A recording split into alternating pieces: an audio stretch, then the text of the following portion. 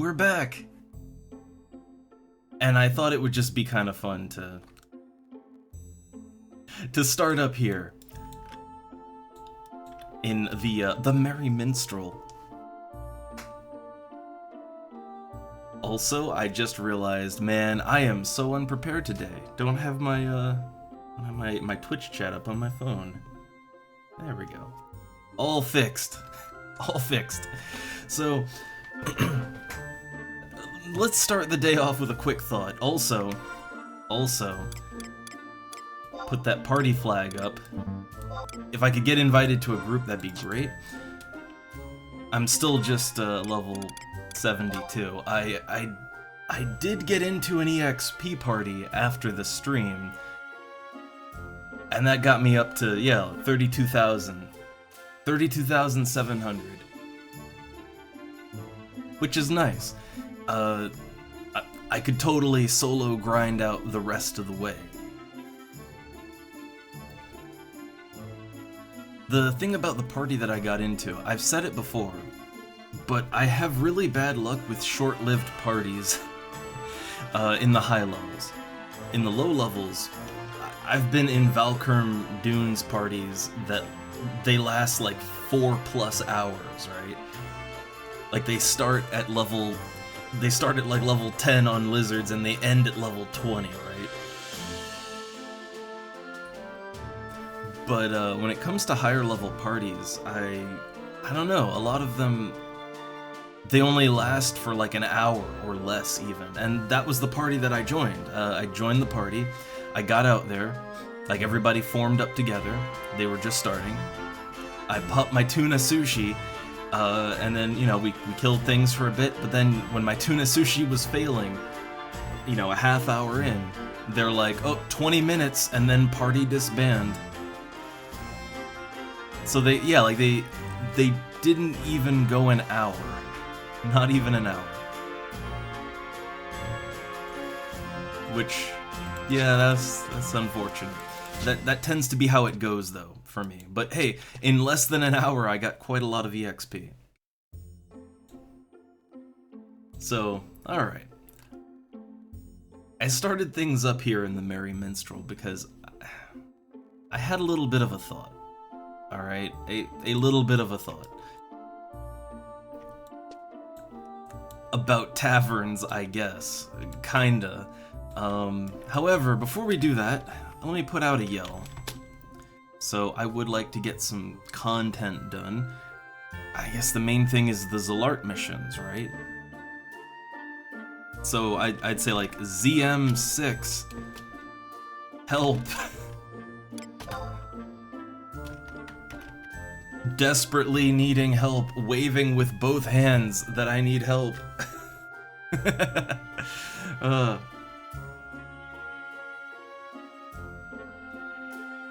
So yeah, there we go. I don't think it'll go anywhere, but we'll see. I mean, I also need Promathia 3.5, Nation Mission 6.1. There's a lot of things I could be doing, but the Zalart missions are the big thing. I need Sky access. There is things that will unlock with more Promathia content too, but I'd say I can back burner that. Either way, yeah, I'm not exactly getting a rain of offers here, and that's what I figured. But could we have a quick moment to talk about taverns in RPGs? So, I mean, taverns are kind of, you know, they're kind of iconic, right? Whether it's ye olde D&D or I don't know, World of Warcraft, right? The tavern is kind of a sacred place when it comes to the role-playing game, in any form. But, you know, since I've played other classic games and more modern ones, and I had a thought. Something that Final Fantasy XI was kind of always missing is some kind of central social location. I mean, really think about it. Yeah, people hang out in Juneau, right? None. But, yeah, so people hang out in Juneau, but they don't... Like, there is no central social location, right? Think about this, I don't know... Well, in FF14, you have the quicksand, right? Like, you have the Adventurers Guild in Ul'dah, which is a nice, cozy tavern setup, right? I think each one of the towns has a cozy tavern setup. And people do use those to socialize in. In World of Warcraft, I mean, the inn at Goldshire, right?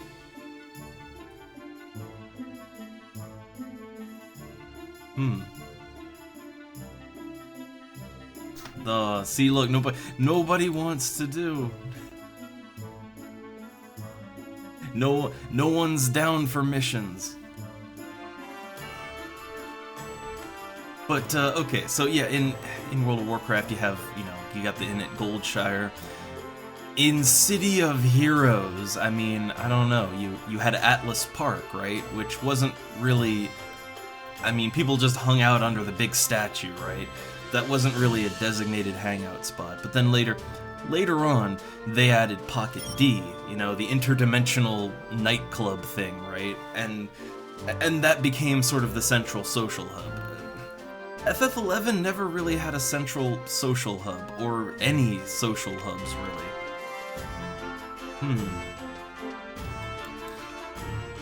Alright, but yeah, I mean, look, nobody... Other than this one person, no one's really showing interest.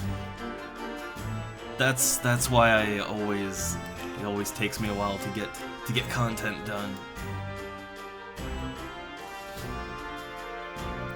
But so yeah, I don't know. I'm just gonna sit here and see if I get picked up to any group, or keep an eye on Yell Chat for a little bit. I'll give it a few minutes. I think it's a bad time of day. It's probably a bad time of day.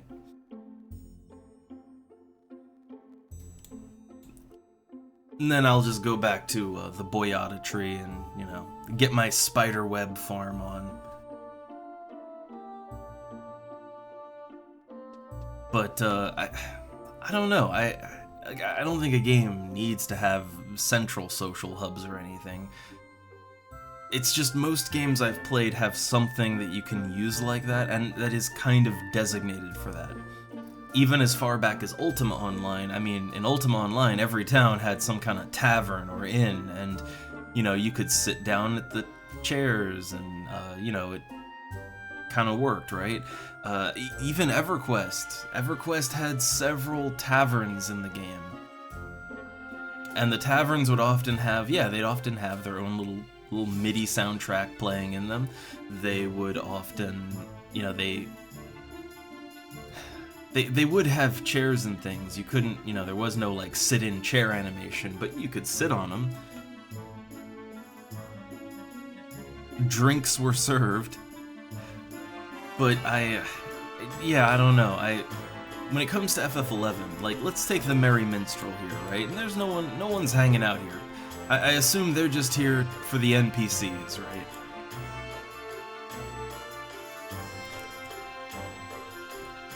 And I think about why. Like, why... Because this game does have taverns. Like, I do believe that in every single major city in this game, there are taverns, right? There's one in Sandoria, Windurst, does Bastok have one? I'm trying to think if Bastok has a tavern. I'm actually not sure. But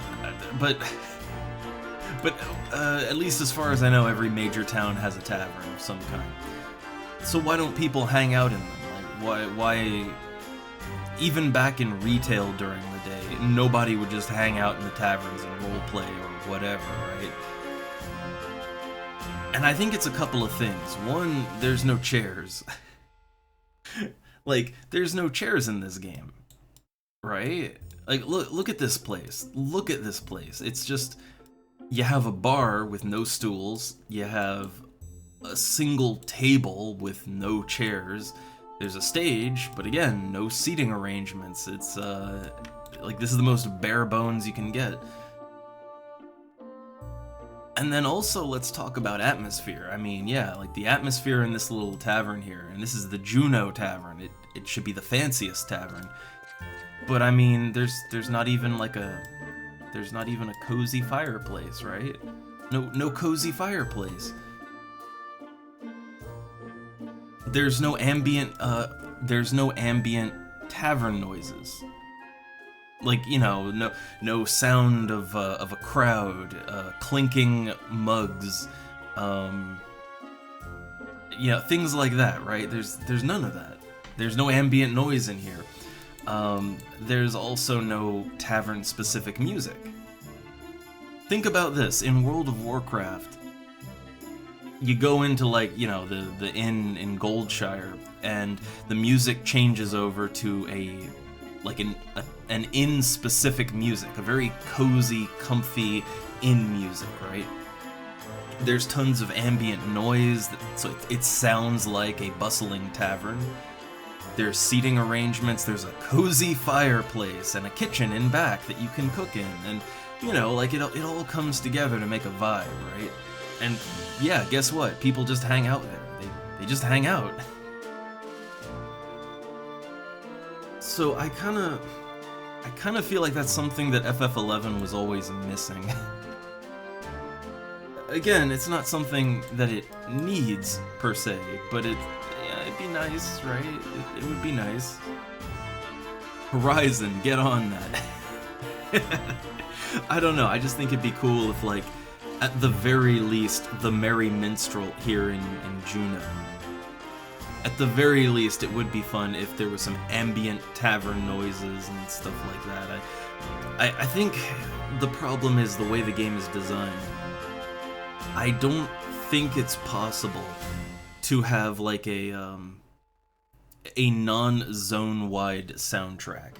Like, as far as I know, if you're in a zone, the soundtrack will always be the same in that zone. Like, there's no locational sound. And I think it might unfortunately be the same way with ambient noise, too, but I'm not 100%.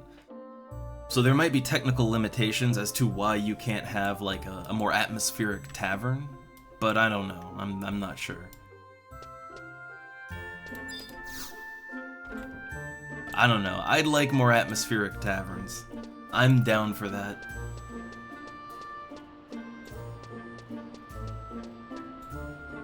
Alright, so let me think. Yell chat is surprisingly sparse. I mean, yeah, I put out my yell. All I got was one person, but, you know, no interest, zero interest beyond that. So, ZM6, I don't think that's gonna happen for me today. And as far as I can tell, no one is yelling about anything else, because there are other things I could be doing, but no one's really yelling for any of that. So I think we might be, it might be another grind day. The problem is, if I go out to, like, the Boyata tree to do some grinding, the problem is that I lose my yell chat, right?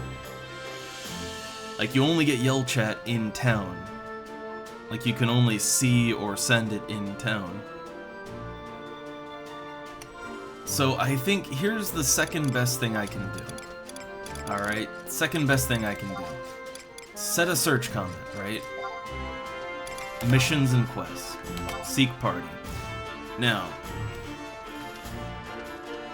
yeah, ZM6. Let's see. So yeah, I need ZM6. I need COP35. I need Sandy 61. So, like, yeah. This is kind of the best I can really hope for outside of just sitting in town and not leaving town. which isn't ideal because there's, you know, your options are limited in a city, you know? I can't EXP in town. I could fish in town, but not any fish that would give me, like, skill points. I could craft, I guess, but yeah, outside of that, you know.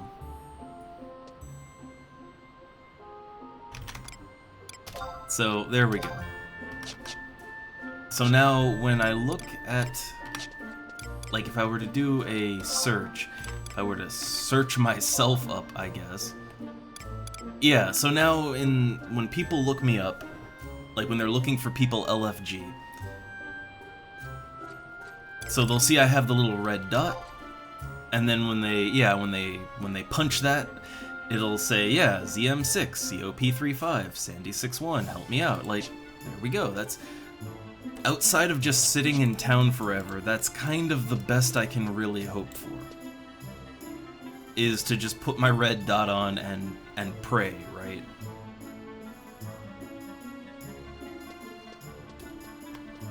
It's not ideal, it's not great, but that's kind of the best I have, right? Kind of the best I have.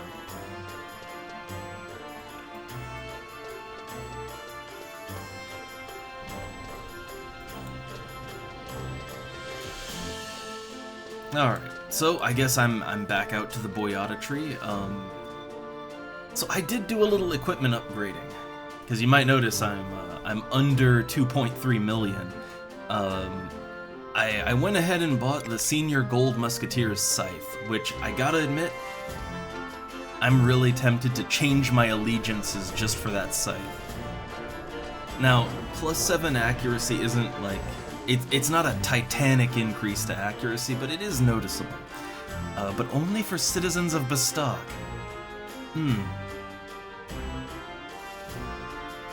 Oh, wait, hold up, right.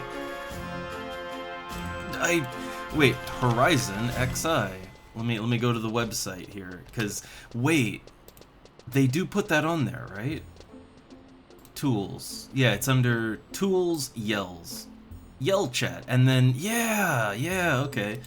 And let me see. That's up to date, right? Like what was the last yell that went out? Well, someone wanting to buy Tiger Fangs. That was the last yell that I see.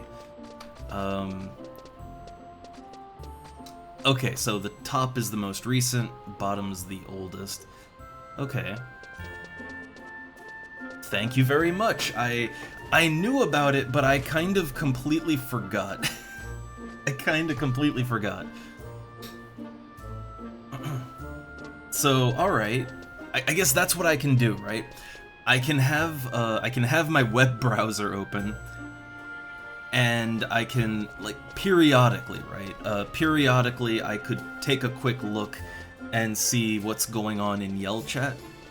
Because otherwise I would have to just sit in town all the time. The only thing is that I can't really actively, constantly check that. So I might miss things, but it's better than nothing, right? Better than nothing. So thank you very much for reminding me about that. Okay, so Yell chat is in my web browser. I'll Alt-tab out and check it every now and then. Alright, that's, that works. That works. Okay. So, to the Boyata tree. I mean, I'd also just take an EXP party at this point, honestly. Because, you know, I need 75 as well. But I want to get them missions done.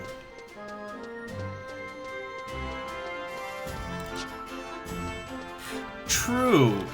I haven't used the Discord, like, I haven't used the Horizon Discord for anything other than checking the guild point items for the day. I have not used it at all beyond that. So yeah, I might want to do that too.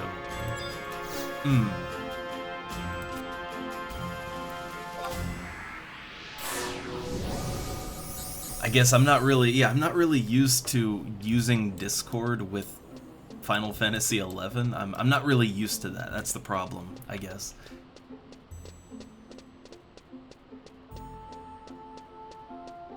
But for right now, I mean, there's several different missions I need. I need to hit level 75. A lot of things I'm open to. So for right now, I guess I'll just put my mission flag up, keep an eye on Yell Chat, and go do some XP in, right? For right now, that's good enough. Let's see, let me just check my inventory. Yeah, I got lots of food. I bought some meat myth kebabs because, so like the tuna sushi, that's like 14k a stack. I'd rather not use that when I'm just solo. When I'm just solo, I'd use no food. But if I want like a cheap increase to my DPS, like a quick cheap injection of DPS, can't go wrong with meat myth kebabs. 5 strength, plus 22% attack, well, a maximum of 60, but still. Like, yeah, that'll work. I went ahead and bought some pet food Zeta, which should be very effective. It's only 3,000 gil per stack, so that's, I don't feel too bad about spending on that one. Now, I'm a little low on pets. I got 4 tigers and 3 rabbits, and then I have, the sheep, right? But it's good enough for right now. Alright, I think I'm prepared, and yeah, like I said, I went ahead and upgraded to this. I still have my Demon Slicer, but while I don't get the accuracy bonus because I'm Sandoria, not Bestock, which, again, that kind of makes me want to switch to Bestock. I guess I still get the resist paralyze effect, I guess. But the main thing is that this does 83 damage and the Demon Slicer is 74. The Demon Slicer does have that additional dark damage, but it only kicks in every now and then. It doesn't really activate enough to make it worth it. That's kind of the problem with any of the additional effect weapons. When the additional effect fires off, it's great, but it's so rare that you can't really count on it, you can't really factor that into your overall damage. So going from 74 to 83 raw damage, that's a significant upgrade. This scythe cost, so the Demon Slicer was 50,000. The Senior Gold Musketeer scythe, that thing was 70k. That's a 70k item right there.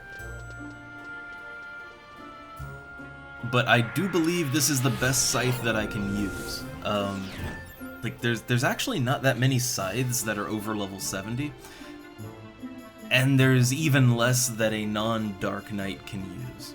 So this right here is actually the best scythe that I can use, at least off the market.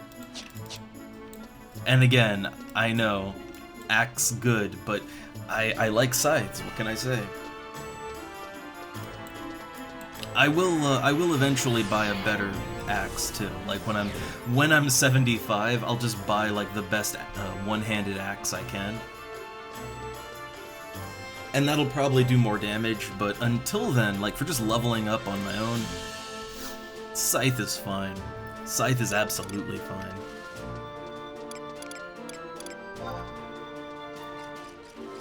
Alright, to Litalor. I'm gonna go back to the Boyata tree and do spiders and funguar and crabs and stuff. Gonna do them.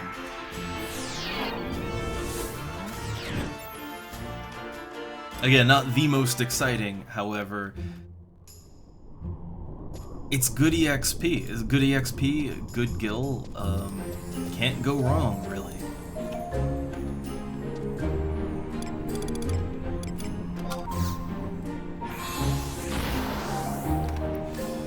Alright, and then I'm gonna switch to my pet food. So I popped the tiger out now because it's lightning weather. I may run into a lightning elemental on the way to the Boyata tree, and, well, I'm not one to pass up a free stack or two of lightning crystals. I'm not one to pass that up.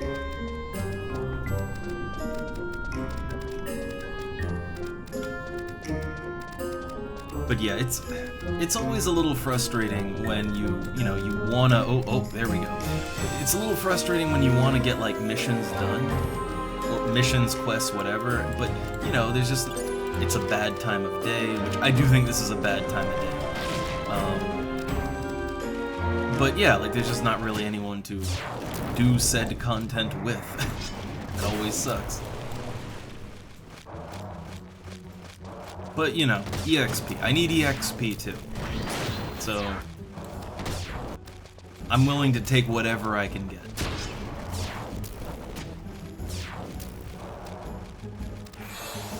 Yes, it's been a little while since I fought an elemental.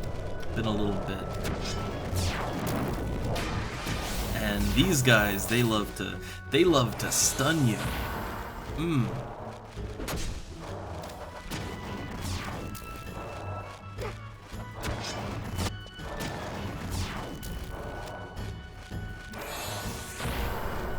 So the pet's ready attacks, they do better damage against it. Not much, not a whole lot.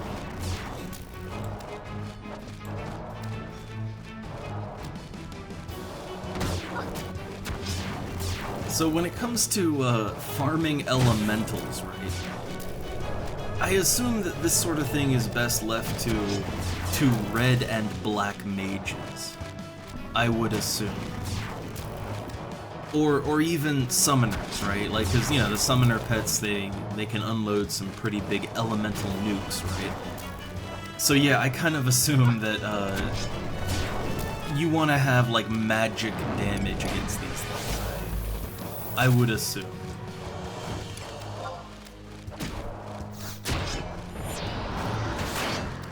I mean, yeah, hey, look, my elemental weapon skill, that did good damage.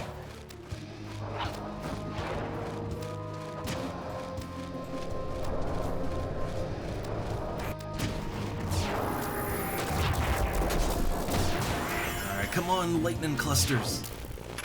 Nice. I mean, compared to the sort of gil that you'll make selling the spider webs and stuff like that, it's not a lot, right? Not a whole lot. I think lightning crystals, I mean, on the average, they sell for about 1,500 a stack. Sometimes they sell for up to 2,000, but 1,500 is kind of what you can expect.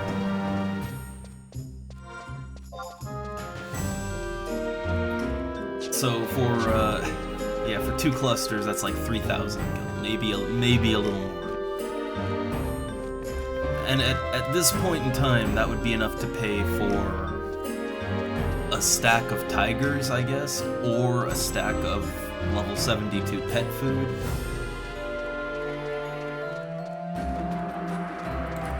So what I'm saying is, it's not really... I mean, every little gil helps, right? It helps to offset the costs of doing business, but... yeah, two stacks isn't really... Like, is it worth going out of your way to fight an elemental? That's a judgment call, I think. That's a judgment call.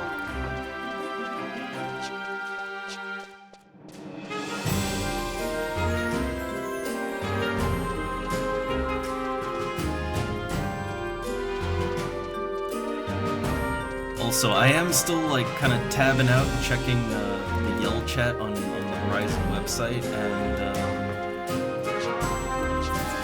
doesn't seem to be any Yell chat going on.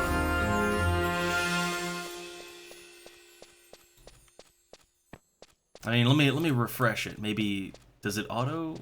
Yeah, no, there's just no Yell chat going on, so it's a pretty quiet morning, I guess. It's a nice quiet morning.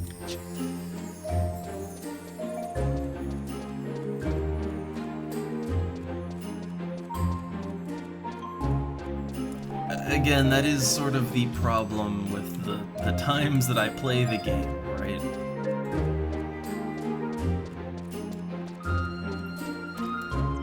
like for me, this is a pretty good time. It's almost lunchtime, though I'm skipping lunch. But yeah, I know that for the bulk of the players, a lot of NA players, yeah, it's a really bad time to be doing content. That's fine. This is why I play Beastmaster. I can always find something to amuse myself with. And as far as the stream goes, this is where we have the deepest of conversations, when you're just like grinding for hours. That's when you start going into yourself and learning things you never knew. Like how I learned that taking damage loses aggro. I never knew that. I learned all kinds of things yesterday.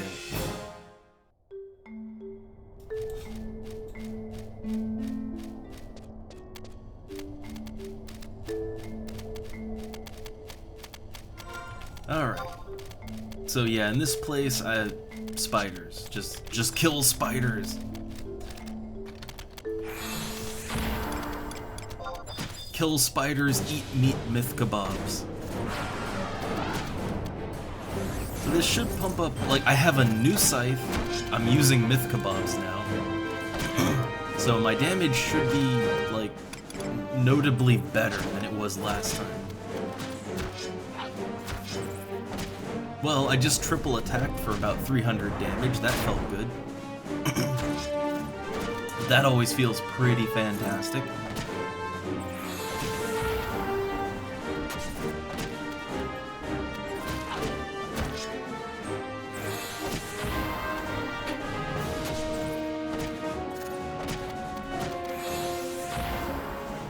The funny thing is, I don't really, like, even with all the additional strength and all that, like, additional strength, better weapon, I don't notice that, well, I guess I'm hitting for just 152 now, right? I'm pretty sure I wasn't hitting for 152 before without a critical hit, right? Like, I would have needed, yeah, I would have needed a crit before to hit for, like, look at that, 135, 153, 125, like, okay, yeah, that's more damage than I was doing yesterday. I can see it now. It's just it's the way that damage works in this game. There's so much of a kind of random factor to it, right? It's why whenever I would play like Black Mage, I would always feel like my damage was absolute poop, and that's because of the random factor to it.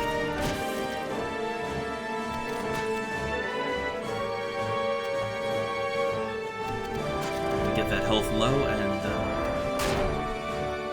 oh, I was wondering why, like, I'm just standing here forever. It's I've been slowed. Wait, I use steal, fail to steal. What? I'm not paralyzed, right? I'm just, yeah, I'm slowed down. But I'm not paralyzed, like, why? Why did I fail to steal? Like, the animation didn't even play out. Like, was that just a loss? No.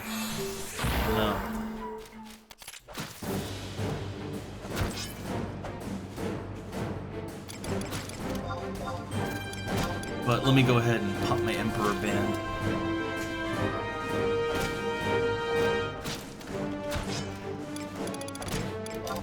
Gotta get that maximum XP, right?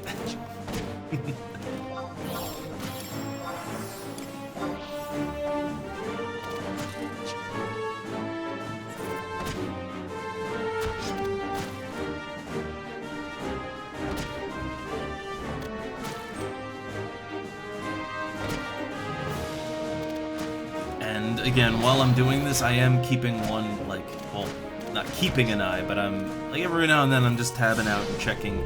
I'm checking the Yell chat on the website, so, you know, if something goes down, I'll hopefully catch it. But when it comes to doing content, you just sort of have to, like, unless you really plan it out in advance, which I guess that would be what Discord is for. Discord would be for planning it out long in advance, right?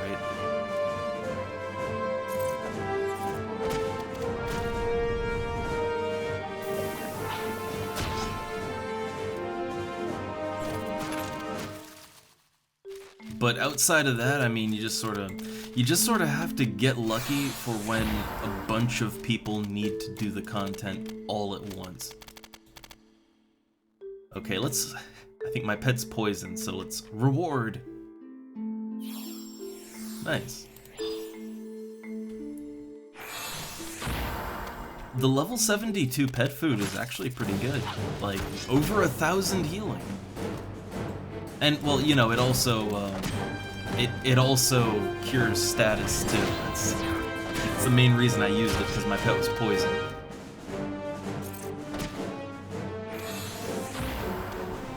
But yeah, so with a better scythe, and now I'm using strength food, which, like, normally that's what I'd use in a party or something, is just strength food.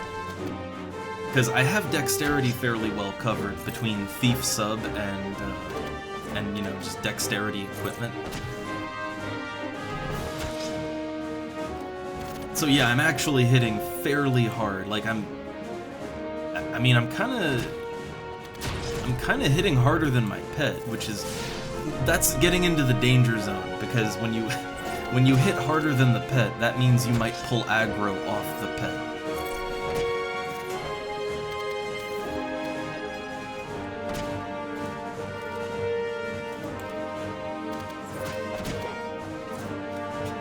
God,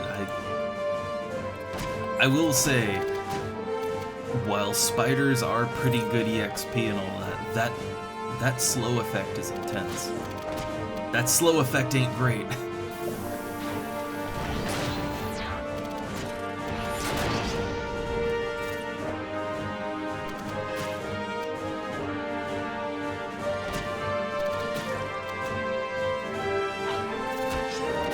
Also, total aside, but visually, I kind of hate that so it's called the Senior Gold Musketeer Scythe, and if you look at the graphic, like, I mean, it's got like a green blade on it. Yeah, the actual scythe graphic, though, this is the same graphic as the Demon Slicer. Like, it's purely cosmetic. It's not, you know, it's nothing to lose sleep over, but I really wish it had a unique graphic to it. And, you know, especially since I'm not a Dark Knight, right? I am not a Dark Knight, so I don't need my gear to be all black. I'd prefer it to be colorful, actually. I kind of wish this was like some sort of gold scythe, right? That would look cool.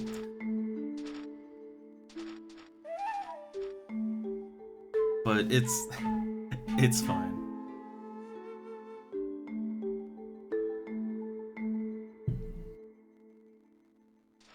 All right, just letting the pet regenerate, and, you know, getting my health up too. We've got a little ways to go here. We've got about 5,000 EXP to level up.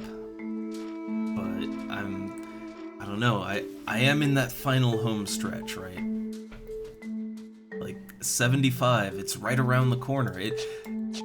Honestly, if I got in a good group, right? If I could get in a good group that wouldn't disband after an hour, which is what keeps happening. If I could do that, I could get 75 like in a day or two, right? Like if one good group that goes for a couple of hours, like on the weekend or whatever, I could totally clear like 73 through 75 in 1 or 2 days, depending on how amazing the party is. But yeah, it's just that I have had very bad luck with parties, and part of that is that I don't have access to Sky.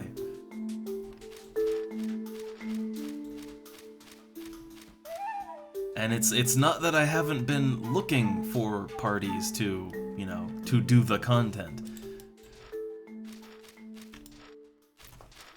Though it is kind of funny. Again, the general helpfulness of the community and all that is it's there and it's pretty good, but it does sort of taper off for the high-end stuff, right? Like, the higher end you go, the more people just want you to have things done already. But that's it's a bit of a circular logic, right? Like, the problem with that is like, well, okay, I need sky access to go do sky with you, but, well, I can't, you know, I can't get sky access unless I have a group. And then everybody just says, go do it yourself. Just go do sky, right? Just go do sky, or, you know, do the Zalart missions, right? Just do the Zalart missions. And, you know, hey, great idea. Great idea.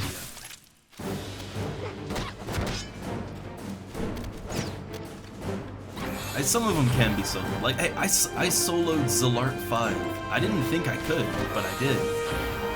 It felt good. It felt really good to solo that. But not all of the missions are solo. They are not all solo missions.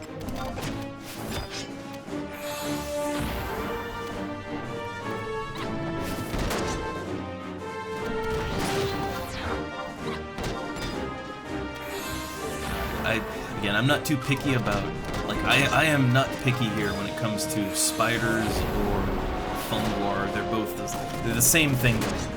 They're all roughly the same level. So they're all just, you know, fleshy sacks of EXP to me, right?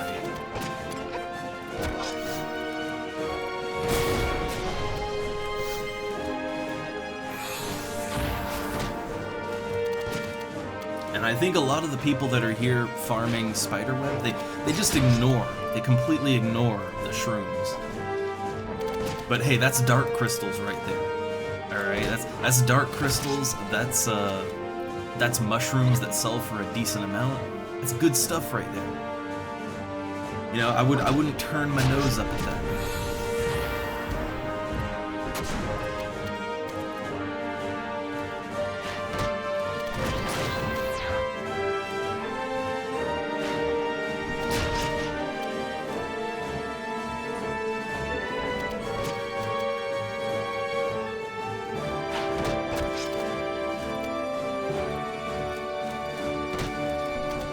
Alright, I feel like it was a little slow to fight that one.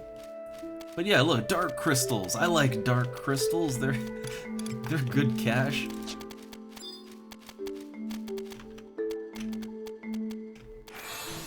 And I don't know, like, I see a person over there, but I mean, like, I'm just wandering around. I'm just wandering around this place, killing everything I see. I'm not gonna stay in any one location.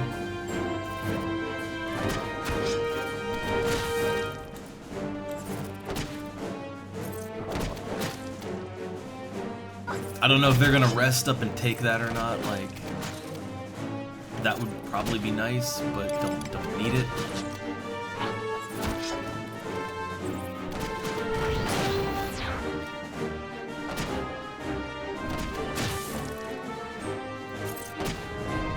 And I'm thinking if I want to use my biscuits or if I want to just summon up a new pet. Kind of want to just summon up a new pet, honestly.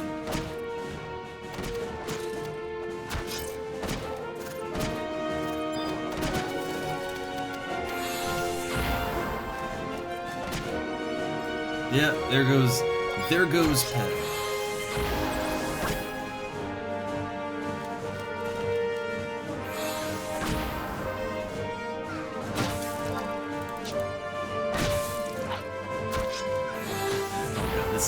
This is where it's a little bit of a bad thing to deal more damage than the pet. This is why, for most of my time playing as a Beastmaster solo, I purposefully use kind of underpowered gear and everything. Because when you actually start dealing like as much or more damage than your pet, that's when things get a little dicey. That's when the aggro keeps flipping between you and the pet, and you know, the pet is expendable, I'm not. And I don't have any way to heal myself, so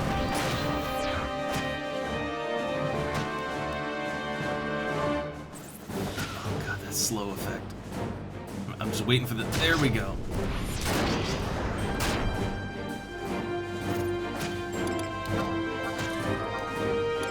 Alright, and, you know, there's a couple of things that I really like about the rabbit pet.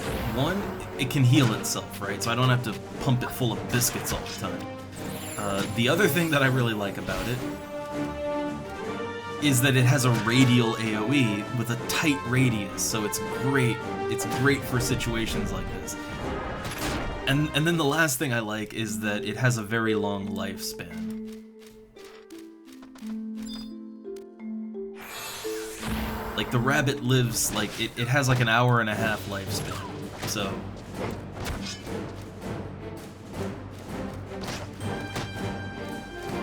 If you're trying to save a little money, well, and you're not just getting your pet killed constantly, it's good for that. Also, this is like the one time that a death cap wandered away from the other death caps, so... I think the main problem with fighting the death caps in here is they all kind of cluster together, and I'm assuming they link. I'm pretty sure they link. I'm very sure they do. I think I had to fight multiples before. So when they link up together... Yeah, like if there's a room with like 3 to 5 of them in it, and you attack one, you're gonna be fighting all 5, right? And that's just, yeah, that's just death sentence right there. That's just a death sentence. See, look, I already got a second one.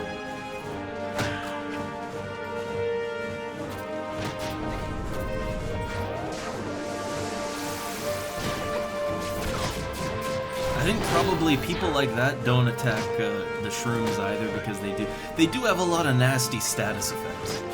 And you know, as a pet user, I don't care about that, right?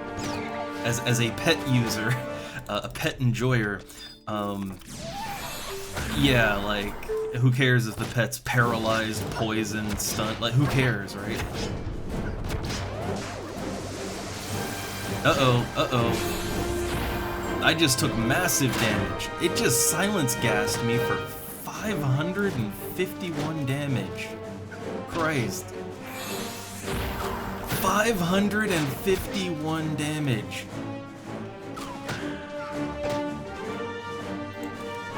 And I'm silenced, I guess, if I cared about that. But yeah, man.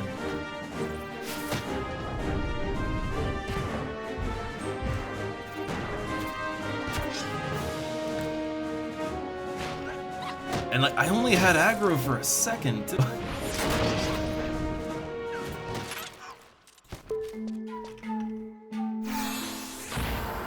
Alright, is it, the pet has some kind of, he has some kind of negative status on him that's keeping him from resting.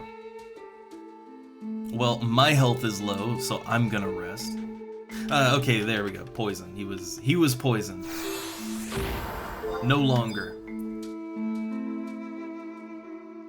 But yeah, I see now, after just getting slammed with over 500 points of damage, that was also a status attack. Yeah, I can see why people don't, I can see why they don't fight the mushrooms if they're not a Beastmaster. I see why now.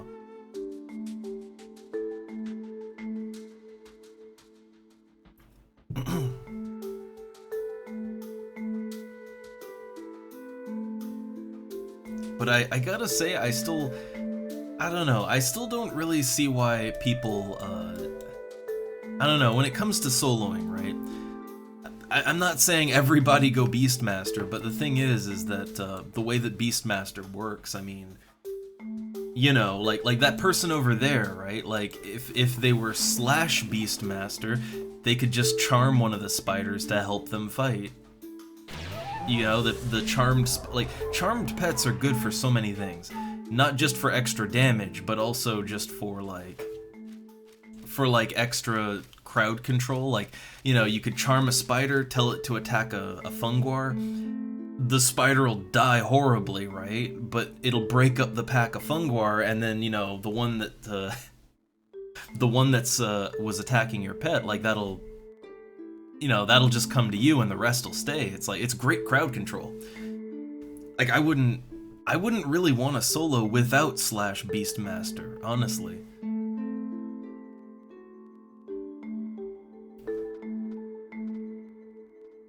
But I guess, I don't know, I guess some people just don't, they just don't want to level it up. Which is understandable.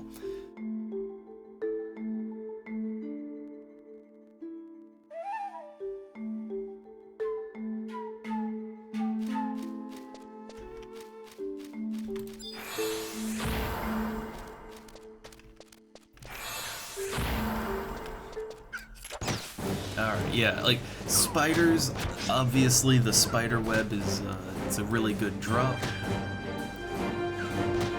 But dark crystals are a pretty good drop, too. Yeah, they don't sell for nearly as much, but they're a much more common drop. Uh-oh, I'm putting out too much damage again. Make sure the pet, yeah, make sure he holds aggro. Honestly, even Whirl Claws is not really the best attack. The thing is, the rabbit's base damage with its just regular auto attacks, its base damage is fine.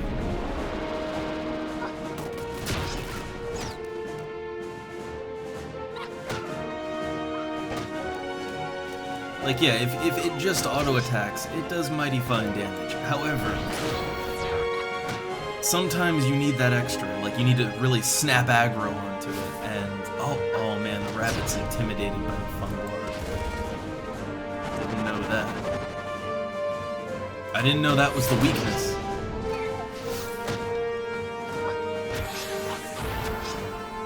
Man, I'm getting, however you want to look at it, I'm getting either lucky or unlucky that I keep leading in with a triple attack. Yeah, I keep leading in with triple attacks and criticals.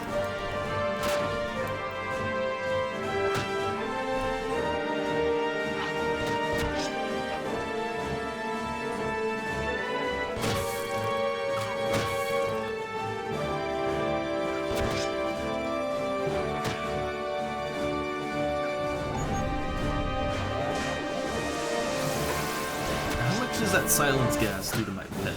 123. That's... See, here's the thing about the pets, right? The pets have obscene amounts of HP. Like, the pets have, like, thousands and thousands of HP. I want to say they probably have, like, 5k HP or something stupid like that. But on top of that, they also just don't take damage as much. Like, an attack that would hit me for 500 just hits the pet for 100, right? Like...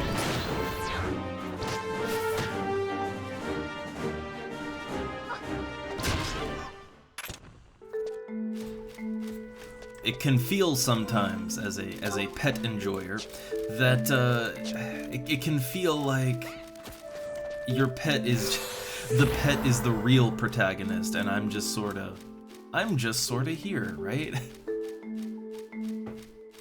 But I think that's kind of the nature of any pet class, right? Like, I mean, if you think about, I don't know, you think about other games, and I mean, for me, the classic pet user would be something like Magician or Necromancer in EverQuest. That's kind of what I think of as a classic pet class.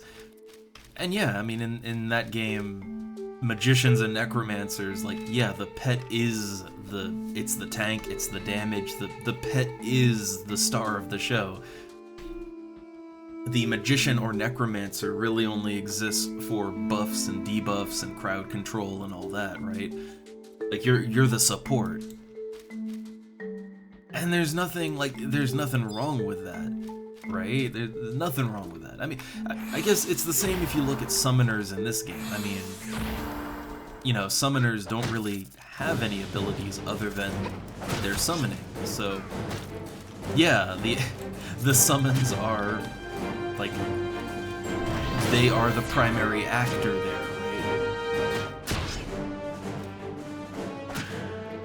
I don't know how Puppet Master works. I don't know if Puppet Master is a little more active, but at least for Beastmaster and Summoner, yeah, it's fine that the pet is as badass as it is. Right? That's fine.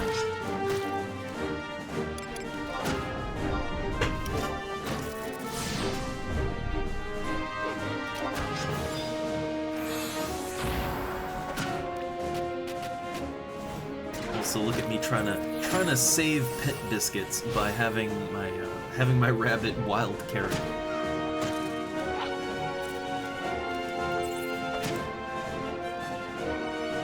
Again, that's kind of, I mean, you know, its normal attacks aren't really that great. Or not its normal, but you know, its weapon skill style attacks aren't the best. So it kind of makes sense, you know, to use his points to just heal him, right? Just use the points for healing. But that way he has less downtime.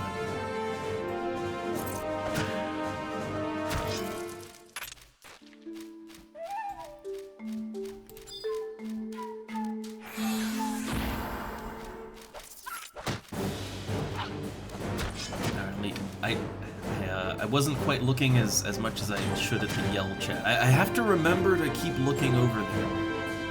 It looks like there was a level 36 Beastmaster burn party going, which is, you know, that's cool. That's cool. Too low for me, but cool.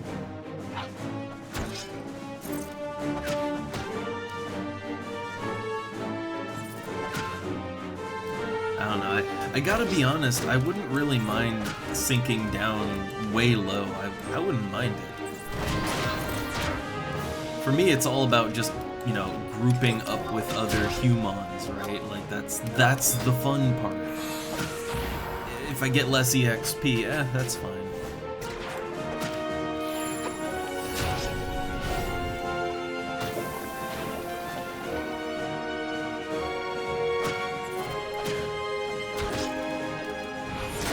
Oh, yeah, I got aggro. I don't think the spiders have anything quite as nasty as the Fungor, though. Like, I don't think they're quite as bad. Well, they do have acid spray, and I'm poisoned now. How bad is that poison? It's a 2-point poison for like a minute. That's not that bad. It's really not that bad.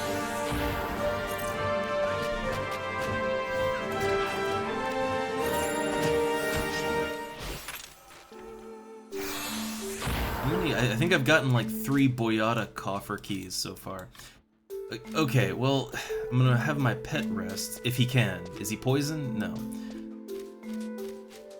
But I'm gonna have him rest, and then also I'll rest once the poison is done. But you know what? How many people are in here right now? Like, how many people are hunting coffers here? Or just doing things? 11. 11 people here. A bunch of them are 75. Now, I can't say for sure what they're doing exactly, but I'd assume they're finding coffer keys too, and they're probably going for them. So, there's competition. That said, I don't even know where the coffers are here. Right? Like, I don't even know where they are. So, while we're resting here, to the internet, FF11, Boyada Tree, Coffer Map. The internet always coming to the rescue, always coming through with these maps.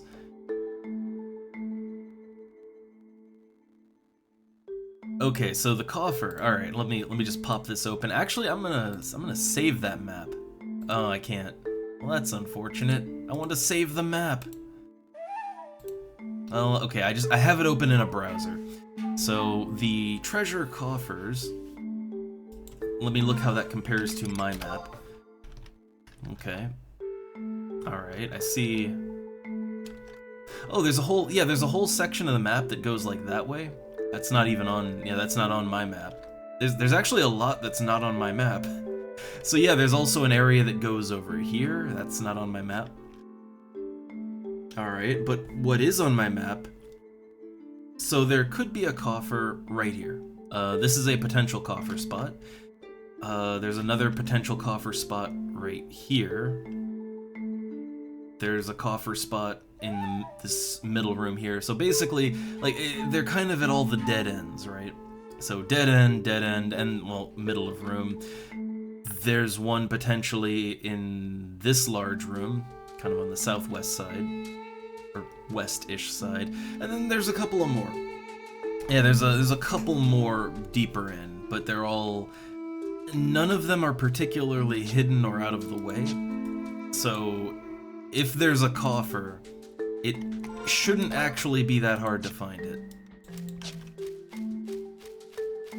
Like, we should be able to find coffers just kind of randoming around here.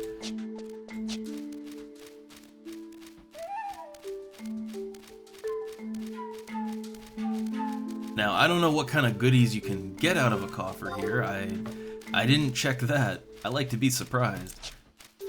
But we were already in kind of the, like this little corner here, we already went there. So now I'm gonna go down here, check this room, check that room. Yeah, just check all of them, right? But we're still here for EXP. So, yeah, kill those spiders. We're here for XP and spider webs, so yeah, keep killing them. Okay, my meat myth kebab failed. My damage is still fine even without it, but I will admit it does feel good to do like 150 damage outside of a critical, right? Like that does feel pretty nice.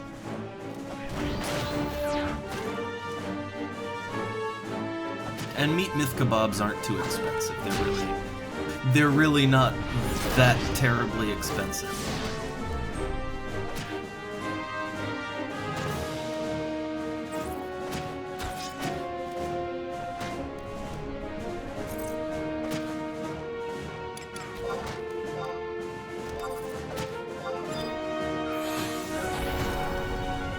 Keeping on top of them wild carrots, trying to keep the pet's HP up. I do kind of wish there was some way I could make wild carrot better.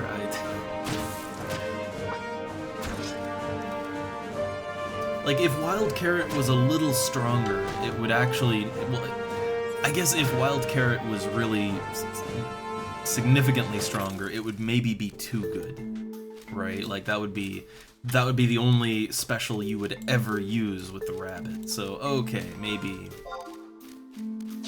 I see why it isn't stronger.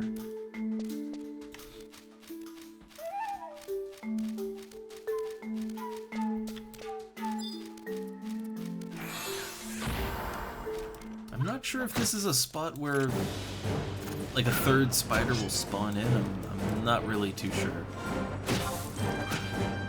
But, okay, we go this way and check north, then check south.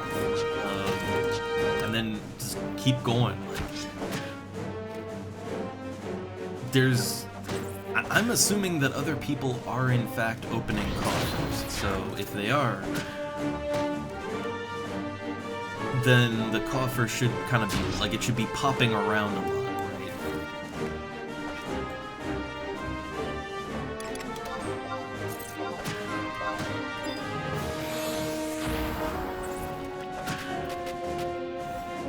Being slowed does not... Being slowed does not feel good.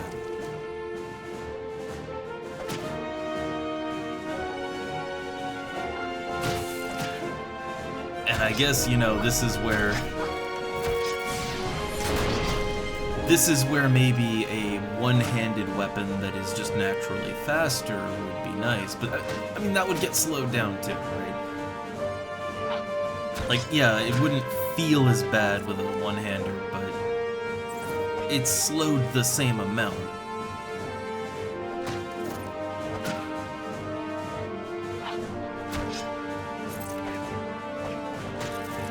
Oh, I hit steel too late. I hit it too late.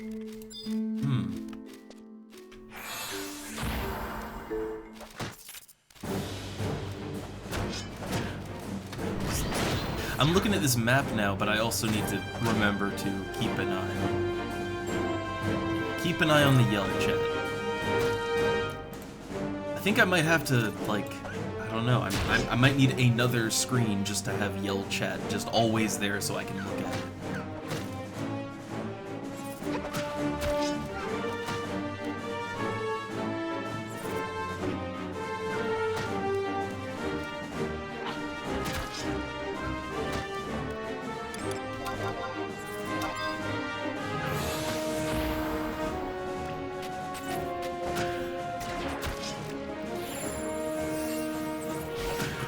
Also, Wild Carrot's description says that okay, the description for Wild Carrot, right? It says it restores the HP of all party members within the area of effect. Now, I have not seen that to be the case. I have not seen it to have any sort of AoE potential. It'd be cool if it did, though. Like, if it was an AoE thing, well, again, like, I would never use anything other than the rabbit. If that was an AoE heal, then, like, well, shit, I guess go/white mage, and I guess I'm a healer now. That might be a little too good, right? That might be too much. Okay, no coffer here, none there. I did go over there and I didn't see a coffer. So now we go to this room and then kind of work our way up here.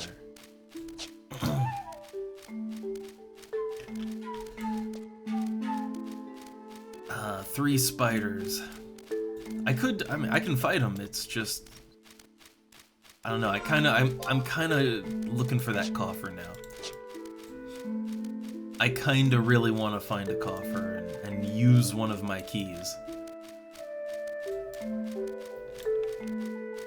Because maybe it's just me, but whenever I'm in a place like the quicksand caves or whatever, and hey, I find a coffer key, great, and then I just don't use it. Like I just never use it. Right? Doesn't feel particularly good.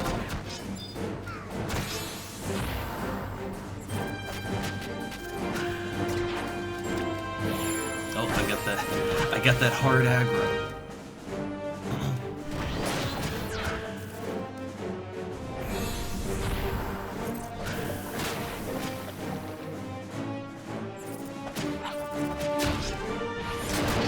I don't know why, like, I shouldn't do that. I have this thing where, like, yeah, if I like to sneak attack and then follow it up with a weapon skill, but really, for aggro purposes, I shouldn't do that. I should sneak attack, let that kind of sit for a while, then do my weapon skill.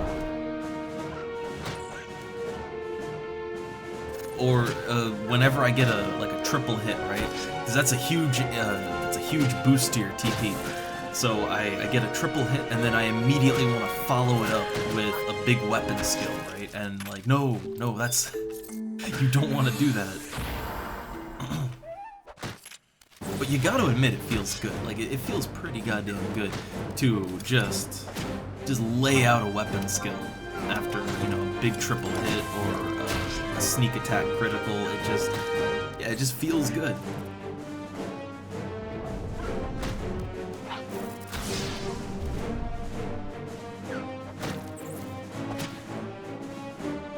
It's one of the things that I like about this combination I have of weapon and subclass. Oh, yeah, there we go. Triple attack, weapon skill. Yeah, it just feels good, right? Like it's like there's so many things that can line up just right, and when they line up, oh man, it feels great.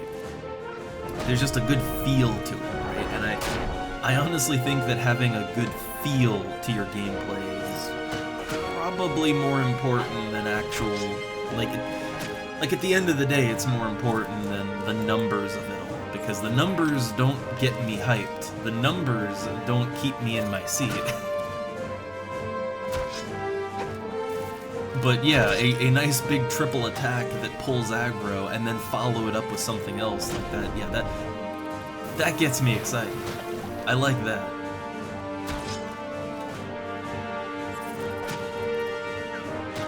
That makes me want to play more Final Fantasy.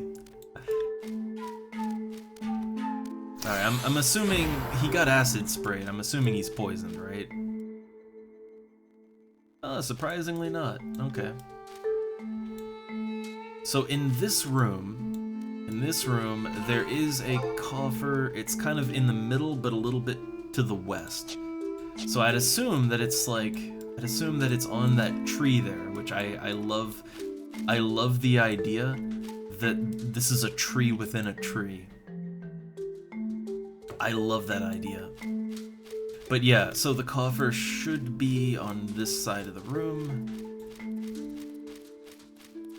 probably, yeah, I'd assume as part of the little middle platform, but I'm not seeing anything, so I think it's, yeah, I think there's no coffer right now. Also, no idea what crabs detect by. I'm pretty sure I've aggroed them from behind before, so I think they detect by sound. I'm pretty sure they're sound aggro, but I'm not 100%.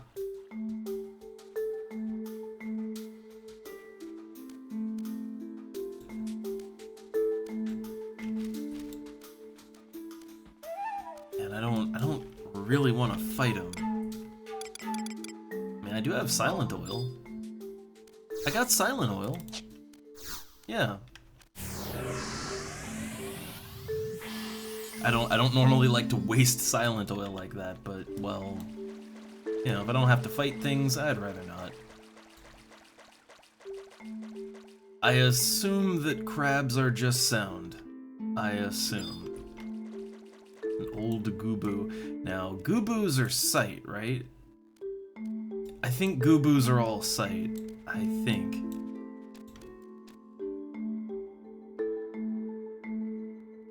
Oh, we gotta drop down. Sure, why not?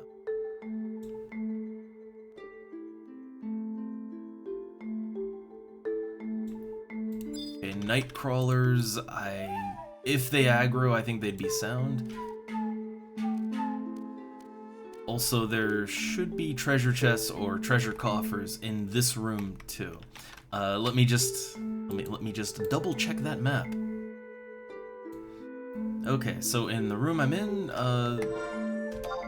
there's actually two that can pop in right behind me, but I don't see any, so those aren't here. There's one to the right, potentially, like right over here. There's one that could pop that away.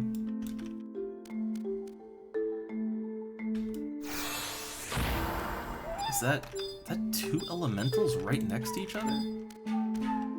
Yeah, it is. I ain't fighting them, but cool. Alright, I don't see any treasure chest here.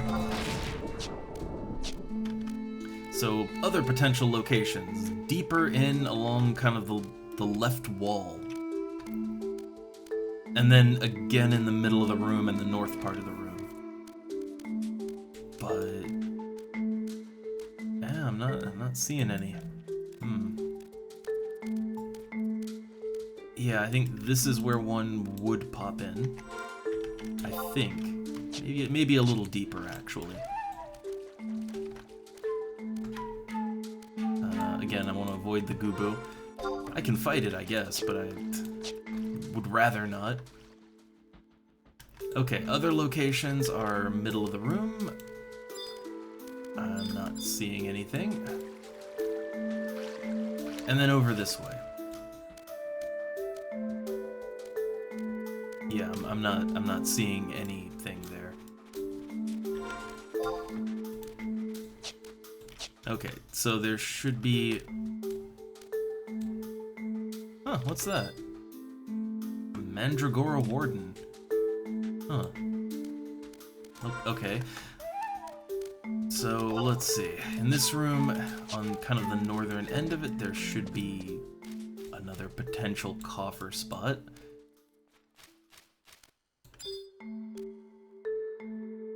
I'd rather not waste stealth items. Yeah, would rather not, so let's fight this guy.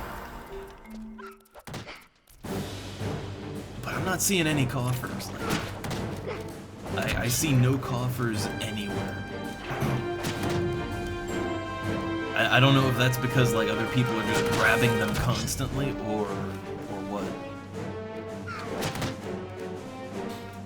But the coffer map says there's two more kind of to the northwest. There's another room, and there's two potential coffer spots just in the middle of that room. So I'll check that out too.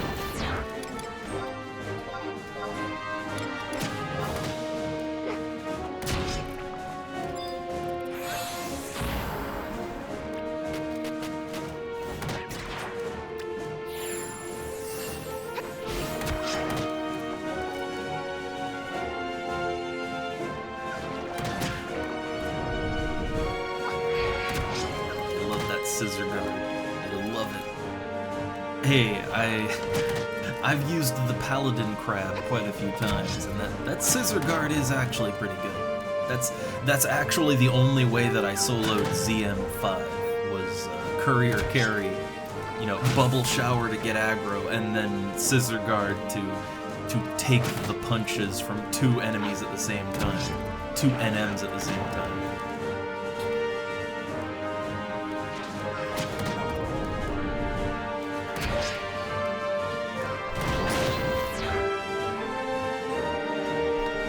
Still frustrating as hell when you have to actually fight an enemy with that. Quite frustrating.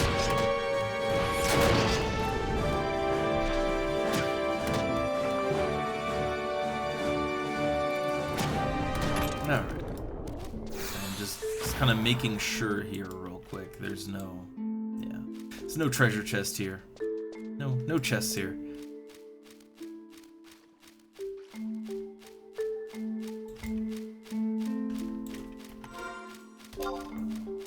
Alright, so in the next room there's 2 more spots, and I think that's it. I think that's the only place that they can spawn here.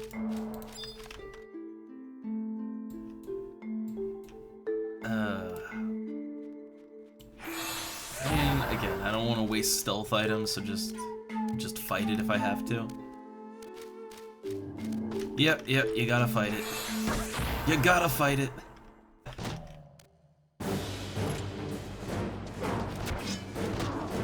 It's been a while since I fought a Goober. I kind of forget what what can they even do. I don't know if they have any big AoEs that I have to worry and watch out for.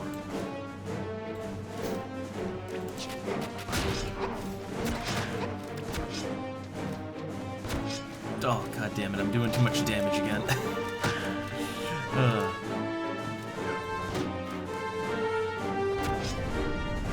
Blank gaze. What's that? It's paralysis. I gotta watch out, cause like, yeah, if I do too much damage and the pet just stands there paralyzed, that could be an issue.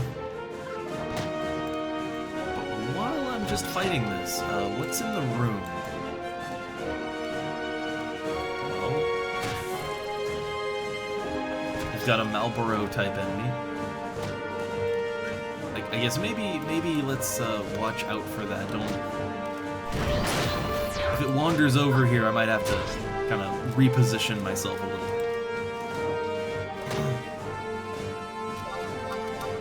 Oh, paralyzed.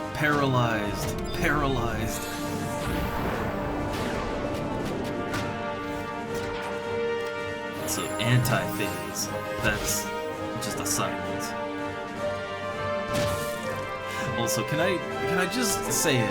I think everybody knows it, but like, Goobos are the goddamn creepiest Final Fantasy enemies. And I'm not sure if it's intentional or not. like that's the thing, I'm honestly not sure if they were intended to look like nightmare fuel. But they do.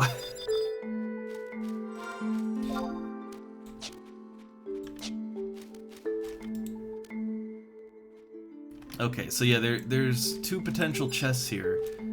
I'm not seeing either one of them.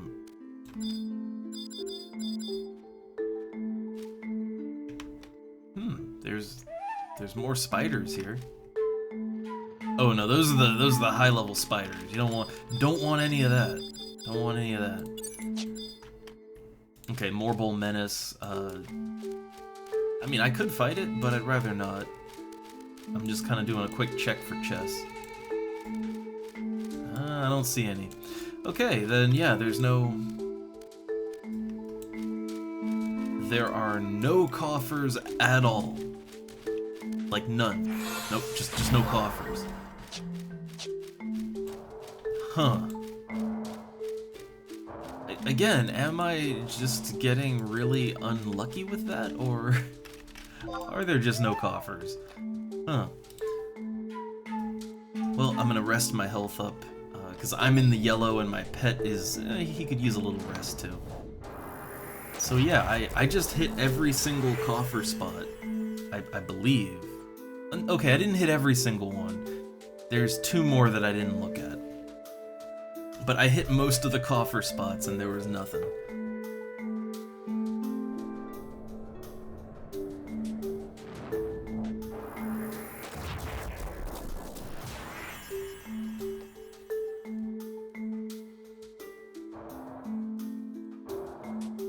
I don't know, I gotta admit, my luck with coffers, with treasure chests, coffers, whatever, my luck isn't great. The only place that I've really had any sort of proper luck with coffers is the quicksand caves, right? Because I was killing Antikins there for the pauldrons, and yeah, like that's good loot and everything, and you'd get keys, and there were only, in the area that I was in, there were only 3 locations where a coffer could drop, but very frequently a coffer would drop there. So I just kind of, and like they were all in a very tight area that was easy to get to. So yeah, I just run around collecting coffers, right? I just run around doing that.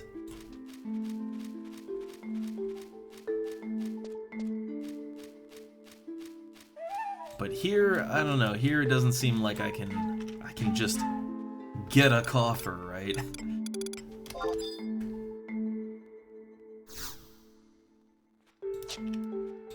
Alright, pop my oil and I'll take another quick look around, but otherwise, I think my coffer hunt will be a bust, I think. Unless they're in a different location. I don't know, maybe they've changed locations here, I don't know.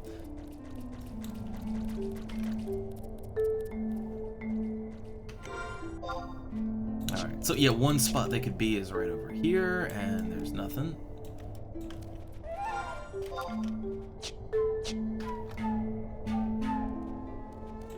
Okay, just check down here.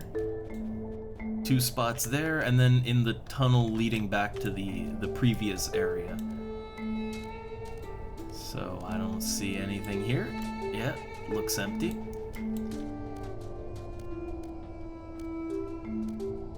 These coffers probably don't even have anything good either. They probably don't have anything good. I wonder what's the coffer that has astral rings in it. I think that's Castle Astrosia, right? Which, man, I don't wanna go there again. But for astral rings, I don't know, man. For astral rings, I might have to go back there.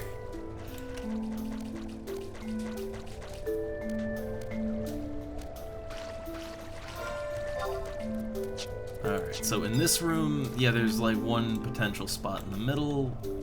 I'm just rechecking it now.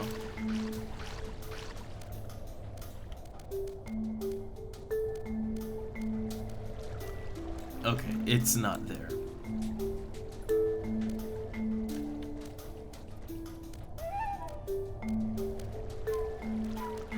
Alright, but on the northeast edge of the room, or right about here, so there's 2 spots that I didn't check for coffers, and that's it's right back this way. So in this tunnel area, where it falls down, potential coffers, potential. Oh, I think we got one. Okay, we have us a treasure coffer. Let's crack it open. I obtained a key item, map of the Boyata tree. But see, because some of the maps are broken, I've just been using, like, I don't want to have to constantly toggle it on and off, so I've just had all maps on. I still want to do as many map quests and things as I can, but it's just some of those quests are just broken, so. Alright, well, I got me a map of the Boyata tree. The next coffer that I open will have, like, that'll have real treasure in it. But I can't open another coffer for 30 minutes. So, it's 12:20 right now for me, so like 12:50. Yeah, at least 1250. Alright, now I feel like I just wasted a lot of time looking for this coffer, so I'm just gonna go ahead and get back to killing spiders now. I think I'll just kill some spiders.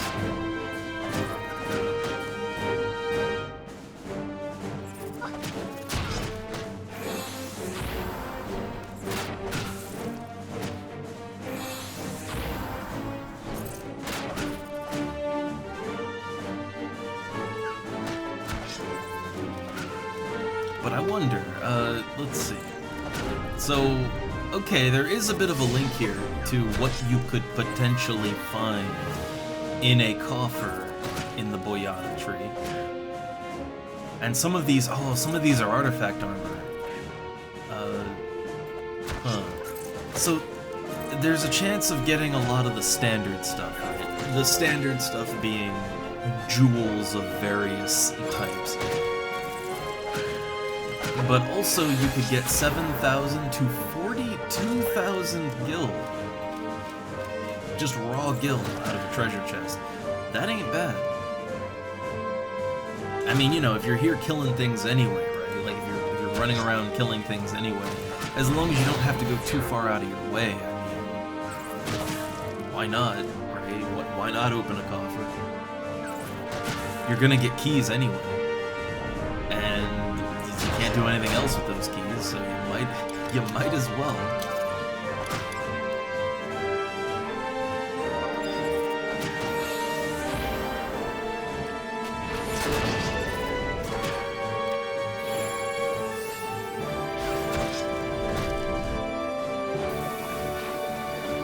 Waiting for that low HP and then a steal attempt.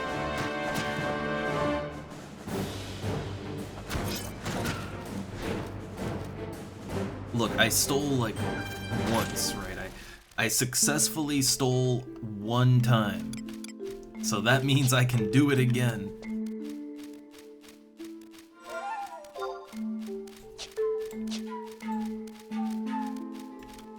I'm kind of off map here, but well, no one seems to be killing the spiders here, so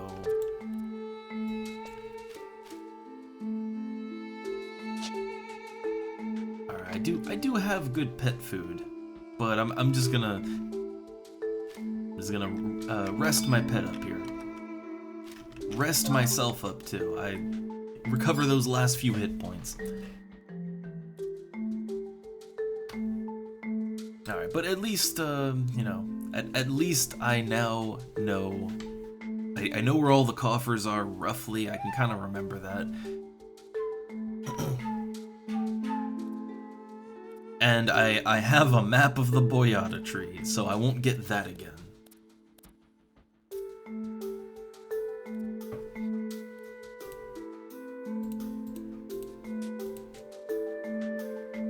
So I have an eye on Yell Chat, but I'm still not seeing anything that I could really get in on.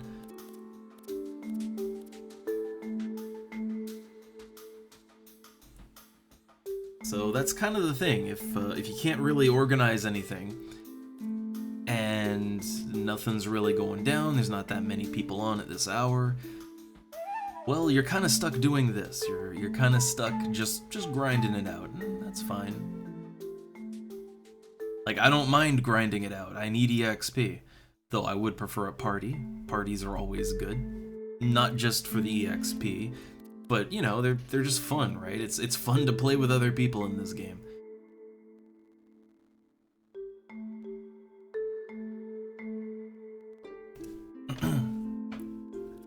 That said, it's kind of a quiet day.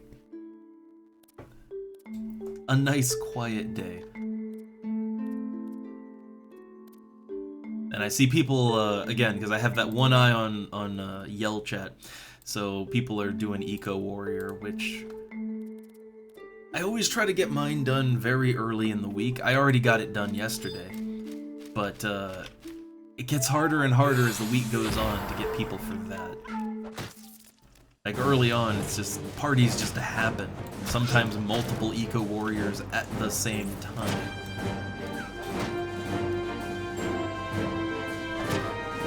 It looked like he saw what's going on over here, but then he just, I don't know, he just doesn't care.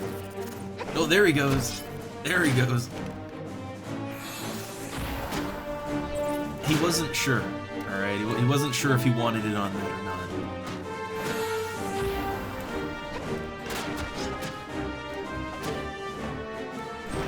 Oh, my meat myth kebab. It's failing me.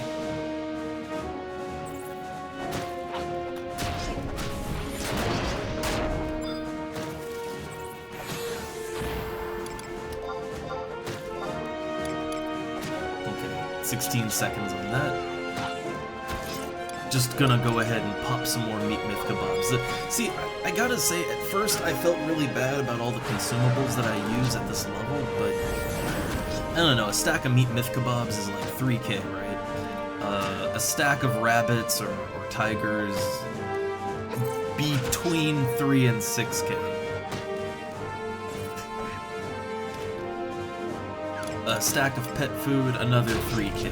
But I mean, I don't know, let's say you use one full stack of each, which I don't think you'll really go through a full stack of pets, but I don't know, it's like what, 6k, 12k, like it's maybe 12k tops, right? Maybe 12k-ish tops.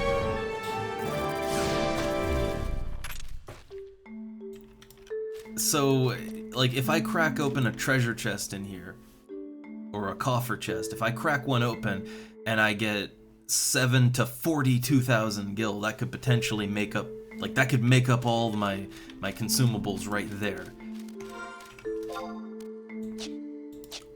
If I sell a singular stack, a singular stack of spiderweb, that's like 28k, right? It's almost 30k for those. Like that would make up all of the consumables. That would make up enough consumables for 2 runs, right? So like for the longest time I had this attitude about consumables in the game where it's like, oh man, it's just burning through that gil. I'll never consumable, not once. And I mean, there are times where, yeah, like, you're just losing money. Like, if you join an EXP party, and you're going through plates of sushi and all that good stuff, yeah, you're just losing money.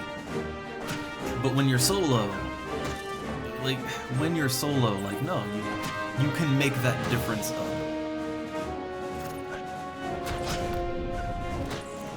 And because you're having less downtime, you're killing things quicker because you're using strength food, well, the whole process just goes faster, right? And you're making your money back, so it's worth it, right? It's worth it to not be super cheap all the time.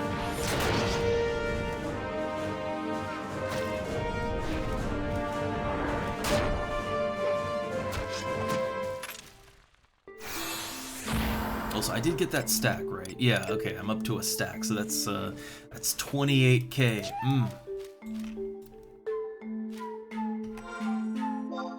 So I'm not on a different map yet. I'm just really far off the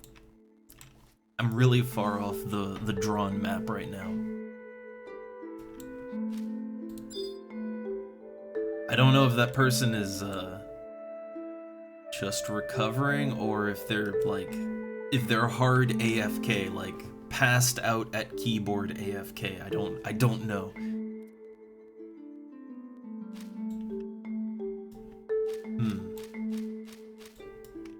I mean, it does happen every now and then. Like, if you're in a safe area, and some people will just, yeah, like they'll take an AFK just gotta rest my eyes. It happens where they just fall asleep in a place like this. I've seen it before.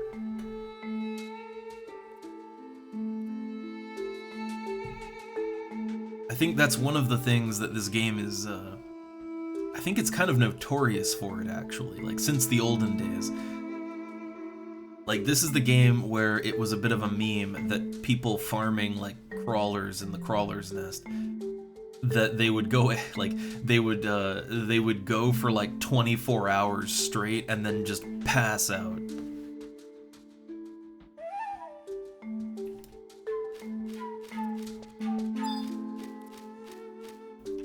It's kind of weird because I mean I'd say there's far grindier games than this, but this is the game that got that reputation.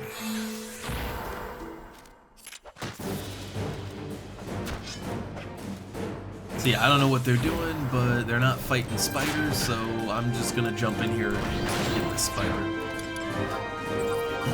I try not to feel too bad when it comes to yoinking mobs, as long as, you know, like as long as they're not actively fighting right now.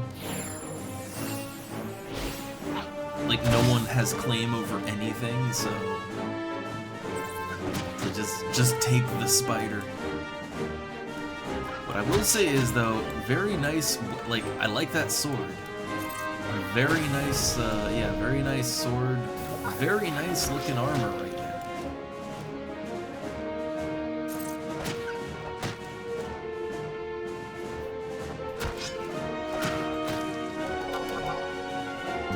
Oh, I wanted a wild carrot, but, not enough points. Oh, how's the EXP? Because I am getting over 100 per kill. Okay, less than 2,000. Less than 2,000 to go. Very nice.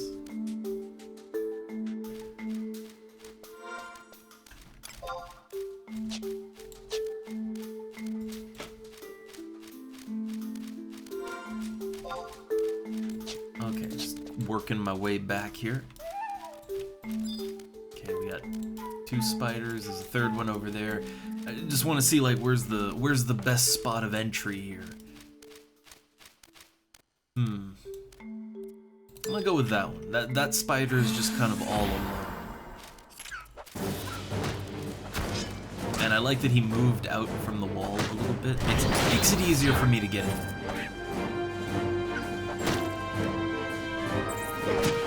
There we go. Also, real quick while I'm fighting, I just realized something that I forgot here. Also, I want to grab another water. I actually going through my water very, very quickly, so wild carrot going here. And yeah, I'm just gonna grab a water real quick.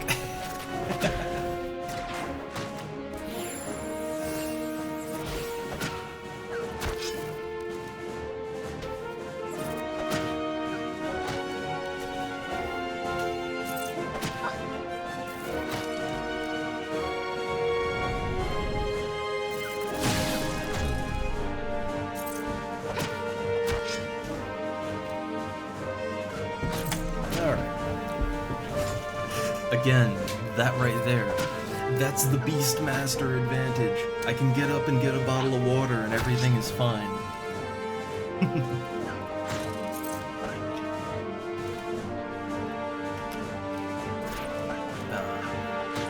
Look, I'm gonna steal every single chance I get. I know that because it's my sub, it's never gonna go, like, it's gonna miss the vast majority of times.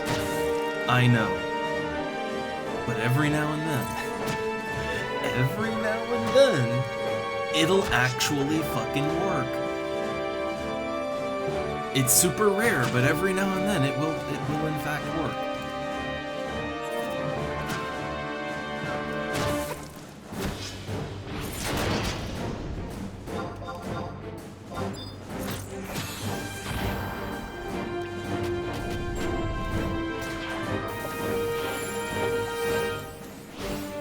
As a little aside, I always liked the way that Thief in Final Fantasy worked, like in all the Final Fantasy games.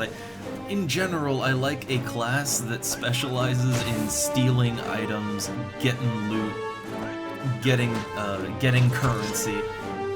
You know, it's like a treasure hunter, right? Like, I love the idea of kind of a sneaky, thiefy treasure hunter. I mean, hell, I would totally main Thief in this game. If there weren't just other classes that I like more, that's the thing. It's not even that I hate Thief, right? I don't hate Thief.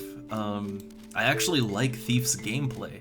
and I like the thematic nature of Thief, right? Like it's a treasure hunter. But all that said, there's just so many other classes that I find more interesting in this game. Like, this game is full of interesting classes to play as. So that always just kind of takes priority. That said, as far as like sneaky, thiefy classes in MMOs go, you know, for the longest time, this was my favorite thief. However, I mean, okay, to compare it, in EverQuest. In EverQuest, you have the Rogue. The Rogue can sneak and backstab and pickpocket and all that good stuff, but it's generally worthless. Like, EverQuest, like old school EverQuest rogues, yeah, they can pickpocket, but all that does is it steals a certain amount of currency that was already on the enemy. Like, you're not generating currency, you're just stealing currency that was already there. Which means that's a real good way to have your group just fucking hate you, right? Like, here, it works out because you're not stealing from your party members. When you steal in this game, you're generating loot. In EverQuest, in old school EverQuest, when you steal, when you pickpocket, you're just stealing, like, you're just stealing what's already there. Oh no, I'm getting fogged up. But yeah, you just steal what's already there. So, you're stealing from your party, basically. That's not great, that's no bueno.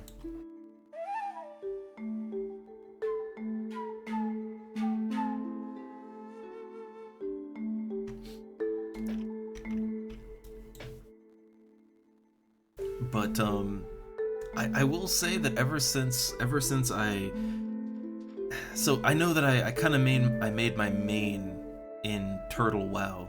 I made it a mage, but before that, the first class that I tried was I tried Rogue in World of Warcraft, right? In old school WoW. And I gotta be honest, man, I kinda wanna do it again. I kinda wanna make a new Rogue, because the way that Rogue works in World of Warcraft is amazing. Like, I mean, you get all the fun treasure hunter stuff, right? Like, you can, you know, there's treasure boxes that just spawn in the game, and rogues can pick that lock, right? So rogues just get free loot, you know, because otherwise you can't open locked chests normally. So rogues just get free treasures all the time. But then on top of that, they can pickpocket. But pickpocketing in WoW is interesting because it generates loot. Yeah, like, as far as I know, it generates loot. However, it also... okay, so like, you can only pickpocket one enemy one time, and then they're empty. But you can just run around pickpocketing as much as you want. Like, if there's 30 enemies in a dungeon, you can run around pickpocketing every single one of them, like, just while you're stealth. It doesn't even break stealth. So yeah, if you feel like it, you could just go into like a group dungeon and just pickpocket everything. Like, not fight them, just pickpocket them. And make a ton of money. So I gotta be honest, as far as fantasy thieves go in MMOs, that's probably my favorite. Like, that's the most unrestricted type of stealing I've seen in an MMO, with maybe the exception of Elder Scrolls Online. In Elder Scrolls Online, you can kind of go nuts stealing things too.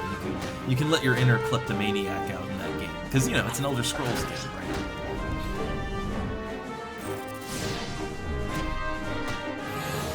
But that's not really a class. Like, there isn't really a thief class in that game. There's the Nightblade, which does have a little bit of stealth, but it's not really a thief. Like, sneaky thieving is a separate function in that game.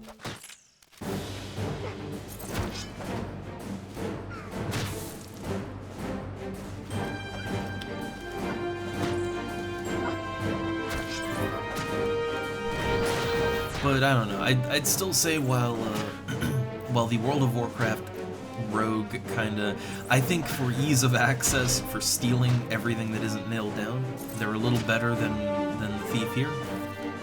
Because you know you have that 5-minute timer here, right? That kind of sucks. But other than that, I still think the Final Fantasy Thief is probably more iconic and thematic, even with its limitations.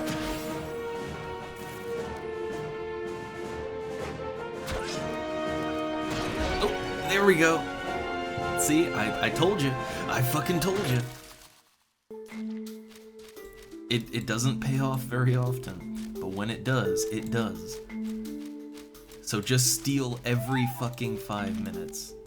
Always. Never not steal.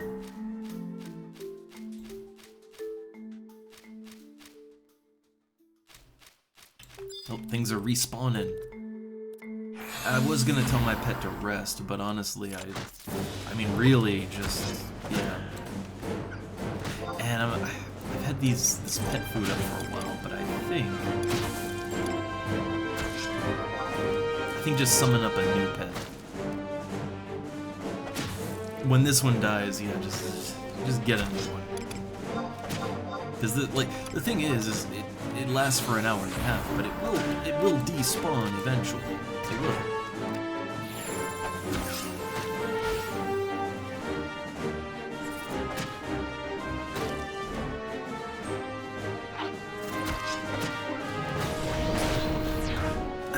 Also, let's see, 42. It's 42 minutes after the hour, so at 50 minutes after the hour, I can grab another coffer. Wait, did I find another key? I did. Okay. I'm eager for real treasure. Also, hey there, Monifus. It's a very quiet morning. Very quiet morning. Just been kind of playing to myself. Also, oh god, I haven't been checking the Yell chat. I have it open in my browser. Let's see. Have I missed anything important? No, I have not. Okay, I wasn't keeping as close an eye on the Yell chat as I should, because I would like to get some missions done. But I even put a Yell out myself. I got one person that was interested in doing ZM6. Other than that, no takers. So we're back to the grind.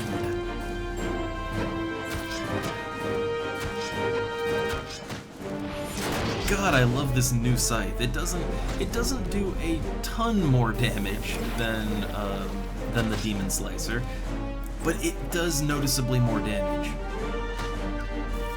It does enough damage that when I triple hit, yeah, I just pull aggro.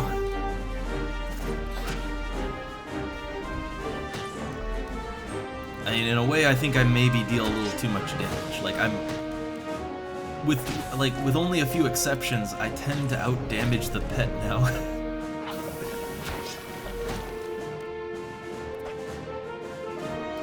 I still, look, is it bad? Because this is pretty much the best scythe that I can get, as far as I know. This is the best scythe I can get, as far as I'm aware. And the one big benefit, the +7 accuracy, I get none of that. It kind of makes me want to switch to Bastok just so that I get the +7 accuracy from that scythe. Which I know that's crazy. It's crazy and you don't need it either. Like, I primarily use my scythe when I'm solo. I use it in groups too. I'll use it whenever, but I would say that I'd only use it for more casual content, where honestly I think the scythe kind of is better than an axe often for more casual content. But for hard stuff, I'd switch out my sub jobs. I'd use an axe, because like, if it was something really hard that you really need every bit of damage and accuracy for, then yeah, you'd want to use the best skill weapon you can. So in an instance like that, the +7 accuracy, it wouldn't, I wouldn't use a scythe anyway. But even though I would only use it for more casual things, I still kinda am tempted. I want +7 accuracy. I mean, that said, I mean, I don't really miss that much as it is, right? Like, I really don't miss that often when I'm solo. When I'm in a group, I use tuna sushi, and then, yeah, I don't miss. Honestly, I haven't really struggled with accuracy since the lower levels. Like, you know, out in Valkyrie Dunes, right? In Valkyrie Dunes, it's just miss, miss, miss, but no, ever since then, I haven't had too much accuracy issues.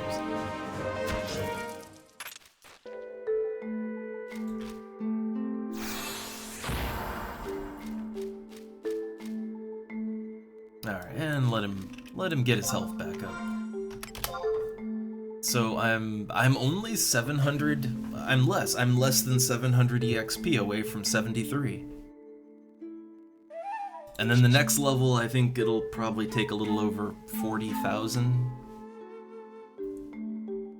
But once I hit 73, it's just 74 and then 75, right? And then I'll be max level. And then come the merits.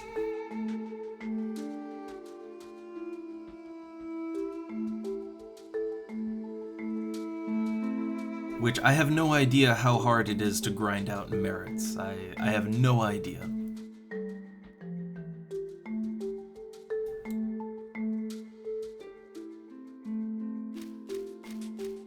Yeah, I do feel like I'm making pretty good progress. If I could get in a party, it would go a lot quicker. Like, I was in a party last night after the stream ended. Like, I got in a party before, or like after I did dinner, and man, like the EXP was great. I got well over 10,000, but the party disbanded after about 50 minutes. Like the party, it was a good party. I went from like, I think I was less than 10,000 EXP. I think I was only a few thousand EXP into my level. And when the party ended, I was at over 20,000, I think.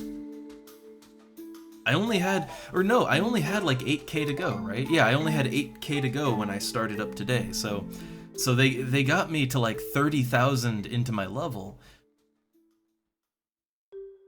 which is crazy. Like that was a lot of EXP in a very short amount of time. However, yeah, the party only went for 50 minutes. Like, I didn't even feel like it was worth using a second tuna sushi. I have that problem that while I like when I get in a group, it's always nice and good and fast, but so many high-level groups, they only last for maybe an hour. Like an hour, maybe two, if I'm lucky. People will sit in the dunes for like 6 hours straight. I've been in dunes parties where like I was a rep, right? I was a replacement member, and the people like they were like, oh yeah, we've been going for 8 hours. I got another hour in me, and like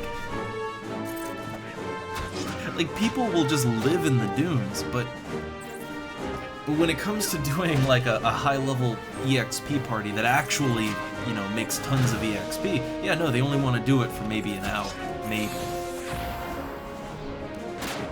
I don't know why. I don't know how it works out this way exactly. It's not like high-level parties are more intense or anything, I don't think, at least not for me. Like, the fundamentals of what I'm doing are the exact same, whether I'm fighting level 10 enemies or level 80 enemies. It's the same principles. Doesn't feel any more stressful, you know?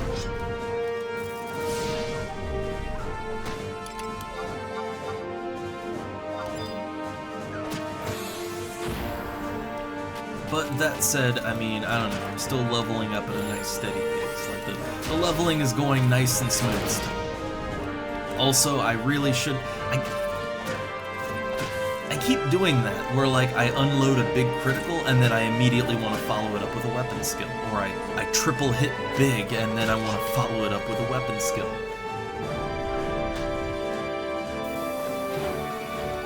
I know why I do it. It's because, you know, it feels great to pull that kind of damage off in a very short amount of time, right? Like, it feels good to, like, have kind of high burst damage.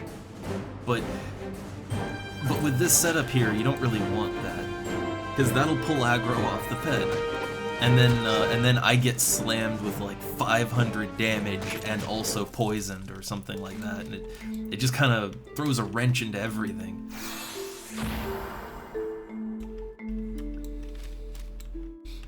Alright, also, I can open another coffer already. I can, in fact, open more coffers now.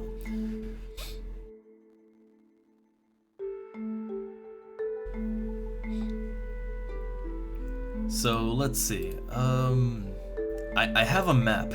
I have a coffer map for the Boyata tree. So where I'm at...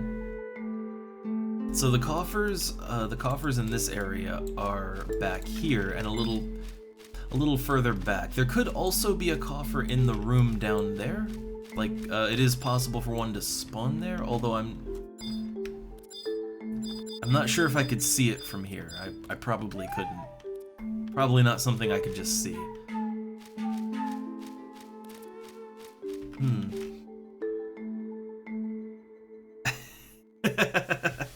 Oh, Vexus.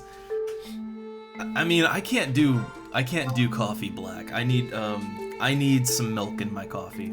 All right? Like, when I make a coffee, so like we have this nice espresso machine, right? That also has a milk foamer. And man, you haven't lived till you've had milk foamed coffee. But yeah, no, like my coffee is, you know, I do a little bit of hot water and all that, just a little extra hot water, just a little, and then milk foam. Like the majority of my coffee is foamed milk. And also syrup. Like we've got some good syrups. We have almond syrup, like roasted almond, hazelnut, vanilla, salted caramel. So yeah, like I do a shot of a syrup, a little bit of hot water, and then the rest is just foamed milk. Like I can't do black coffee. I gotta have all the I need all the coffee accessories. But yeah, for me, like, coffee is not really about the caffeine. Like, honestly, I don't really, like, I don't crave the caffeine of the coffee. It's nice, don't get me wrong, especially as someone with ADHD. Like, you know, caffeine doesn't make me hype. It actually calms me down. Like, when I chug a Monster or I drink a cup of coffee, it kind of mellows me out. So, you know, I don't really do it for the buzz. But I just like the taste. I love the taste of coffee. I usually have a coffee with a chocolate tip. You know, like I have a nice creamy chocolate, or oh yeah, I made brownies. I made brownies with I made like salty dark chocolate brownies with white chocolate chips in it. So I have a little piece of that with my coffee now. For me, coffee is an experience. All right, coffee is a whole ass experience. And when I'm lazy, I make my coffee, and I just put like a bunch of hot water in it, because the espresso machine has, you know, it has a hot water spout. So I just dump hot water in it and then add milk, right? That's pretty lazy. But I gotta have that milk in there, and the syrup. I don't know.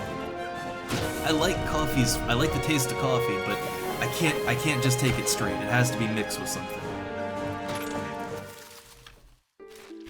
The funny thing is I didn't even used to like coffee.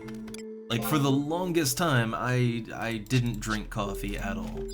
I only started drinking coffee in the last couple of years. Because, you know, along with moving here, a lot of lifestyle changes, and one of those changes was, no, you can't just drink energy drinks every day. The wife won't allow it, and really, it's good that I don't anymore. It wasn't good for me. But as a replacement, I have coffee. And at first, I absolutely hated coffee. I thought it was nasty. But I've since found ways to take my coffee where it actually, like, no, it's really good. And now I realize it's an experience.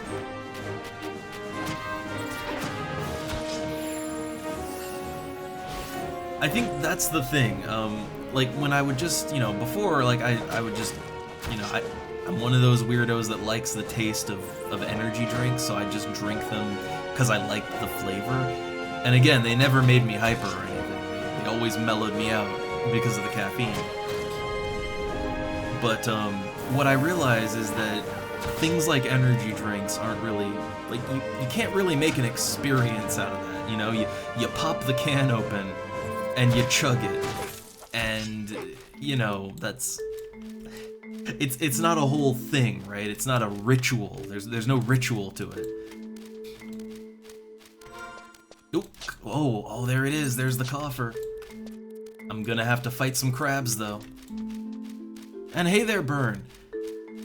Did you see the potential Spider-Man game that we need to play for the stream? Did you catch that? Spider-Man. Alright, let's see if I can pop this from here. I'm not sure if I'm close enough. Yeah! Oh my god! 20,000 gil! 20,000 gil for doing nothing!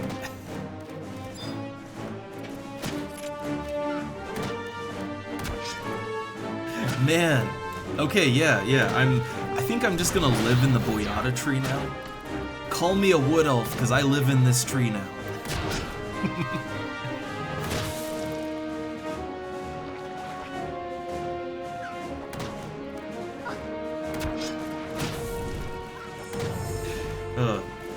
Yeah, Vexus, like, again, I used to love energy drinks, and also I used to drink, like, Mountain Dew like it was water. But yeah, that, like, the problem with any of those is that they're packed with sugar. Like, even when I put, like, some syrup in my coffee, it doesn't have that kind of sugar. So, like, they're packed with sugar, the caffeine, like, they're a lot of caffeine in a very short amount of time. Like, overall energy drinks are just, they're a little too much, you know?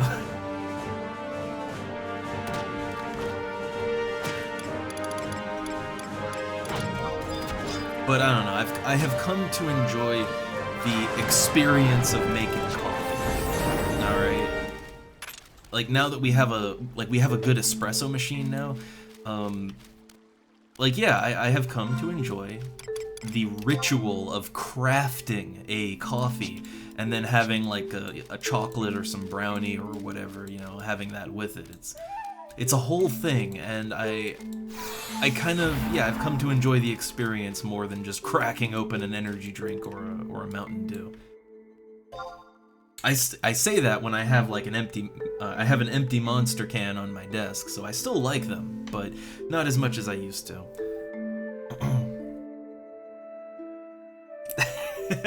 Oh no, the altar of Red Bull.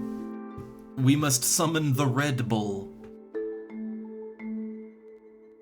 And it's just like, you know, it's like a Minotaur demon with wings, right?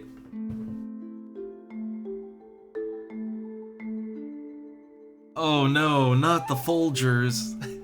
Not Folgers. Look, my grandma, the only coffee she would ever drink was Folgers instant coffee. Alright? That's the only thing she'd drink. And she would dump like 5 packets of artificial sweetener into it. Like, she wouldn't add, you know, like, no milk, no cream. She would just take, like, black coffee, right? But she'd dump like 5 fucking packets of sweetener into it. And she would chug those things. Like, she would have multiple cups of coffee a day. Just coffee after coffee. That was definitely a case of quantity over quality with that one. But yeah, I mean, I'm not above. I am not above an instant coffee. I'm really not. But yeah, I don't know. I like my coffee to have some texture and taste, and you know, to have something going on other than just caffeine. But my main thing is that, yeah, like for me, like caffeine in any form, it doesn't get me hyper. It doesn't like kick me awake or anything. It does keep me awake, but it's not like it's never had that sort of, you know, get up and get going effect, right? This has never really had that for me. For me, when I drink coffee, it kind of makes me more focused. Which, funny enough, like it's because it's a stimulant. And it's basically like taking it's bargain bin ADHD medicine. So I just sort of get more focused when I'm caffeinated. The more caffeinated I am, the more focused I am. And like, not necessarily the more awake I am. Not really more awake, it's just focused, right? Attentive.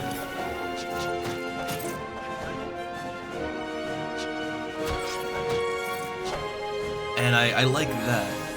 But yeah, I've always wondered what it must be like to be someone who actually gets like a buzz out of caffeine, you know? I've never experienced a caffeine buzz.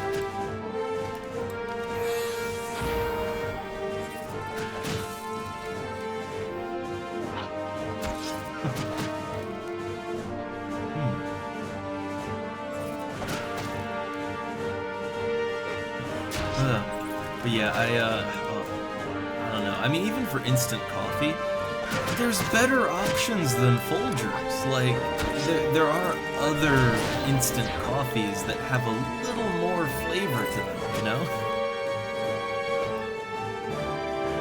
They're not as cheap, but they're at least a little better.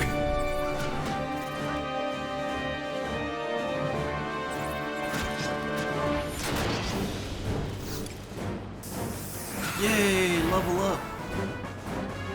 Ding. Let's see, how much do I need? Yeah, I need 40,000 EXP for the next level. 40,000.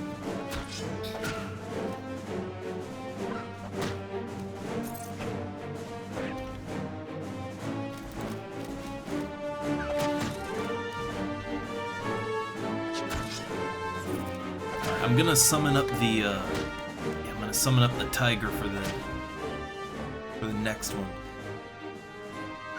I like the tiger. Tiger's radical.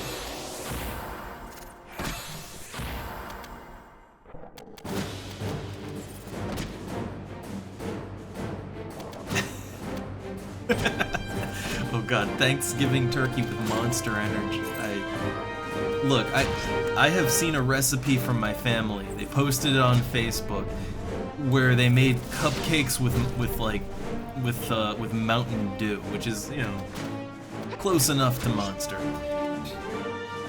Like, look, Monster, Mountain Dew, these aren't cooking ingredients, all right? These aren't cooking ingredients.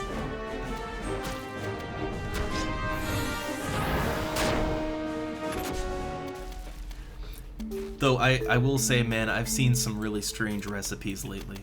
I've seen some really goddamn strange recipes, and not just from my family, but even some strange German recipes. Like making your own a do-it-yourself beefy roll. Which, for those that don't know, a beefy roll is very popular here in vending machines and stuff like that. It's basically a small salami, right? Like think a Slim Jim, right? So it's a salami, a small salami in a kind of puff pastry dough type of bread roll. So kind of, you know, and it's a little sweet. So basically think about a hot dog if the hot dog was completely enclosed in the bun. And instead of a hot dog, it was like a stick of salami. That's a beefy roll. So what I saw was someone that, like, okay, it's like, look, this beefy roll, it's tiny. This thing's too small. So they took a whole ass, like a fucking 300-gram salami, right? The kind of salami, like the big thick ass salami that you're supposed to cut little pieces off of, and you know, put it on your bread and stuff for breakfast, right? And you're supposed to do that maybe over the course of a week. Well, they just took a giant ass salami, and then they bought a roll of puff pastry dough, which instead of like a frozen pizza, you could get like a roll of pizza dough. You roll it out, and it's the dough, and then you top it and all that, and put it in the oven, and oh hey, it's a whole pizza. They took one of those, and they just wrapped a whole ass salami in it, put that in the oven, and it's like, man, beefy roll. Like, it's literally eating a whole ass salami and a whole pizza, like a whole pizza dough roll. Just eating it. That kind of cooking makes it unnerves me. It makes me uncomfortable. At the same time, I kind of want to try that. But I'm pretty sure that the wife would not allow me to. I'm pretty sure she'd be like, no, don't do that. You're gonna regret it.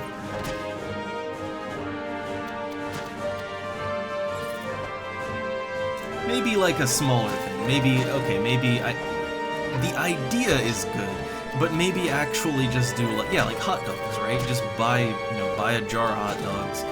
Put a hot dog in a part of the pizza dough roll, right? Like, and then that would be a snack, right? That would be a little snack / meal on its own. You don't have to use the whole thing all at once. That might work out better, actually. That'd probably work better.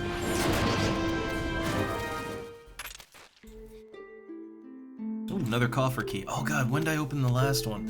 I think I opened the last one, let's see, I did one at like, I'm trying to think, it's like, I think we'll just say it was 50 minutes after the hour. So 20 minutes after the hour, that's when I can open up another chest. Probably a little sooner, but, you know, to be safe. That last coffer, I got 20,000 gil out of that. 20,000 gil. That pays for my jug pets. That pays for my meat myth kebabs. That pays for the pet food Zeta, right? Like, that pretty much pays for all the consumables that I would use here. So, like I've already broken even there. And then on top of that, I have all these spider webs that I've been collecting, and that's like 28k a stack. I got some dark crystals, which I need to kill a couple more funguar. Gotta kill a few of those. But yeah, I'd say the Boyata tree is very, very profitable. It's a very profitable place. Oh god, I haven't been checking the Yell chat. One sec. Have I missed anything important? Doesn't look like it. Yeah, I haven't missed any important Yell chat. I still hate though. Like, alright. I can totally understand. I can 110% understand why you can't use Yell chat outside of town. Like, they want to make it so that it's something you have to go in town for to use. I get that. The problem is you can see Yell chat on their website. So, I mean, I don't even have to be logged in to see Yell chat, right? So, for my convenience, why not just let me see Yell chat from anywhere in the game? Right? Like, let me see it anywhere in the game.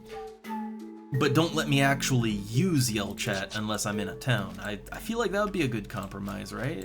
That'd be fine.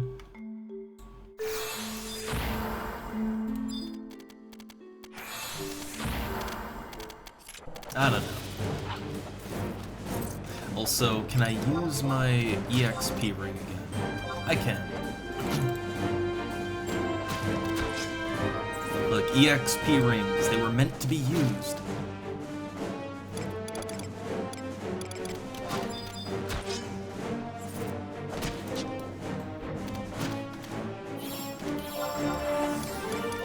Also, I really need to upgrade my rings, don't I? I'm still wearing +2 dex rings from level 14.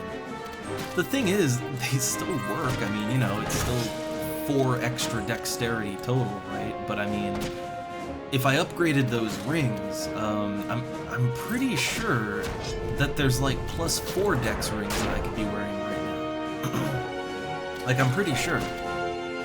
So if I was wearing +4 dex rings, like right now I have 4 total, that would double it to 8 extra dexterity. Like, I'd just be critical hitting all over the place. I already critical all over the place, but even more so, right? Also, I'm still wearing level 21 earrings. Yeah, I could probably bump that up too, right? I could probably bump those earrings up to, I mean, I'm sure that there is some better version that I could have at this point. I'm sure. Oh, I didn't see that other... I really should have let my pet attack first. I really should have.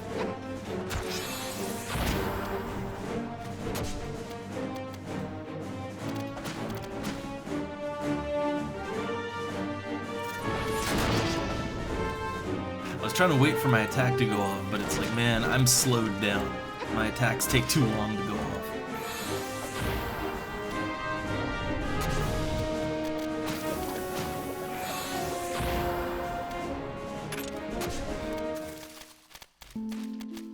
Yeah, I feel like the tiger definitely does more single target damage than the rabbit. When it comes to AoE damage, I think the tiger and the rabbit are kind of tied. Like, Whirl Claws is actually a pretty good attack. But when it comes to single target damage, yeah, no, I think the tiger has the rabbit beat.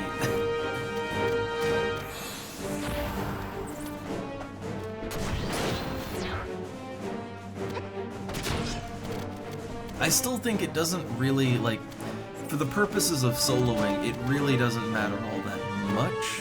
I just use whatever pet's the cheapest at the moment. I prefer the way that the rabbit's AoE works. It's very easy to work with. But, I mean, the tiger's AoE is, I'd say, just as strong. It's just an annoying frontal wave attack. So you have to line it up a little bit.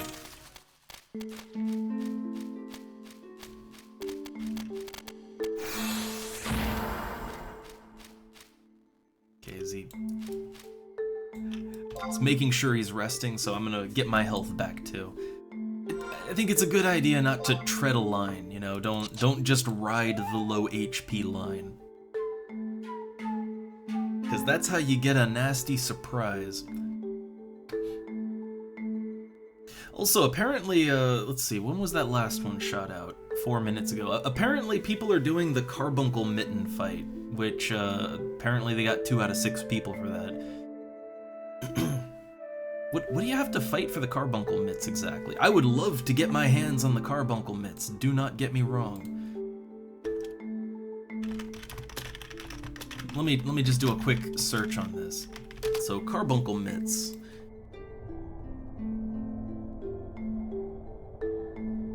Okay, so the Carbuncle Mitts, I mean, I see the item. You obtain it from the Crimson-Toothed Pawberry. It is a level 70 enemy in the Temple of Ugalepi. It's an NM, too. So it is spawned by trading an Ugalepi offering to a question mark in a room opened with the Prelate key. Oh, huh, apparently you can trade this thing every 15 minutes. Drops 18,000 gil, divided evenly among party members. Huh. So, you need an Ugalepi offering. Where do you get that from?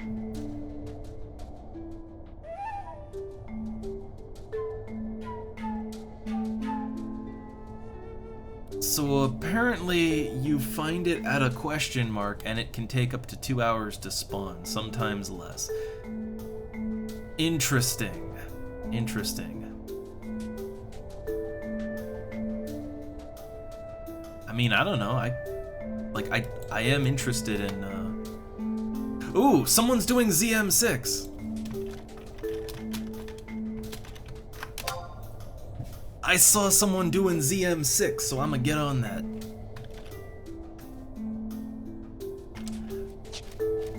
But yeah, I don't know. I do want the carbuncle mitts. I do.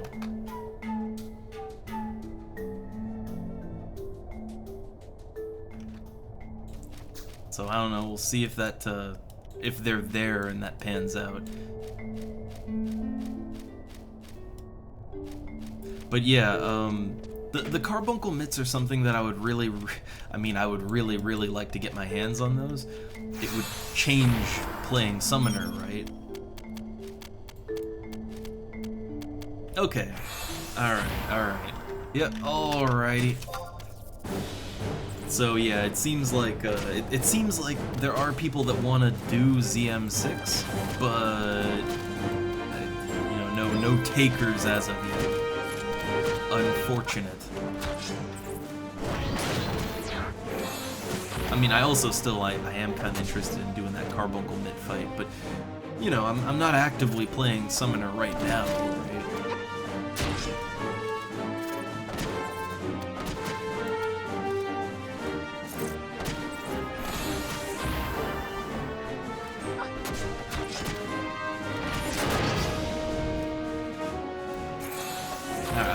I was gonna try lining up to do like the wave attack, but honestly, the Razor Fang does a lot of damage, so I think probably it's better to just, you know, I think it's probably better to single target kill things and yeah, like eliminate the enemies that are attacking the pet, right? That's probably the best way to go about it.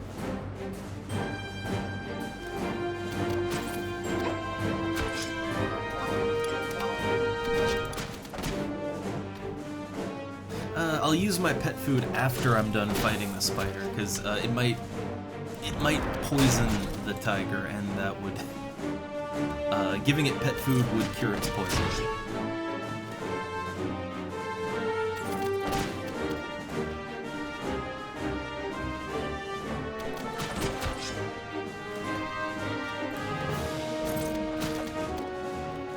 Also, if that ZM6 group actually goes through, if it actually goes through, then I mean it's a little unfortunate timing because, you know, I just popped my EXP boost, right? So that could get unfortunate.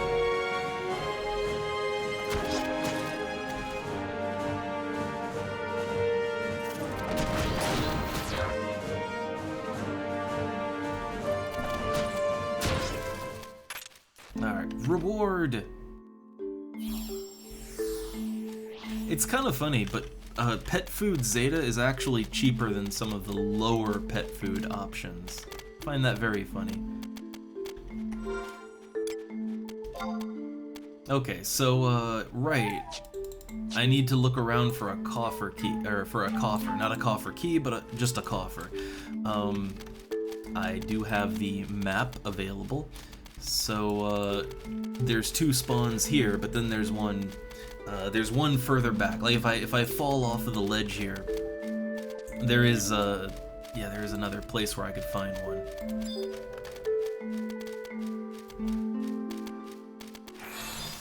Oh, look at that.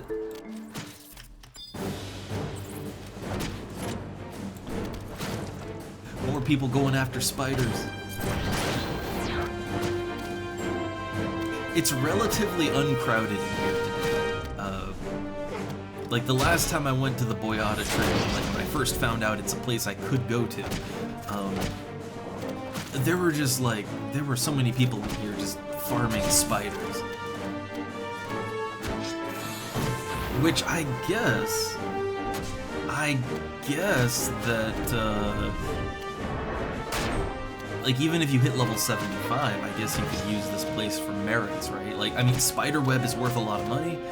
And also, I guess you could get EXP even as a 75, right? So, because yeah, these are 62.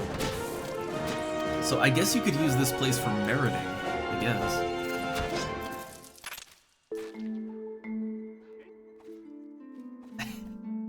Yeah, I know a little bit about the game, and that the company that made it, they were kind of expanding out into video games with that Spider-Man game.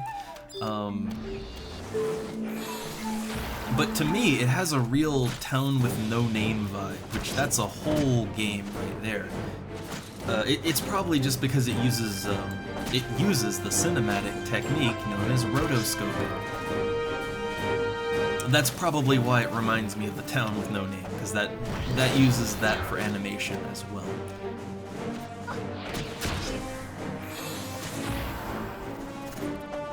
But I saw that intro,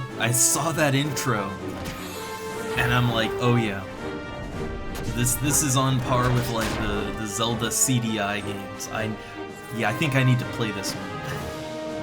And that theme song too. It really lets you know who's the star of the game.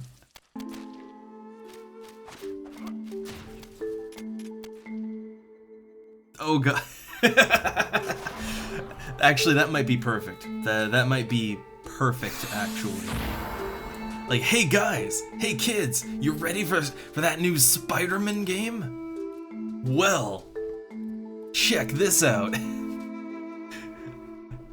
Spider-Man. Yeah, you know what? Perfect.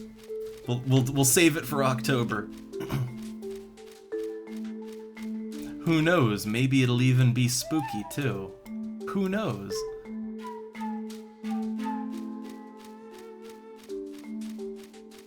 Yeah, it's a PlayStation 5 game. What are you talking about? These cutting-edge graphics.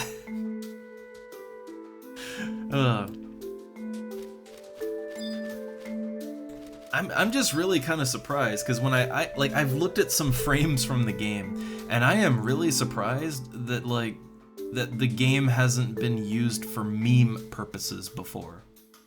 I haven't seen any memes related to that game, and that really shocks me. Because just look at any frame from the gameplay, right?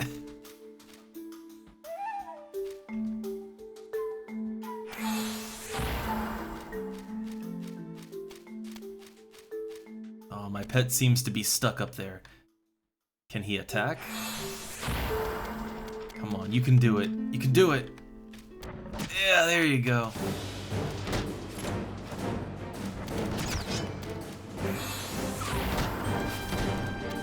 I need more dark crystals.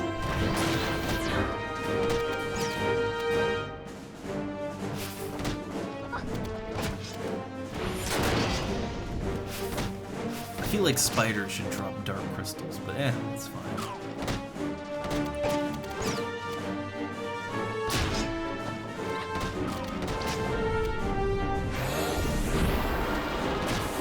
But yeah, I don't know, games like that Spider-Man adventure game, that's just, I kind of live for games like that. I'll admit it, right? That's my kind of jam.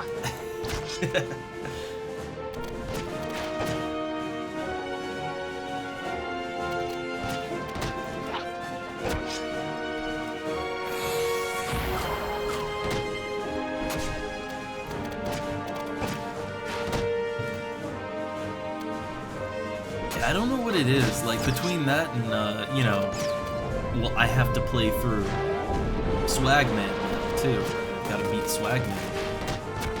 I don't know, when it comes to games that are either jank, broken, hard to get running, like whatever, right? Whatever the case is, I will admit I tend to gravitate towards them just because, well, it feels like a challenge, right?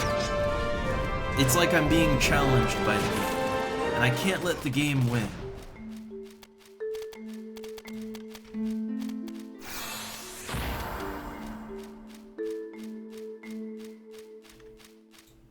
Okay, he's just sitting back there.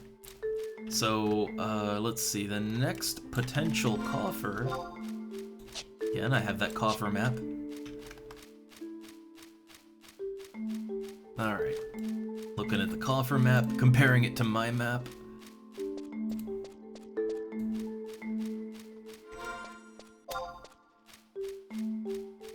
I honestly do kind of want to play the CDI. Like, I'm actually kind of interested in the CDI games, and I don't know, to me the Zelda CDI games, yeah, the cutscenes are fascinating, but the actual gameplay, while it doesn't look good, it doesn't really look bad to me either. Like, it doesn't look like they play that badly.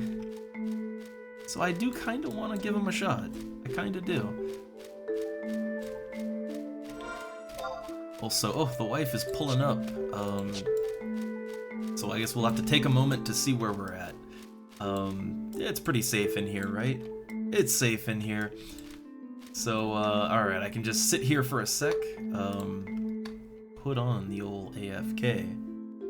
If I need to. Not sure.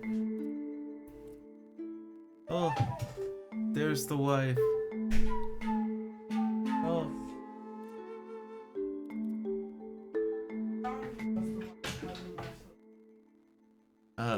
I noticed she came in with shades on, so I... Oh, yeah. I just figured... Very light outside and Friday. Well, yeah, but especially when you have a headache. Oh. Alright, well, we'll try to keep our area curtained off here. Oh. No silver cats down here. Oh, okay, I think I have to take a moment anyway, because this cat sounds hungry. So, okay, one sec.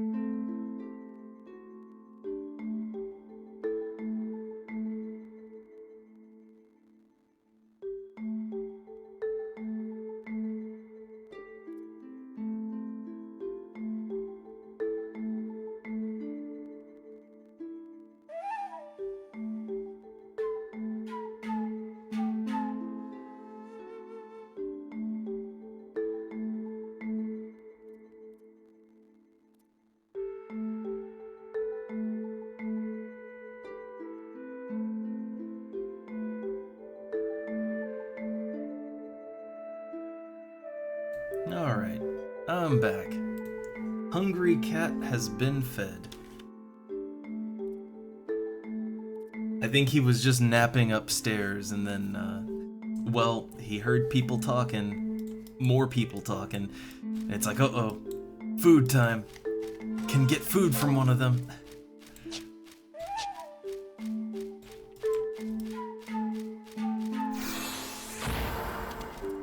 Alright, so let's see. This was a potential coffer spot right here. No coffer. But you know what I will do? I will kill some of these death caps here. I needs me them dark crystals. I need some.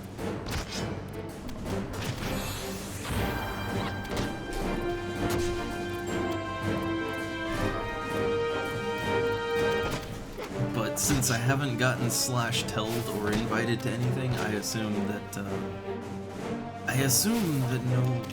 nobody wants to do ZM6. See, it's kind of the problem. Like sometimes you can get 1 or 2 people to help you out sometimes,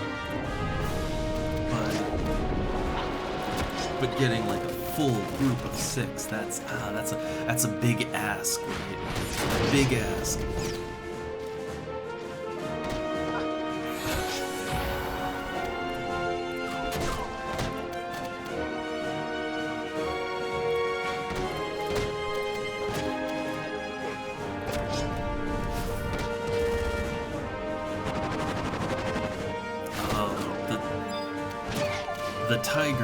The tiger is weak to fungus. I was wondering, it felt like my pet was just sort of standing there not doing a lot. Yeah, it was getting intimidated.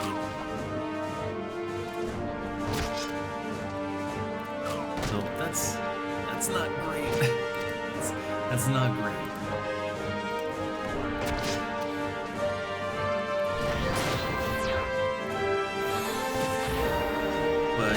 Unfortunately, looks like that ZM6 isn't going to go through.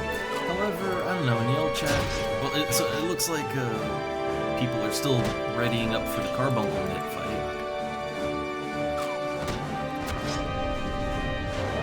I don't know, it's one of those things. Yeah, sure, I could use some Carbuncle Mitts. I sure could. But I'm sure there will be more opportunities in the future, and also I'm not actively leveling Summoner right now. Like, I got time.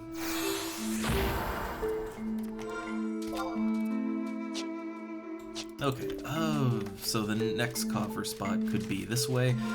I think, honestly, it'd be easier just to go west here, and yeah. Because there might also be a coffer in here. Oh, robber crab. He wants some. My pet didn't get quite as much rest as I wanted him to have, so, reward. This pet food only costs 3k for a stack of 12, so I'm like, yeah, you know, just use it. Keeps my downtime low.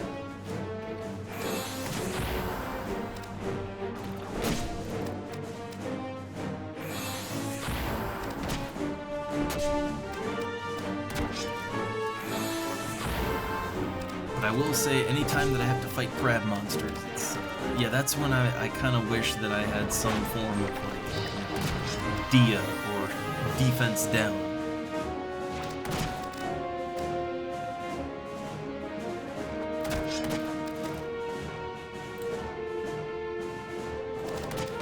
Oh, actually, you know what I could do?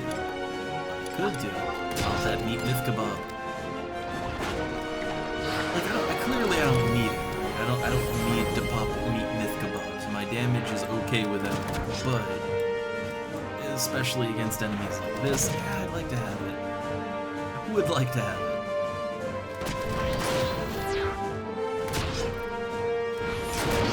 There we go.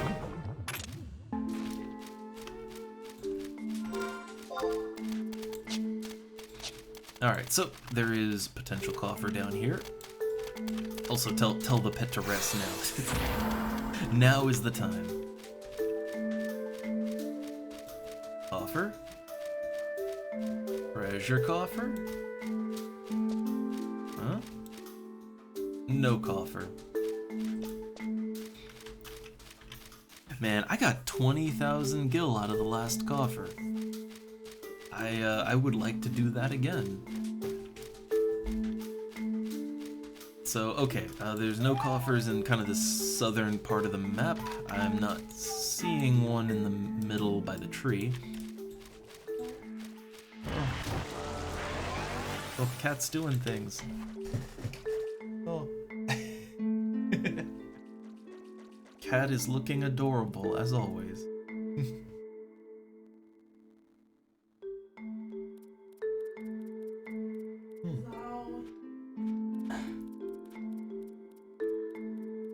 Yeah. He likes to stand on feet. Oh. Oh. But hopefully the cat is nice and full for a little while.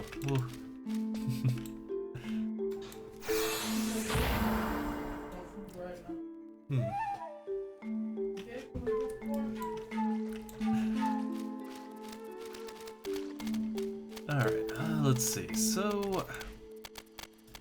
Okay, yeah, crabs I'll have to fight. I'll have to fight, I don't know, if there's any of the gooboos around, I have to fight those too. Now, that away, that's where I came from, right? Like, I came from that direction. And there were no treasure chests, right? Like, I mean, I can double check. I can double check that, but I don't think there were treasure chests up here.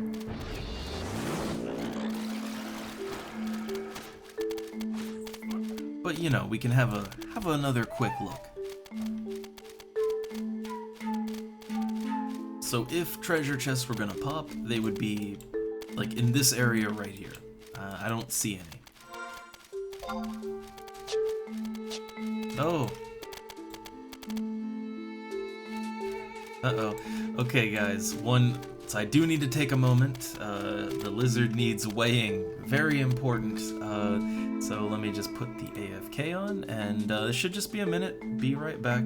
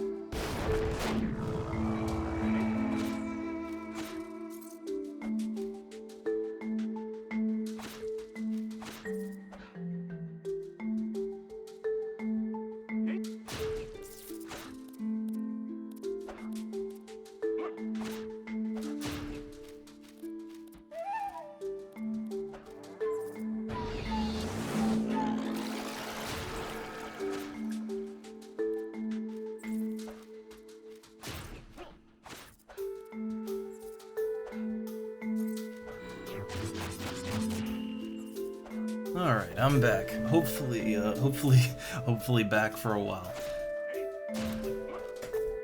Took a little longer than I anticipated.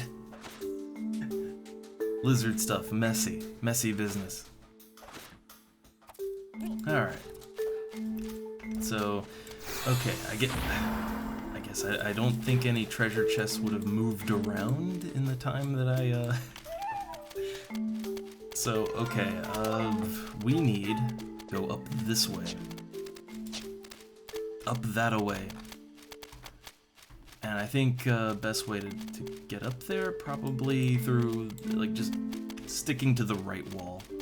I think staying on the right wall is probably the way to go. And again, if at all possible, I would rather not use stealth items. I'd rather not. But let's see how well we can get away with that. Okay. Split up nice and good.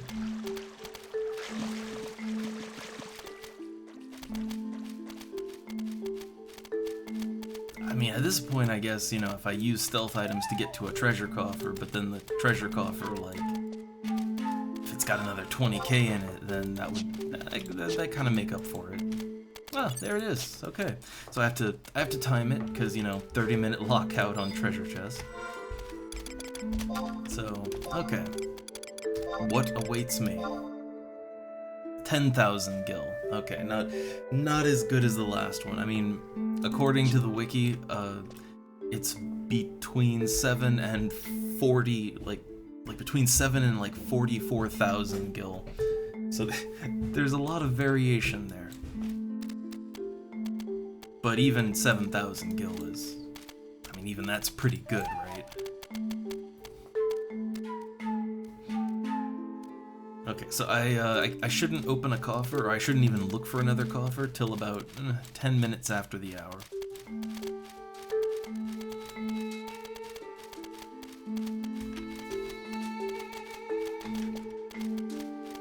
So even though it was a little, you know, a little disappointing compared to the last one.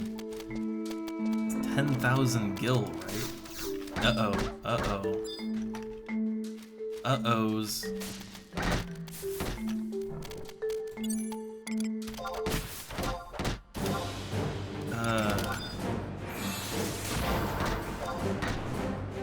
This is where I really wish I really,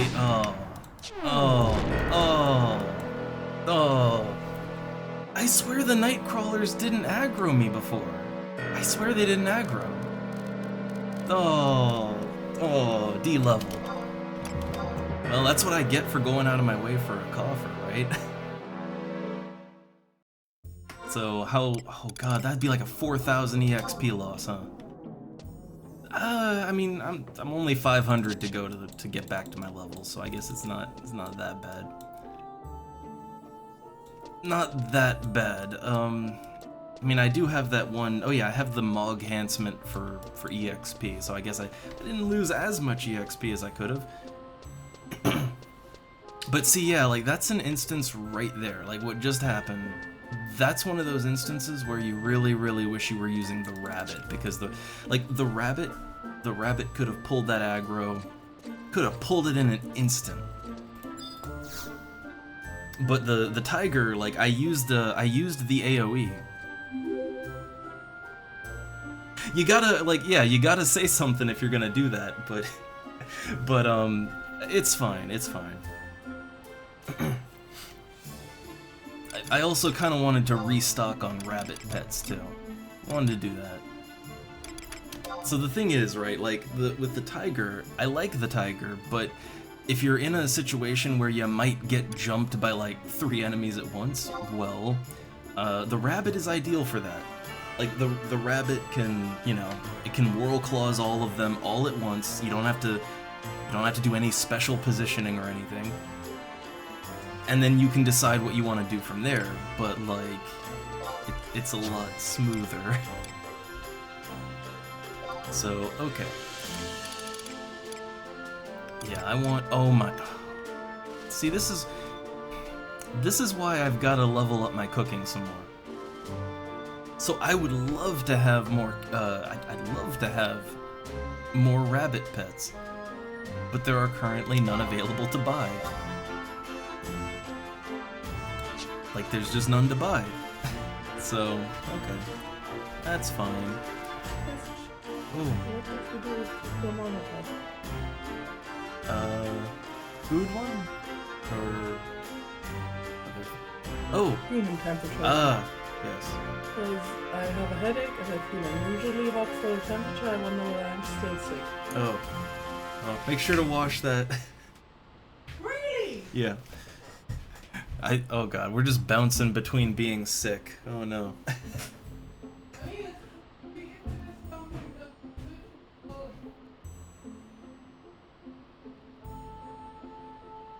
Nah. Alright, so, okay. There's no rabbits to buy. No rabbits!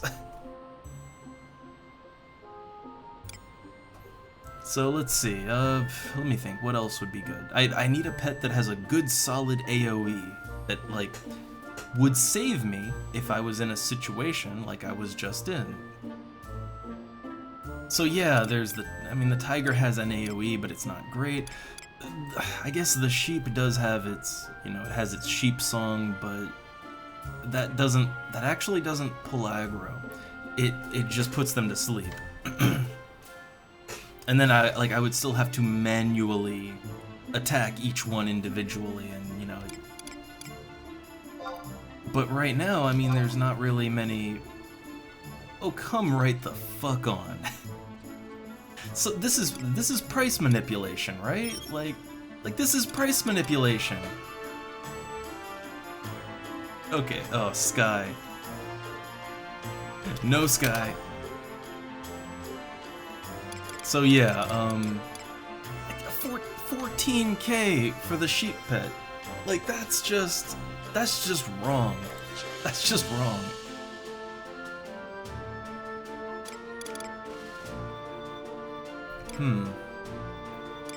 I need something with a good solid AoE though. What are my other options? And also, how much are the tigers right now? Tigers are 6,900. I think the answer here is that I have to level up cooking some more. I have to level up cooking so that I can just HQ my own carrot broth, right? Carrot broth is like a level 2 recipe, so in order to have a good HQ chance, I think at like 25 or 27, something like that. It's like 25 levels over the recipe, right? That you have a decent chance to HQ. So I need like 7 more levels of cooking. And I think to have like the best chance, I'd want to have like 47 cooking, maybe, something around that. Or 50, I don't know. Also, hey there, Lily. It's at 11:31 and then 50. Okay. So then I guess to have a decent chance, I would have to have like 33 cooking skill. Like, to have a decent HQ chance. I guess I already have an HQ chance, but it's not a very good one. And then, yeah, I'd have to get to, like, 53 to have, like, a... But yeah, I'm gonna have to level up cooking, because this is getting ridiculous. Like, this is just straight ridiculous. What else can I buy? Like, everything else is really way too expensive. Like, hey, let's get some leech pets. Only 70K. Alright, so yeah, no one is selling F carrot broth. Shellbuster Orob. That's 11K.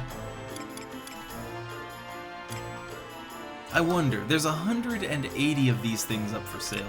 I wonder if they're really selling for 14K, or if I could get it for less. Like, could I get it for less? With 180 of them for sale, you would think the price... Like, generally, when there's that many of something for sale, like, the price is gonna tank, right? Like, it can't stay super high. Like, the only time that the price is like, yeah, like this is a ridiculous price for that item.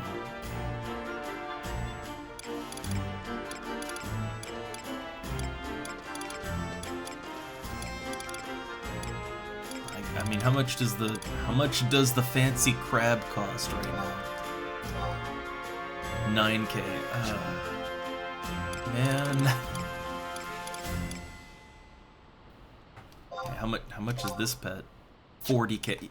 So okay, every pet that I could possibly get right now, like that's even slightly affordable in terms of like how much it's actually worth. Like I'm not paying like 40K for a pet, but they're all way higher than they should be right now. Like to the point where it feels like there must be some kind of price manipulation going on. Because let's take F carrot broth. All F carrot broth is a high quality craft of carrot broth. Carrot broth is a level 2 recipe that costs maybe like 150 gil to make, right? And you make multiple carrot broths every craft. Like something that only costs 150 gil to make. Like, first off, there should be some of that, like, that should be available, right? Like, you'd think it'd be available. But then, yeah, it's the same for sheep broth. It doesn't cost that much to make it, but, like 6K is too much, but 14K, come on.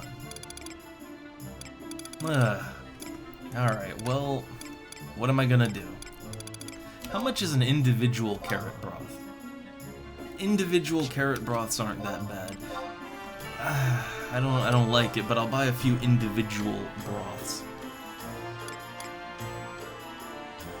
Mostly it's just like that death, right? That death that I just had, it was completely avoidable.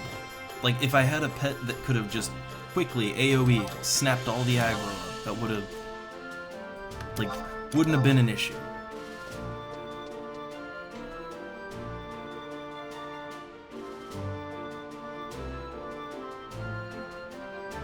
I guess. I mean, I guess that's kind of the thing, is that if people are, if they're willing to buy them that quickly, I guess, you know.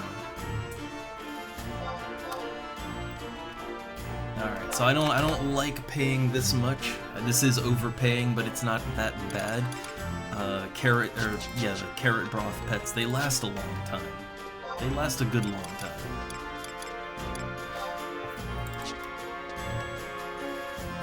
Alright.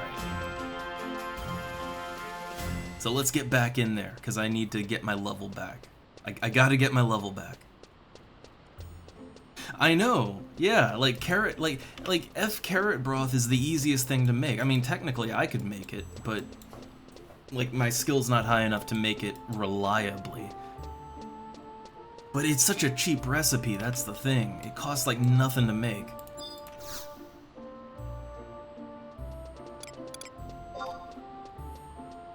Alright, back into the boyata tree. Wait, actually, hold up. Before we go back in, I could sell some things. Yeah, like, I used the rabbit. The rabbit would have saved my life back there if I had it. Like, the rabbit really is the best pet to just use when you're solo. Good long lifespan, good strong AoE, can heal itself. Like it's a solid all-arounder. It's the Pikachu of pets. All right, so let me. Why are Earth crystals going for 1K? They shouldn't be.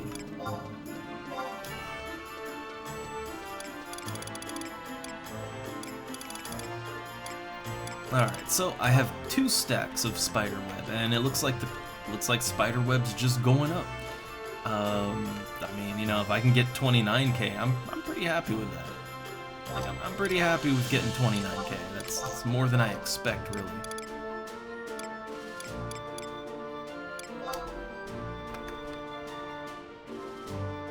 Alright, there we go. And then, let's see, I have some tree cuttings. I wasn't really expecting that to be worth anything, but sure, I'll sell it for 1,900. Again, I wasn't really expecting that. I just happened to kill a Goobo and I got that.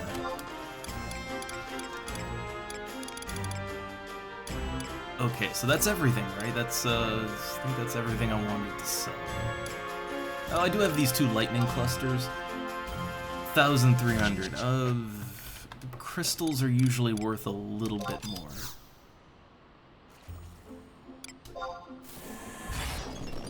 Yeah, with 53 cooking, that's enough to like HQ it pretty reliably, actually.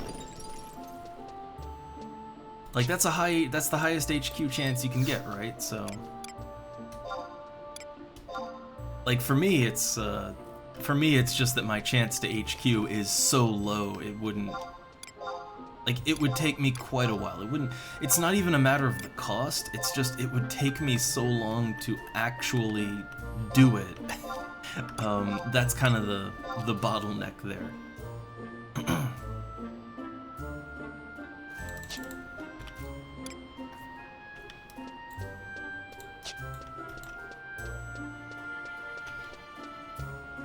But alright. Back to the Boyata tree. I gotta get my level back.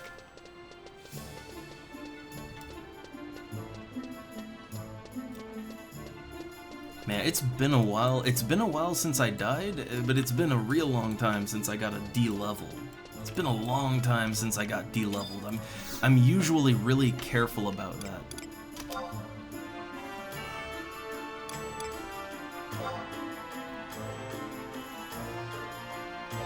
But I guess the issue is that I swear that night crawlers did not aggro me before. I swear I walked right past them without a stealth item on and they didn't aggro. I swear. But yeah, like, so I wasn't expecting them to aggro, so when they just all jumped me out of nowhere, it really caught me off guard. And then I had a pet where you can't, like, you can't easily line up an AoE attack with the tiger. It's really hard to line up an AoE with that thing. I tried, but yeah, it didn't work out for me.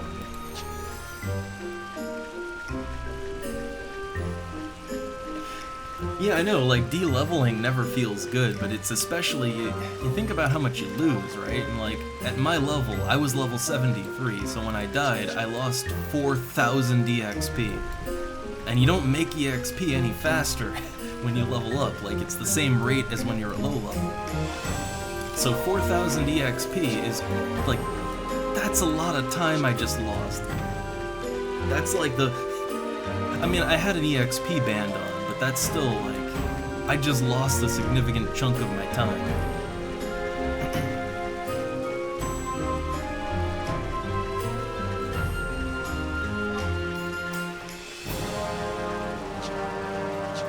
Alright, well, yeah, back to the Boyata tree.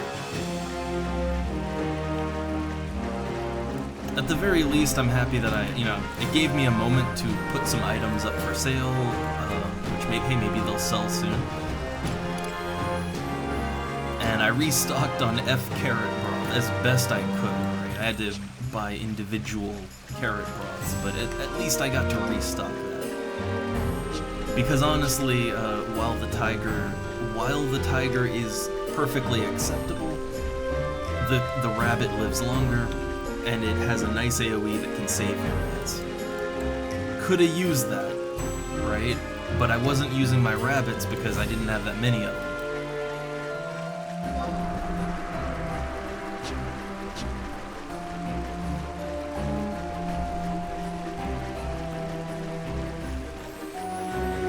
But yeah, I usually try to, before I do anything dangerous, right? I try to get a certain amount of safety EXP. I try to get enough so that if I die, I won't de-level. But I just, yeah, I didn't think I was in danger. That's the thing. I didn't know I didn't know I was even in danger.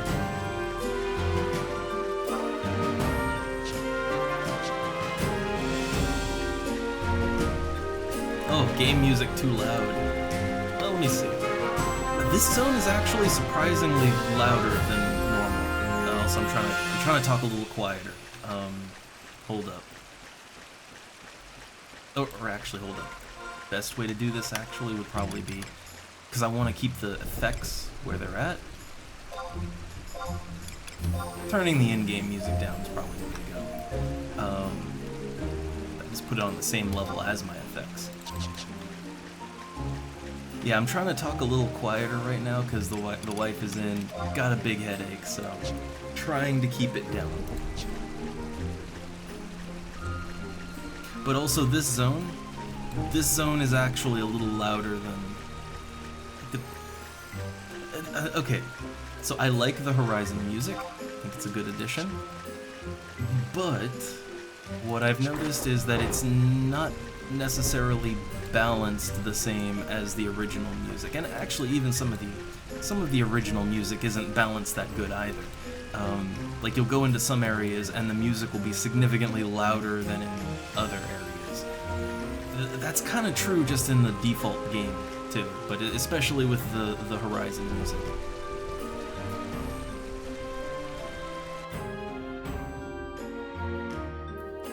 Again, it's not a problem. It's just kind of, yeah. Like, see, now it's much quieter. Like this zone is just quieter.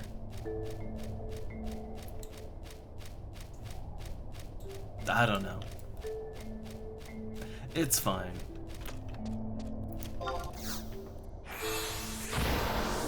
Alright, so we're back to the rabbit. And at the very least, I do still have my EXP boost on, so getting 500 EXP to re-level, that won't take too long. But that was quite a setback. It was a dumb setback. That's the thing. That's why it felt so bad.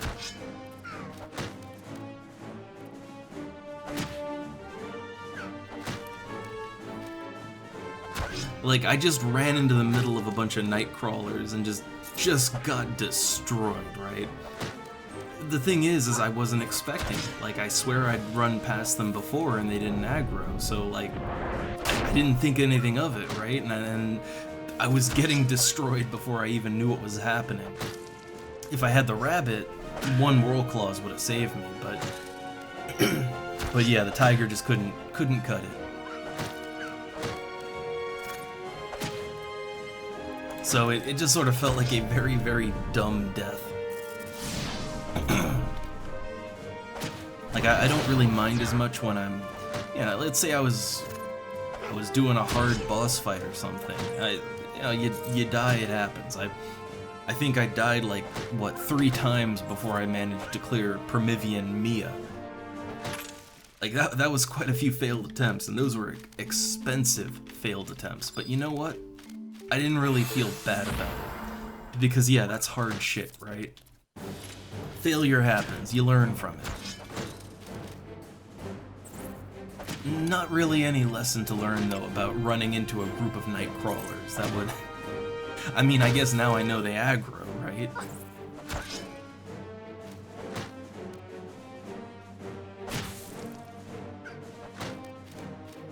Like, I know that, yeah, don't just run into them anymore, but, other than that, I don't think I learned too much.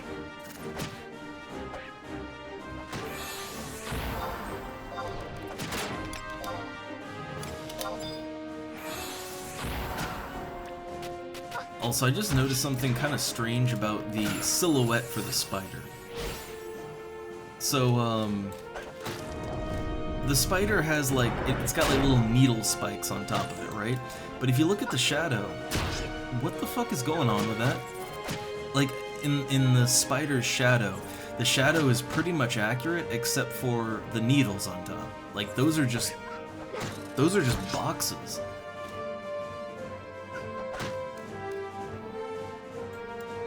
Like, what's going on with that?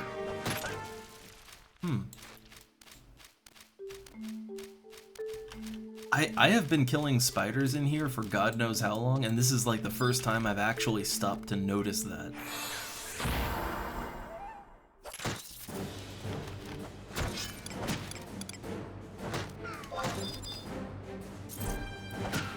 guess they ran out of polygons for the shadow.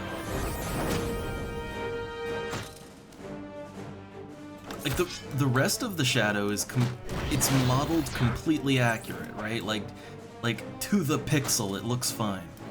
But then yeah, that is just strange.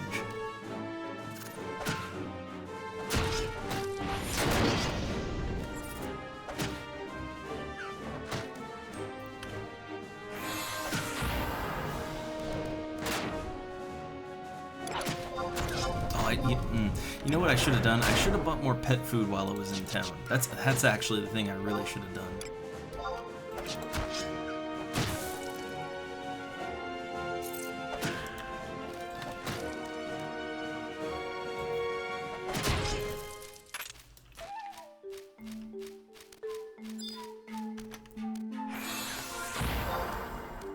Alright, this will level me back up to 73. Again, the problem is man, you need like in order to not get de-leveled when you die at level 73, I need to have 4,000 EXP. Like, I lose 4,000 EXP when I die.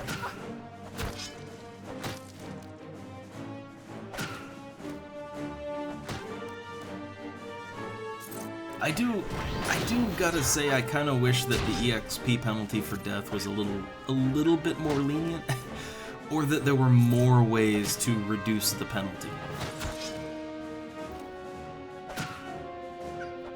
Like, I know, there's raise and the various levels of raise, and there's Mog Enhancement EXP. I know, but that's still not a lot, and you know, you can't really depend on getting raised, right? You can't really depend on that. So I don't necessarily think, okay, maybe the 10% loss is fine, but maybe just more ways to work around it, you know? That's all. Just more ways to work around it.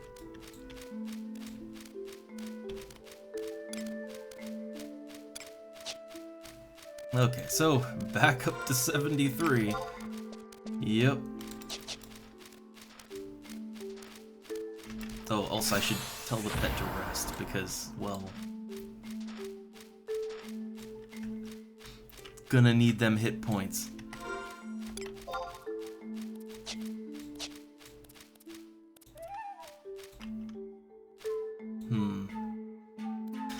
No, just get in there. I have pet food. Yeah, there we go. 1,000 HP healed, right? Yeah.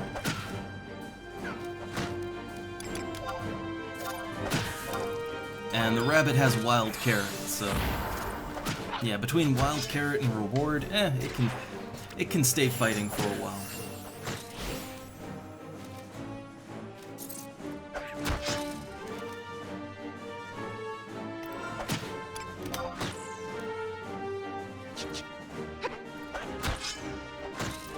But yeah, today is not doing great for getting things done.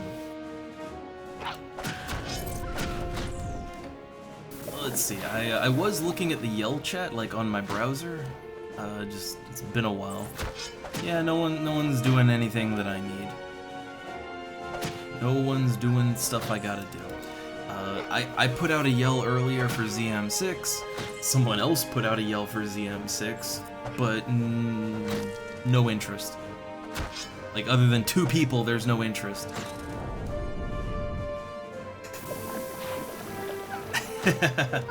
I mean, rabbits are my preferred pet of choice.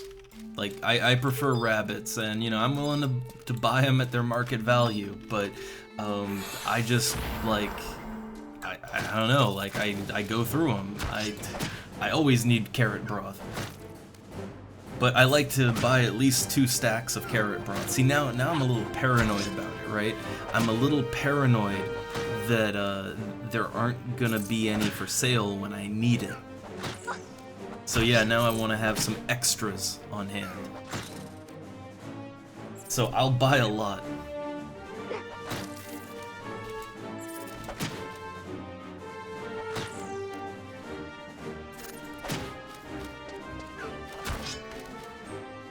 But again, the real answer is I need to get my cooking skill up. Clearly, I never want to be in that position ever again, so I need to get my skill up so that that doesn't happen anymore. I need to be able to make my own F-carrot broth.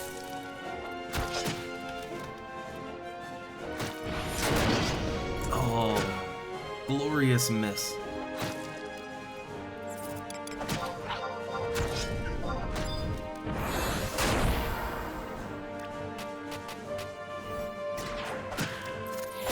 Oh, nice. Well, yeah, it's just crazy that the auction house is empty for carrot broth. Like, okay, so honestly, it feels like strange things are happening on the auction house. Because, like, let's take the herbal broth, right? Like the good broth, and yeah, there's 180 of them up for sale, but they're all selling for like 14K, like something stupid. Like, that shit shouldn't be worth more than 5K. Like, relative to the cost to make. And yet there's so much of it for sale, and yeah, like, that's crazy, right? That's crazy. I've never seen that before. And then you have stuff like F-carrot broth where there's just none for sale, like at any price, and that's weird. There's always, you know, people buy it, there's always some for sale.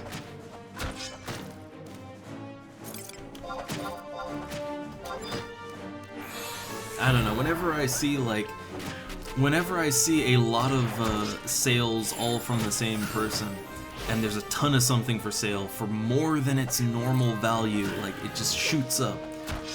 To me, that kind of screams of market manipulation, you know? And people try to do it, they do.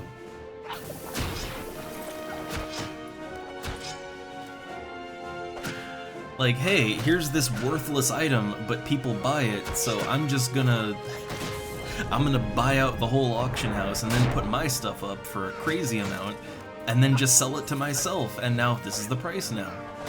Here, buy this rock for 10,000 gil.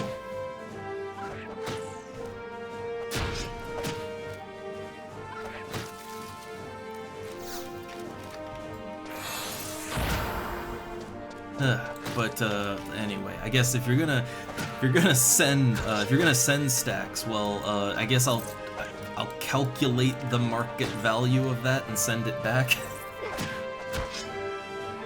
I'll whip out my calculator.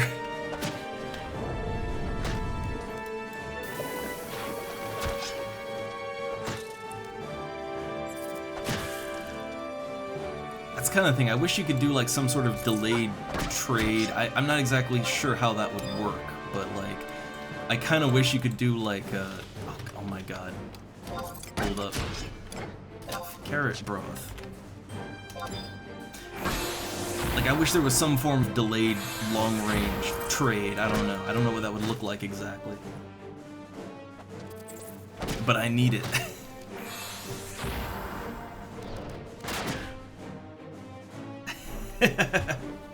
Alright.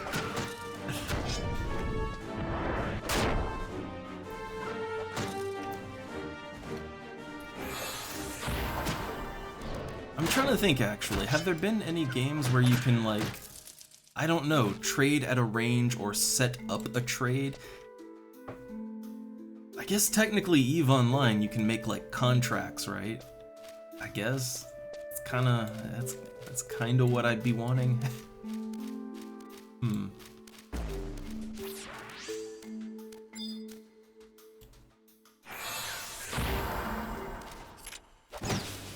Oh, okay, I didn't know you could do that with, I guess, yeah, there is, you know, because I've played on Turtle WoW, and they do have, like, a cash on delivery option. I never made use of it, but, yeah, that kind of, yeah, I wish we had that kind of thing.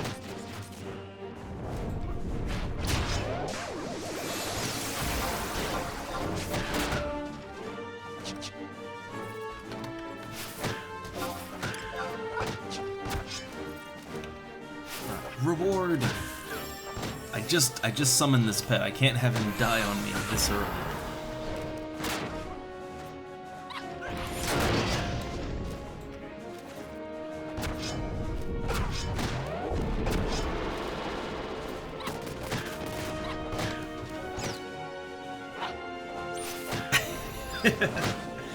I mean, look, the game is amazing.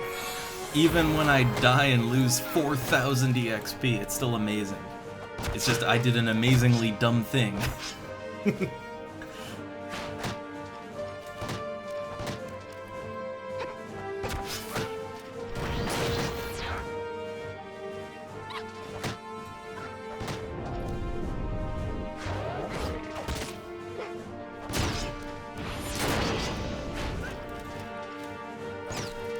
Alright. So yeah, I guess I'll just save up my pet's points for wild carrot. Okay. I guess honestly, like with the EXP band, I mean I do get EXP fairly quickly. I'm already 800 into my level, right? So I guess I do get EXP at a good rate. I'd say more than when I was lower level. It's not really, I don't know, it's all relative, but I guess it's probably more that I'm actually using, like I'm actually using food and all that, right? For a long time I just wasn't using any food, not even the cheap stuff. I was kind of skimping. But it's kind of crazy the difference that just some meat myth kebabs make. It's kind of crazy.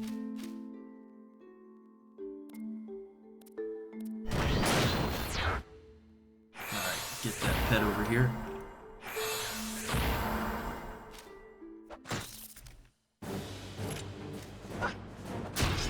Oh no, normal broth.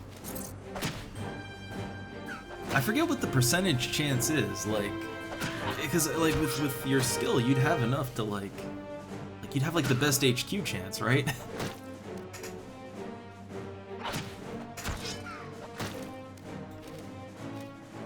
Because, you know, I technically can HQ carrot broth, but I only have 20 skills, so, you know, I wouldn't have the best chance.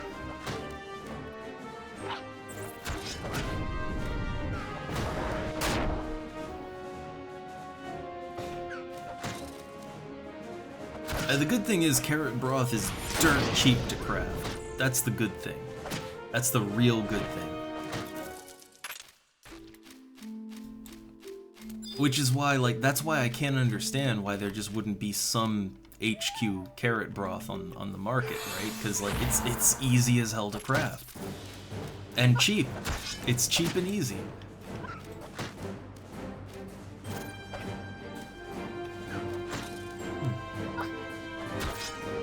But also, I wish that people, like, I've tried to get into the game over the years. I kind of stopped trying to get people into FF11 now, but like over the years I've tried to get people in, and a lot of people just really get caught up on either the look of the game or the controls of the game.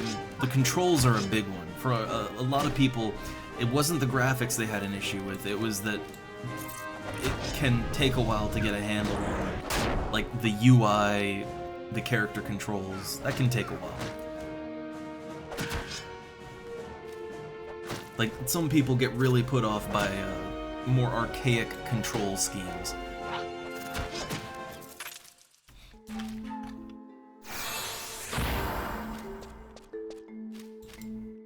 Okay, there's more spiders back there, but I'm just gonna rest up my HP.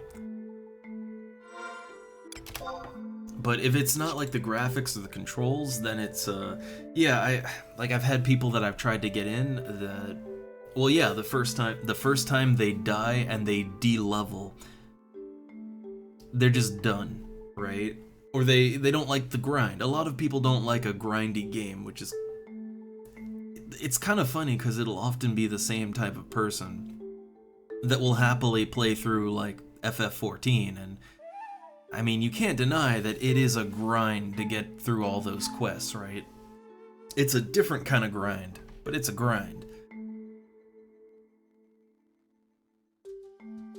So yeah, for one reason or another, like everyone I've ever tried to get into FF11, they fall off pretty quickly.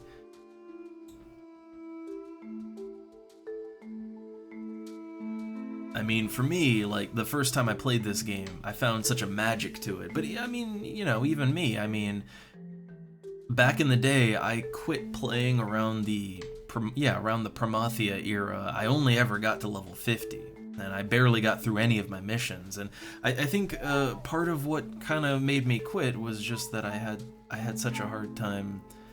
I had such a hard time getting anything done, which I'm kind of hitting that now, right? But I've already got so much done, so I'm more okay with that. But I think the difficulty of just doing basic content can, it can push you away. Hey, to be fair, when I stopped playing this game back in the day, I think I moved on to EverQuest 2, which is also a good, it's a fine game. At least it was back when it first launched. Hard to get running on your PC, but it was a fine game, and I was always an EverQuest fan, so naturally. And then I played City of Heroes, and I mean, City of Heroes is a gem just like this. I put that on the same level. But I do think that the difficulty to just get content done, that can be a big hang-up, or something that just makes someone quit.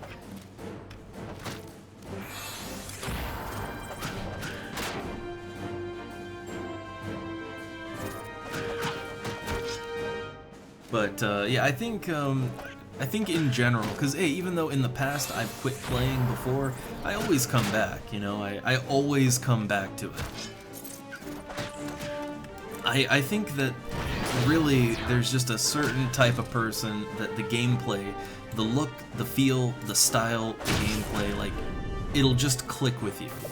It'll either just click with you, or you will absolutely hate every moment of it, and you'll quit playing very fast and not want to ever look back. You're either one or the other.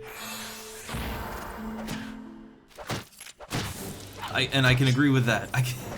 I can really agree with that. Like, I need to find a good link shell. I really do.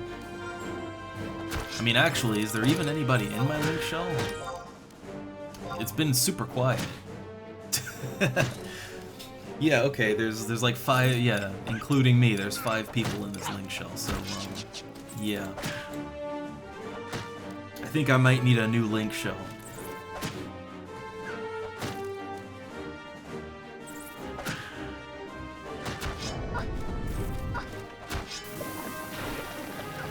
But, without people to kind of help you along, it does get that lonely feeling, and yeah. So me, I definitely need a new link shell, but, I don't know, I play Beastmaster, I like soloing, for me, just grinding like this is very relaxing. Where I feel the problems. I feel the problems whenever I want to do something a little more, right? Like, when I want to do my Zalart missions to get access to Sky, no one wants to do it. When I want to do my Promathia missions to, to see more of the story and to unlock more content, nobody wants to do it. It's basically whenever I want to get any of the more focused content done, it's very difficult to, you really have to just sort of wait for an opportunity and then jump on it, right?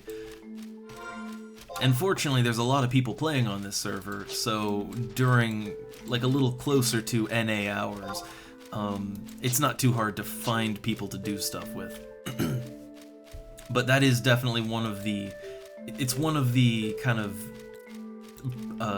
bottlenecks to your fun in this game. It always has been. Man, I guess it's harder to HQ that F broth than I thought. I mean, I'd just take I'd be okay with a stack. I'd be okay with a stack, but I do feel like the auction house could definitely use some more. Like, it's so rare that there isn't any up for sale. That's crazy to me.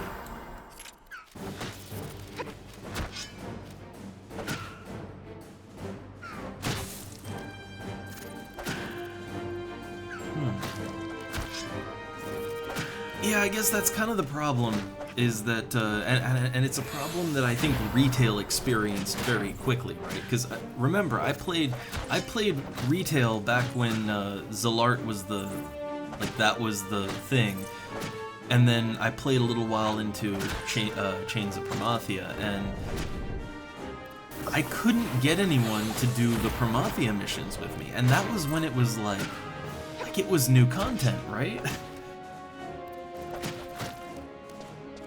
But I think like a lot of people, they did like the early Promathia missions, they kind of jumped on that, and so I was just sort of left in the dust.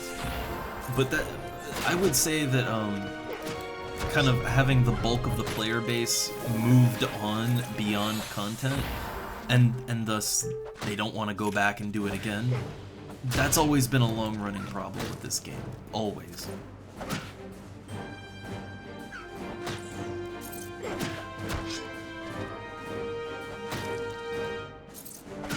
Yeah, I mean, I'm on ZM6, and there was one other guy, you know, trying to put something together. And there was one other person that was interested, but yeah, like nothing really came of that. And I do believe I need a party for this one, so...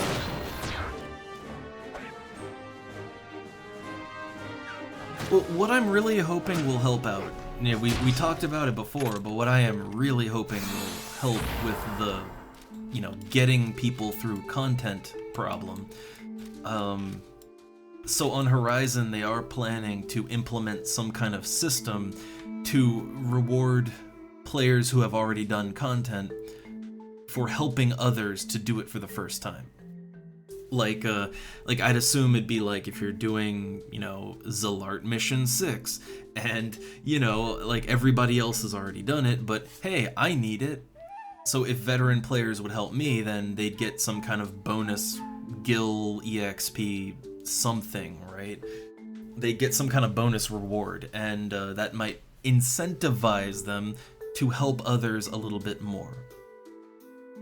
I'm really hoping that this, like, you know, this new player assist program that they're working on, I really hope it works good, and that it's worth the time, and that it pushes more people to help others when they've already done content. Like, that might be the thing that would really help. Yeah, like that is an well, it's an era plus design that it makes sense, right? It makes sense, and it's actually something that, like, you know, if you look later on Final Fantasy XIV, they literally do that. In FF14, well, they have all kinds of daily incentives to make you do content you've already done by giving you additional rewards. But then they also have a literal new player bonus, so like you get a ton more rewards just for helping a player who hasn't done it yet. And the thing is that it works really fucking good. Like, it really gets people doing old content that they wouldn't normally touch. They'll just do it for the bonuses. And I think, like, that makes sense, right? It makes sense. It keeps the content somewhat relevant. And say what you will about FF14, but that's a system that fucking works. So just taking that and putting it in this game, I think that's a good move. It's a move that would make so much sense. Especially because this game, you know, at least by classic design, you don't have truss, right? No truss, no easy assist to get your missions done. So, like, especially here, you need to incentivize players to help new players do content. You need to. Like, that 100% makes sense.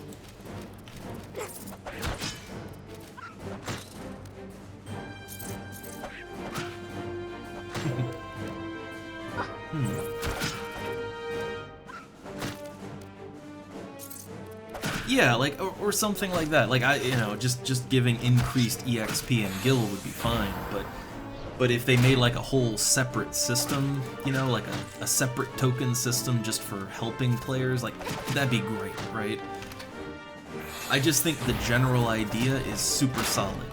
Like, it is a solid idea that, especially in a very social game like this where you need other players, I think it's one of those long time coming kind of things.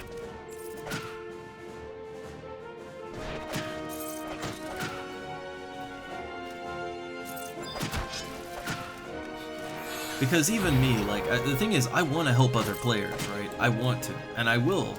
But, like, I gotta admit, there's levels to that. Like, hey, I'll help someone do their sub-job items, or, you know, I'll help them to get their limit breaks done, because those are things that a single person, like a single higher level player, can easily help someone out with. But, like, if someone was like, hey, I need to run Promethean Mia, the thing is, man, it took me a lot of tries to get that done myself. I lost a lot of gil. Like you gotta go in with those items, and buying, like, the stuff for all of that. It pretty much cost me 50,000 gil to do Promethean Mia each time, and I failed it like 3 times. So the idea of just out of the goodness of my heart helping out someone to do that, knowing that I would probably be incurring loss and maybe not even succeeding, and I'd get nothing out of it, like, yeah, that's like, even for someone like me that wants to help, that's a big ask, right? Like, that's a real big ask of me. And, like, yeah, I get it. I get why people don't help with things so much, you know? I get it.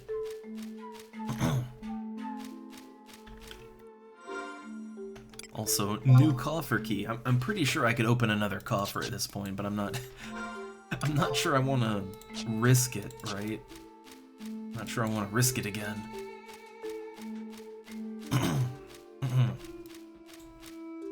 I wonder, can I, I'm trying to get a look up there. I don't see any treasure chests up there. So I think the treasure chest is deeper in.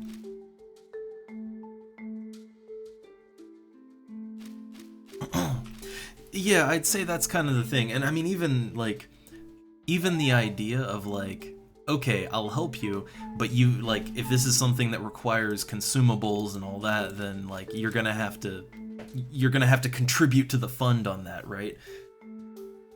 Like, beyond just your items, you'll have to contribute to mine. I mean, that's, the thing is, even, like, that's a big ask in the other direction. Like, okay, here's an example. Let's say there's one guy that needs Promethean Mia, right? Oh, sorry, coughing fit.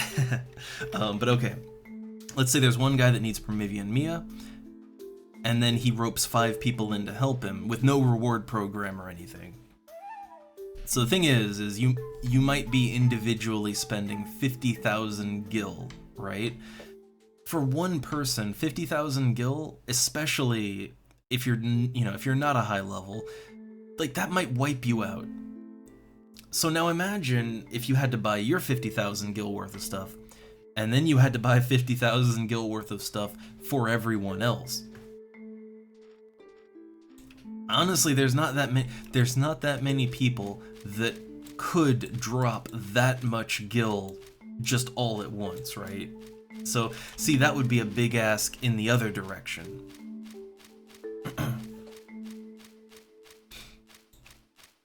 So I think really the answer is you gotta up the rewards for doing content. I mean, honestly, they could all use a little bit of a boost, but just a reward program, like, yeah, that'd help. That would help a ton. Oh, I was hoping I could attack that death cap without it going into the middle of the... Nope, pull out. Pull out. That's too... Okay, and let's pull that one back here so that we don't have to worry about aggro.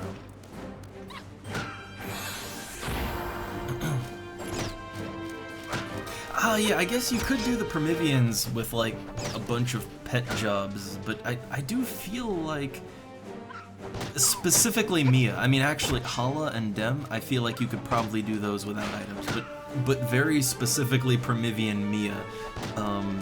Like, that thing, it fires off like an AoE. It's like an AoE that also does a really deep poison that will kill everyone. Like, that fight specifically, I feel like you have to use the consumables. Like, I had no issue with Hala or Dem, but Mia specifically felt like it was overtuned.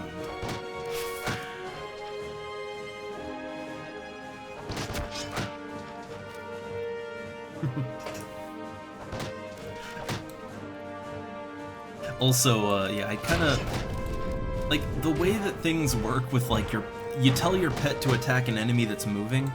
I like in the Altepa Desert, I have told my pet to attack an Antikin that was just wandering, and my pet followed it for, I shit you not, like 2 minutes. Like 2 minutes, that thing was just walking and not stopping. So yeah, fighting moving enemies is hard.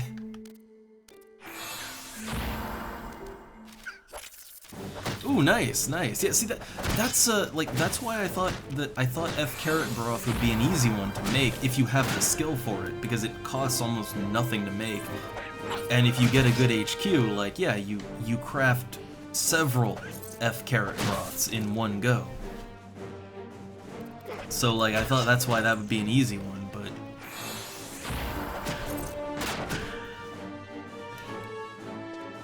I don't know, it's still crazy to me that there just weren't any for sale.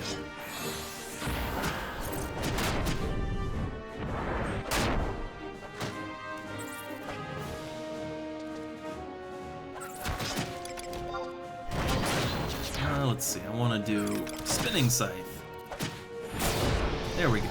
That's actually one of the reasons, that's another reason I like using the Scythe when I'm solo. Like, the axe is great, no AoEs, not a one. And I tend to, like, it's just maybe the way that I do things, but I tend to fight, like, multiple enemies all at once, so I'm having my rabbit do whirl claws over and over. And then, you know, I throw in my spinning scythe whenever I can, and yeah, it works out.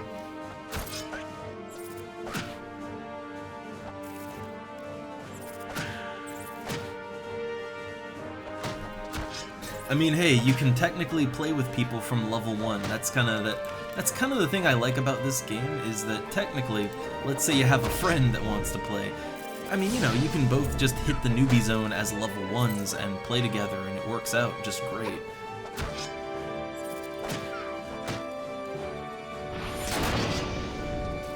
Like, there's so many MMOs where, because things are more focused on, like, single-player missions and all that, you could ask your buddy to join, and then you can't actually meaningfully play with each other. Like, you know, not until you hit a dungeon or whatever, right?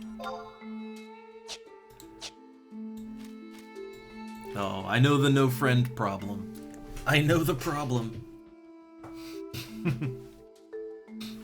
I mean, I have a lot of people that I've grouped up with over time, and I recognize them, but like, yeah, no one I really, like, hang out with or play with more than usual. But yeah, you can, oh god, Gelspa Outposts. Well, I guess, I think you're like around Bastok, right? But, around Sandoria, Gelspa Outpost is incredibly popular. That's just a level 10 one.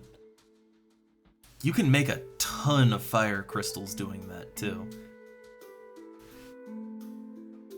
Like, the enemies just explode like piñatas, full of delicious cherry cinnamon fire crystals.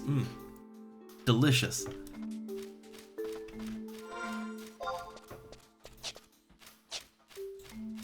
Alright, so I guess I'm gonna also look around, try to find that coffer. I got 2,200 EXP. I'm not gonna go... Well, I guess I don't really have to worry so much this time, because, yeah, the reason I died was because I didn't have the rabbit.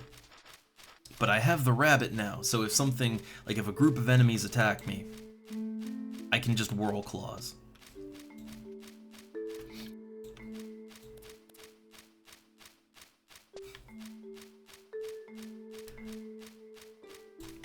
Alright, so I guess, yeah, like last time I'll just check around, you know, go around, see if a coffer is anywhere, but I'm probably gonna have to go a bit further north in the zone to find the coffers. Yeah, I'd say, like, you know, I used to be a little biased on Windurst, but I mean, even Windurst has been coming in first place in Conquest every now and then, but traditionally, historically, Sandoria was always number one, the most often, and then Bastok close second. Oh wait, coffer! Coffer! Treasure! Treasure! Treasure! Okay. I got my Boyata coffer key.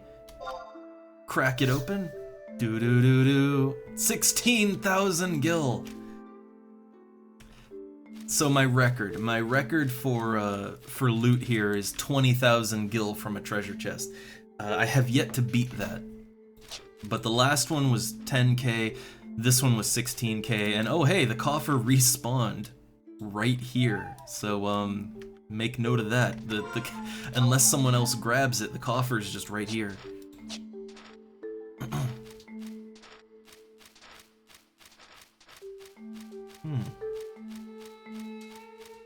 Ooh, well, I mean, Gideus. I mean, Gideus has, well, I mean, they're not like, they're a little higher level, but I mean, there are several named monsters in Gideus. I mean, you get the monster Signa from Yagudo in Gideus.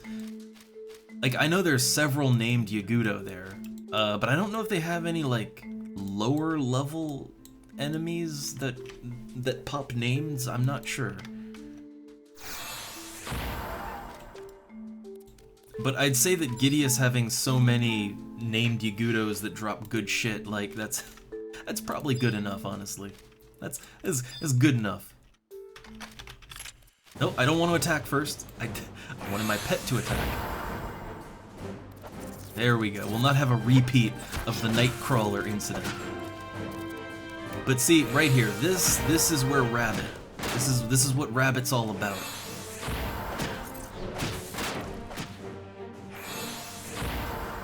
He just gets to unload like 700, 800 damage to all enemies first couple seconds of combat. Perfect. He firmly has aggro now. I don't have to worry about that. I'll go ahead and eat a meat beef kebab.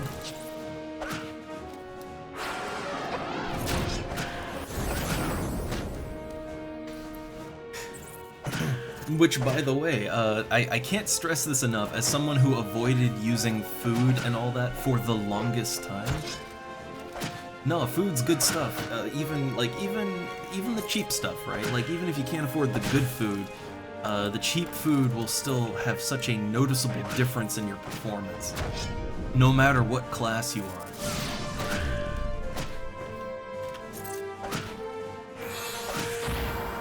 And something that I need to, like, you know, I can do a little cooking, right? So, something I need to make use of more is, when I play a mage class, I need to make better use of drinks.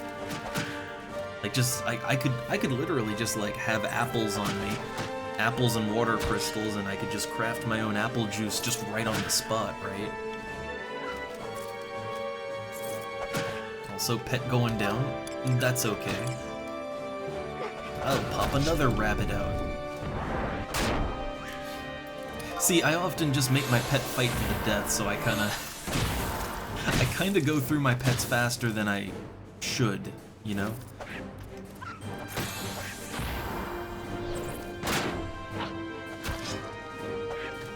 Alright, and let's see, this would be a great timing to Spinning Scythe.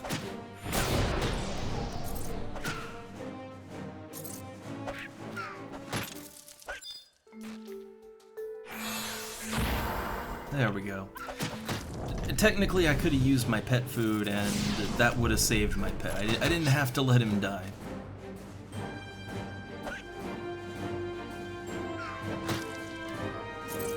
Ooh, nice. 4 stacks of F broth. I mean, I'll take 2.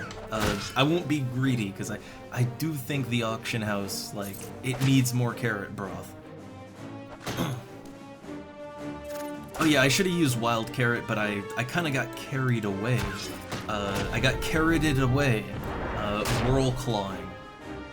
Alright, like when I see 3 enemies all together, like man, I wanna AoE the fuck out of them.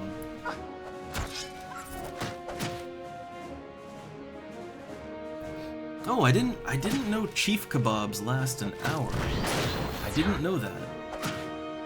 Like most food only lasts a half hour. Some things last like food that doesn't stack. That usually lasts like 3 hours, something like that. Tends to be more expensive too, but like I for a while I really liked using like I think grilled hare meat, you know, the various steak type of items, because they last like 3 hours.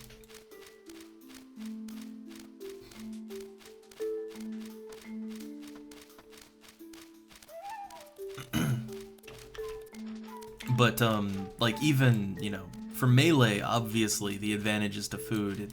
You know, you could see that clear damage and everything, but even for spellcasters, I mean, well, there's a couple ways you can go with that. Like, there's food that increases your raw MP and int or mind. Like, there's a lot of, there's pies, right? You can eat a pie and boom, you've got 50 more MP, which, that's a lot you can do as a low-level mage. And I think, you know, most pies also increase your int or MP, or mind, so... But I guess the other way you could take that is you could eat like a more regenerative food. There's food that will increase your healing amount, so you get your MP back quicker. Cookies come to mind. But yeah, like, for the longest time I just never used food in this game, but like, no, it's good stuff, it works.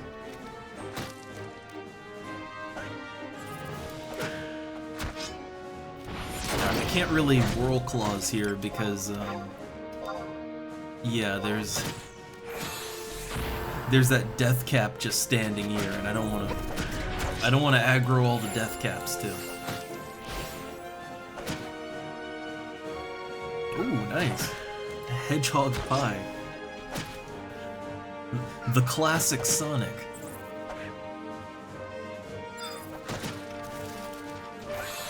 I don't know. For me right now, I've kind of settled in on meat myth kebabs because they're fairly cheap. Like they're fairly cheap.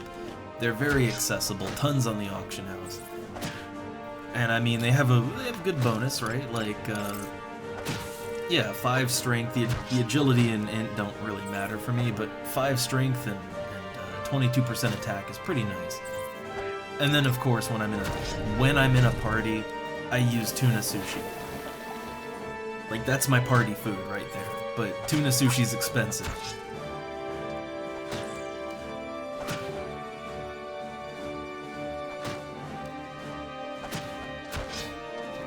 Like, when I'm just solo, I try to keep my costs as low as possible, but while also being somewhat effective, right? I try to tread a line for practicality when it comes to soloing.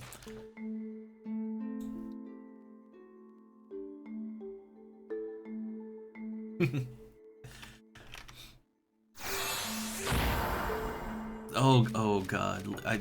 You know, I am realizing that eventually I am gonna have to put in the time to get, like, the legendary fishing rods, right?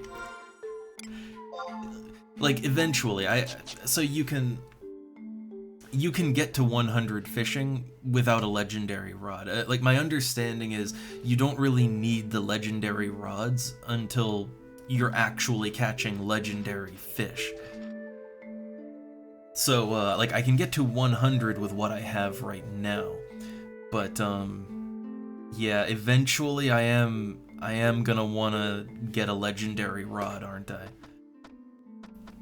And yeah, Liu Shang's is like, it's like 10,000 moat, or you can use forest carp too, can't you? But yeah, it's like 10,000 goddamn carp. And the thing is, when I do it, when I eventually do the Liu Shang thing, I think I want to actually get all the moat carp myself. Like I want to put the work in myself. I don't want to just buy the moat carp off the auction house, or buy the rod off of somebody. I don't want to do that. I kind of want to just earn it, right? And it's not that I'm pretty sure I could, Liu Shang's go for what, like around $1 million? I mean, yeah, I could buy it, but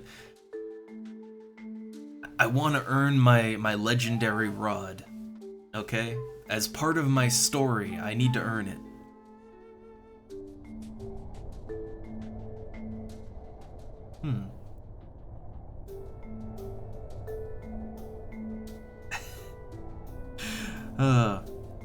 Man, burn. Yeah, the first mistake was Roblox streams. Like, I've never touched Roblox. I kind of feel like Roblox was a little bit after my time, you know? Like, not before my time, after my time. I was too old for that. And then Minecraft, right? Like, I mean, you know, once it became hip and cool to play with blocks again, you know, Minecraft. Minecraft is the more socially acceptable version of Roblox in terms of a block-based game, right? I know you can do all kinds of crazy shit with Roblox, but yeah, I'd say Minecraft is the more socially acceptable for an adult to play.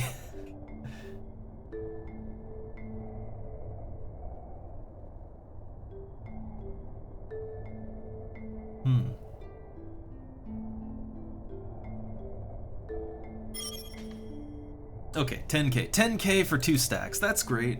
Alright.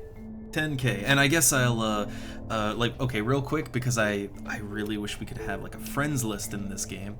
But let me just write down, I have a post-it. Yeah, I've got a post-it note here with, I have oh, nice. I have a recipe for a creamy cheddar cheese sauce on a post-it note.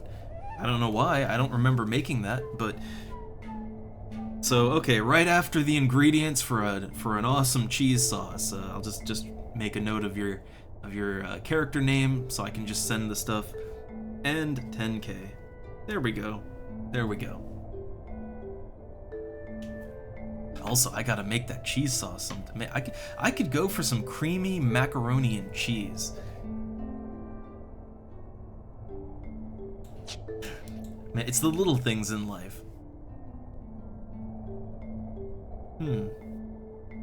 Oh no, oh no, oh no. See, look, this is one of the reasons why I don't do the camera thing anymore, because our house is constantly unorganized, right? Not filthy, not dirty, but just unorganized, right? Like, there'll just be, you know, like Amazon packages that I just have yet to take out, right? Like, so I always feel bad about that. But like, if my chair had mold on it, I think, I'd feel the shame. I would most certainly not want to stream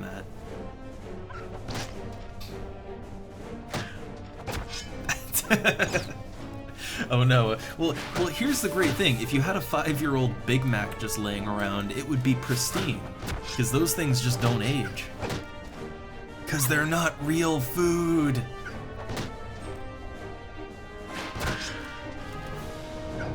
But yeah, I get very self-conscious about a little bit of disorder, right? Even though, yeah, we're so disordered.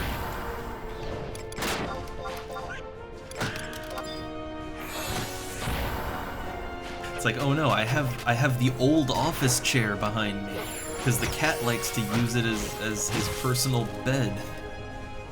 Can't have that. Can't have that on a stream.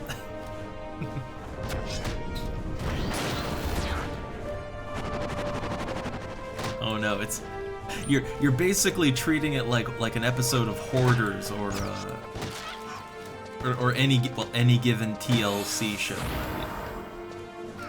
Man, remember when the Learning Channel had like learning on it?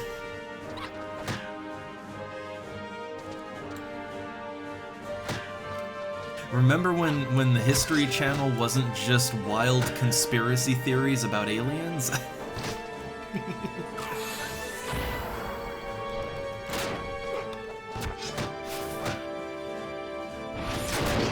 Oh god, oh no, I just did a bad, I just did 717 damage. Oh my god, I'm triple hitting. Oh god, stop. Stop it, stop doing that damage. But I mean, now I'm kind of committed, right? Like now I gotta kill it, right? Or else it's gonna kill me. Okay, thank god, nope, it's still... See, that's what I mean when I say, like, I kinda wanna use a more underpowered weapon. I might switch back to my Demon Slicer because, yeah, like, I actually deal so much damage that sometimes it's hard for the pet to get aggro off of me.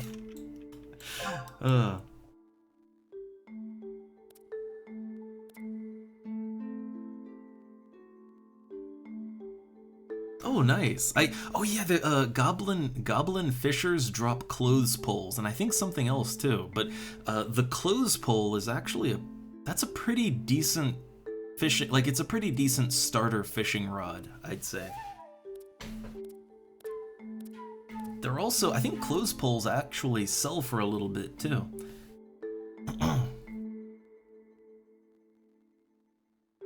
Oh, I should just use my warp cudgel.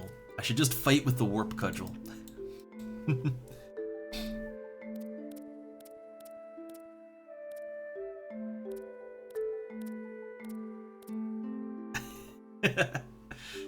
Oh no, you don't want that dishwasher lasagna.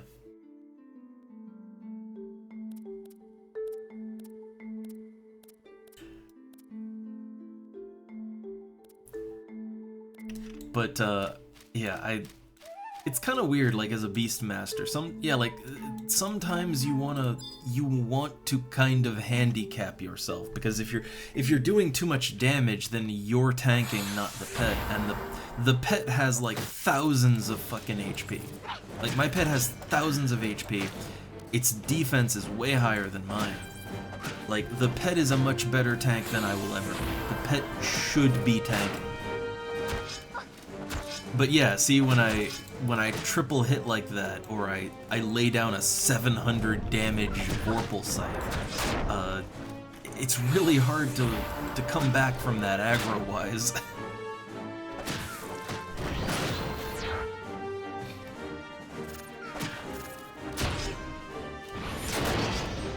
Oh my god, I did it again! 790 damage from a Vorpal Scythe. Okay, but the pet... I did 2 Whirl Claws, so the pet's holding aggro. That's good.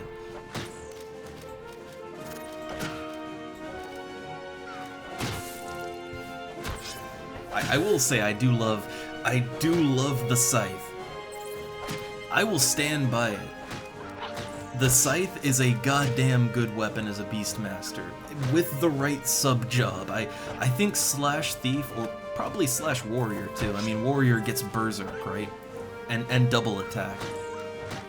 So, like, I think with a sub that kind of gives you that burst damage, extra dexterity, or Berserk, you know, like, I think with the right sub, Scythe really works out good.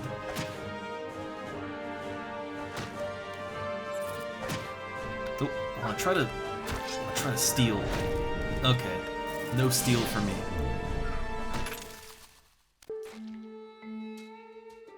You know, you'd think, Burn, or you'd hope that some of that stuff is staged, but, well, humanity has proven otherwise. Alright, oh god, when did I open the last coffer? I actually can't remember when I opened the last coffer. I don't remember when I opened that coffer.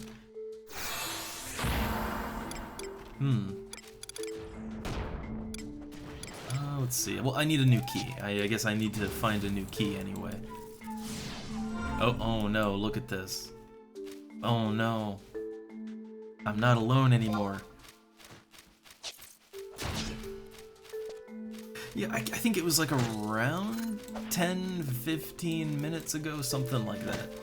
I'll wait till 20 minutes after the hour to...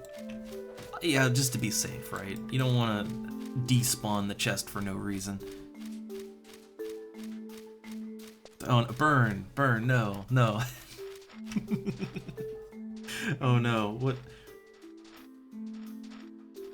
Let me take a look here.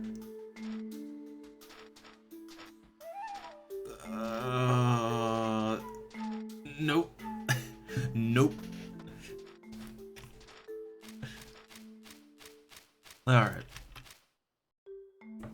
But yeah, I think I need to level Warrior up. Because, I mean, Warrior does have a lot to offer, right? I mean, well, I want to eventually level up Paladin, and, well, yeah, Provoke, extra defense and all that. You'll want it, right? But even if you're not tanking, I mean, it double attack, Berserk, right? Like, it does have a lot to offer. I think Slash Thief on this server is good because of triple attack. Like with triple attack, and you know, you do just have higher dex when you sub Thief, so you critical a little more, you triple attack pretty often. That works out nice. But yeah, Warrior probably would be a solid choice too.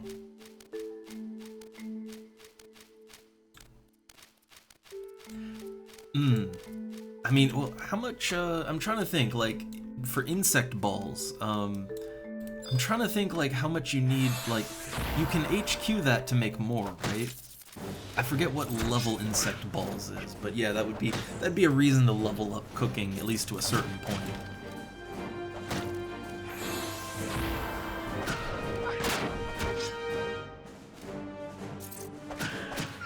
Wait, I did not see a scarecrow scythe. I'm assuming that's not one you can buy off the auction house then. Like, I'd have to look that one up. Like, so this was honestly, this is the best scythe that I could see on the auction house. Like, even to 75. Maybe I just missed it. But, yeah, like, this scythe is the best I could get. 83 damage, 480 delay, and then if I was a citizen of Bastok, it would give me more accuracy. Kinda makes me want to go Bastok, but if there's a better one, okay. Okay, so the Scarecrow Scythe, I mean, with a 1%, wait. If you don't have double attack, like if you don't have it, but if you have like a piece of equipment that boosts double attack, do you just get it? Like, do you just have double attack then? Like, I mean, you know, at least for that amount. Because if so, that'd be goddamn amazing. Oh my god.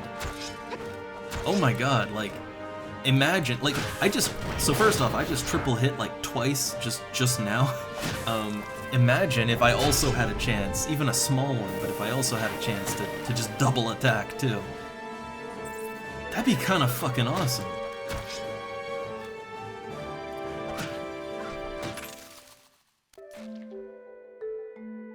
Oh, I didn't know there was triple attack weapons. I actually didn't know about that. Hey, I gotta look into things more. See, I tend to just look at the auction house and go like, well, that's all there is. But no, there's a lot of things. I want to say there's maybe even more things in this game that you can't just buy. So I gotta expand my search, right? Well, now okay, first off, my pet can't rest right now. I think he's poisoned, right? He be poisoned.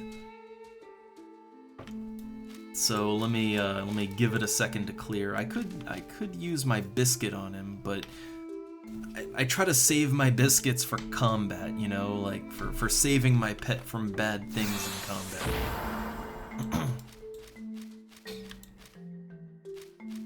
Okay, so let's tell the pet to rest, and I'm gonna rest, and I want to do a quick search on that Scarecrow Scythe.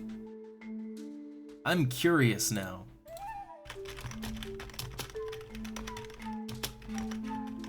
Because, yeah, the scythe that I'm using is the best one that I could find, but...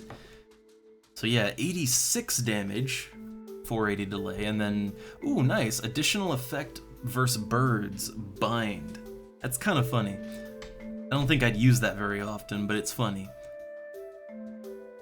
And then double attack +1. So where do you get this? So you get it from Despot at Ruaun Gardens. Is that in Sky? That's in Sky, isn't it? No. It's in Sky. Well, I guess I gotta do all my Zalart missions now. Well, that's something to work towards. Yeah, that's okay, so yeah, that is something to work towards. I would love to get that scythe. And actually, if I got that scythe, then I could... I mean, until I get that scythe, I'd say that the Senior Gold Musketeer scythe here is probably the best one I can use. But if I could get my hands on it, then I'd just sell this, and this thing's worth like 70k, so that'd be nice.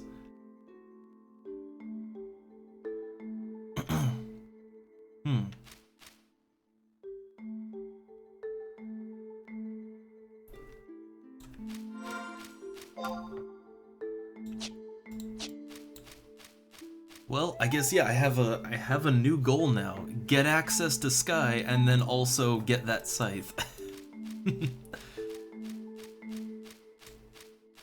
There's, like, this is kind of what I like, right? What I have always liked about this game is, yeah, there's so many just items in the game that I would love to just get my hands on, right? Because they do interesting things. I mean, for the scythe, yeah, it's also that it's the best damage I could get, but that double attack, right? Kind of like how I would eventually like to get my hands on the Carbuncle Mitts, and also level up Summoner.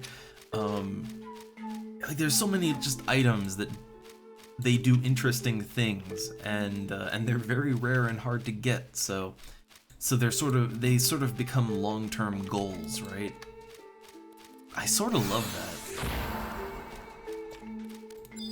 It's something that I always felt was kind of missing from FF14. You don't really have any of those long-term projects to, you know, special items to work towards. It's just more damage. Number go up.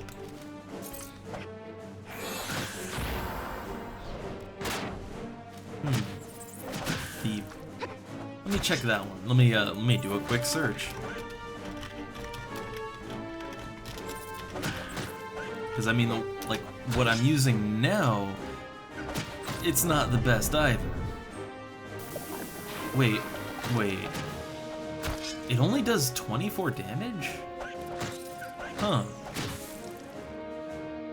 So, like, okay, there's gotta be some gimmick to that, right? Because, just looking it up, the stats look bad. I mean, so it has 24 damage, which is really low for a scythe. But it occasionally hits, like, it occasionally attacks 2 or 3 times, right? So it occasionally double or triple attacks. I mean, I guess with my, you know, I already triple attack, right? So I guess,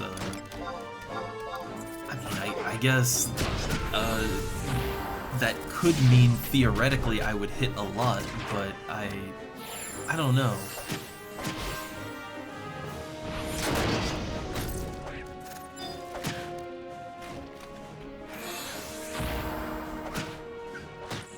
I feel like that would be an interesting curiosity to have, right? Like a curiosity weapon. Though I do wonder if it has does it have a unique graphic? Because that's one thing I was really disappointed about with this weapon. Like, I was really disappointed that the gold musketeer scythe wasn't, like, literally gold, you know? it's just a copy paste of the demon slicer, and that made me sad.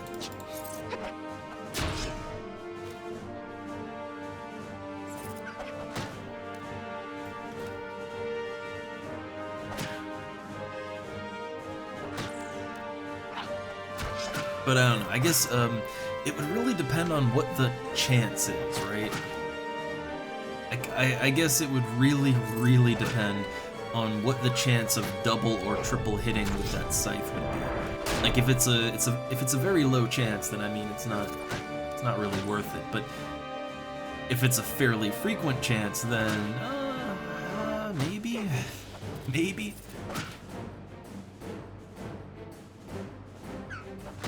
Again, I could see it just being a fun item to use every now and then.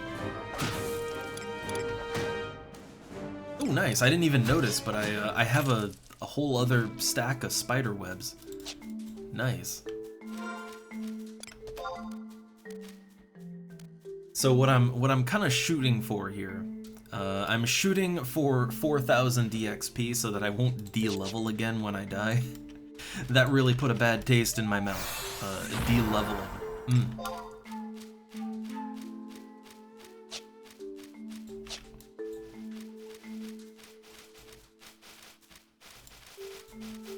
Also, I think I could.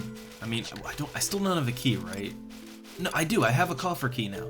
So I think I should start looking for a coffer, right? I think to be safe, I should probably not open one until like 20 minutes after the hour, but I should start looking for one, start securing a coffer.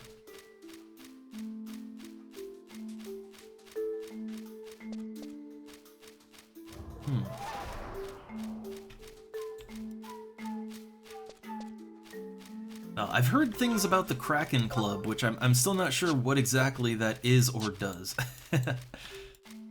I just know that I've heard tale of it, that it's just a good item. Okay, so there was a coffer here. It's gone now.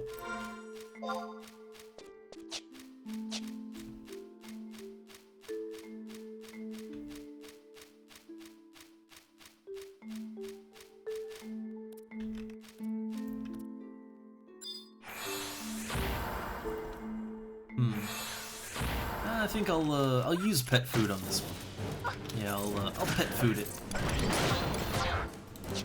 I got it, might as well use it.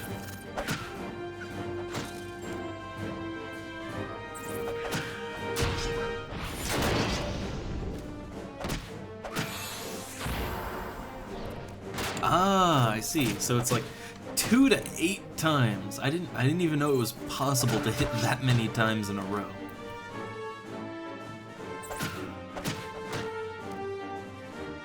Okay, yeah, I see the value in that now. I see the value.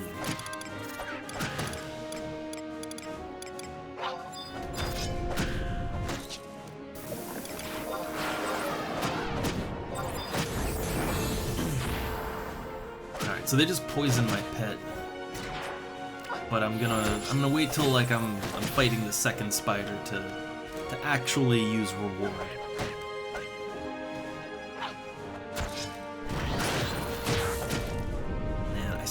I still just love all these, like, kind of exotic weapons, right?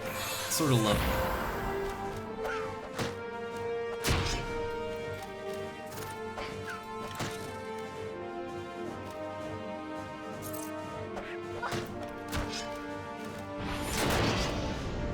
Oh, too much attention.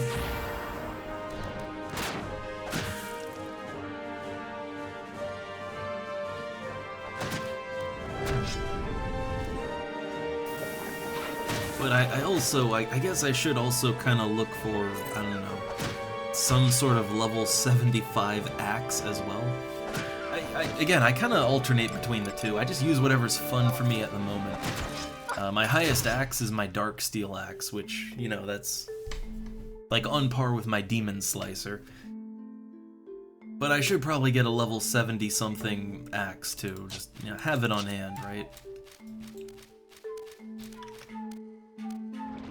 Like, I'm not anti-axe, right? I like scythes, but I'm not anti-axe. I'll use them every now and then, or when I need to, right? But also actually, I also kind of want to get a good shield, right? I don't, like, the best shield I have, because it's a shield, right? Who cares? I still use this level 8 maple shield. So I feel like just getting a shield for the defense value doesn't really do a whole lot for me. Ideally I shouldn't be taking damage. But what I wonder is, because I'm not always gonna wanna dual wield 2 axes as a slash ninja, right? Like I might wanna use a one-hander, but not dual wield it. And I just don't want to use a scythe, right? But I'm trying to think, like, are there any shields that a Beastmaster can use that would have some kind of bonuses or, some exotic effect that would make it worth it other than just defense?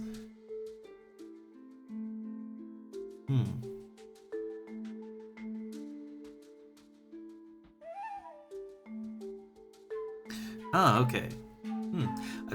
I've noticed a lot of, like, replace item with a rare EX version of item, kind of making people go get it for themselves.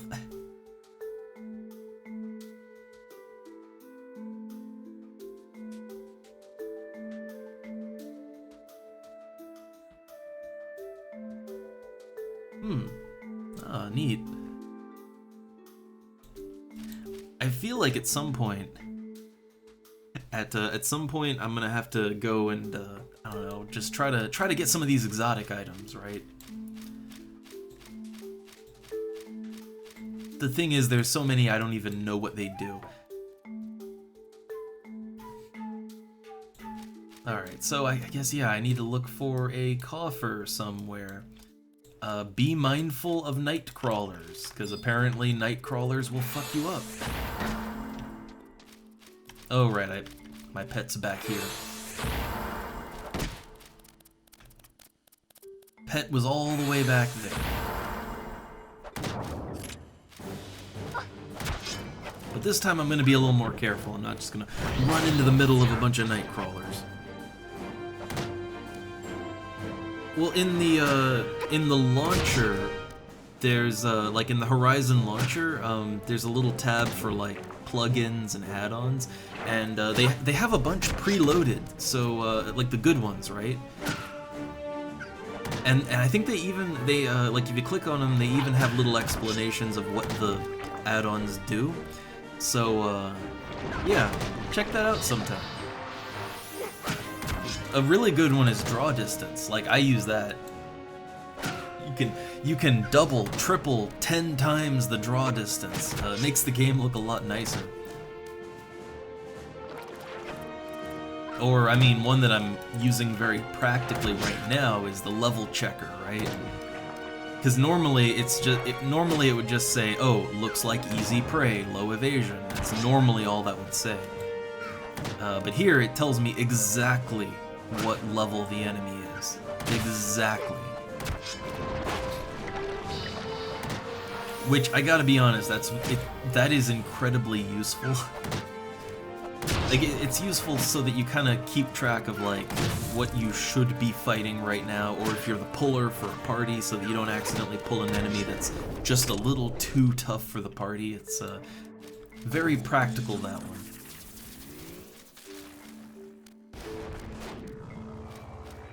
Oh god, Zeta with the draw distance. I mean, man, those trees are unfortunate. Those trees are unfortunate. You most definitely were not supposed to see the tops of them. But for a lot of zones, they actually still look good even with max draw distance. Like Altepa. I think Altepa looks great with the draw distance cranked up. Or any of the Northland zones.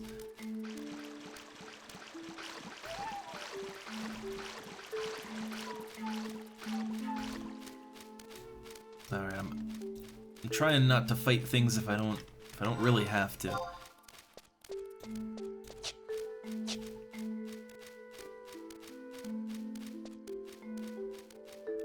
Alright, so I know that treasure chests can pop in like anywhere around here. I don't see any, so... Okay, so these night crawlers, yeah, they will aggro. So if I wanna like check around for treasure chests, I'm gonna have to pop that silent oil.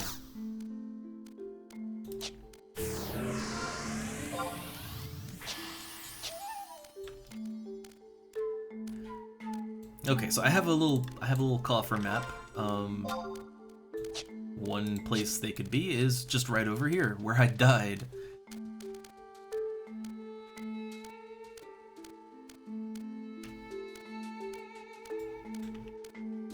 All the elementals. So yeah, they could be over here, but I don't see any. Okay, I think I can use this without breaking sneak. Yeah, okay. So the other places where things could be, over here. So potential chest up there. I don't see one. No chest. Be chests over here. Not seeing any chests. Just having a quick look around. Yeah, I don't see any around here. Oh, wait, hold up. I see one. I see that chest.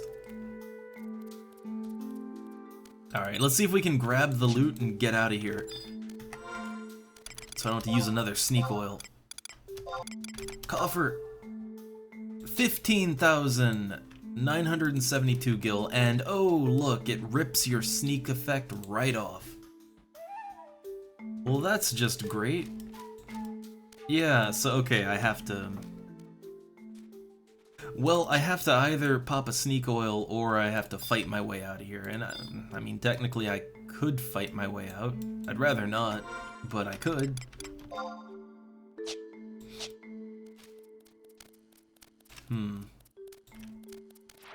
Oh, well, Crab wants to fight.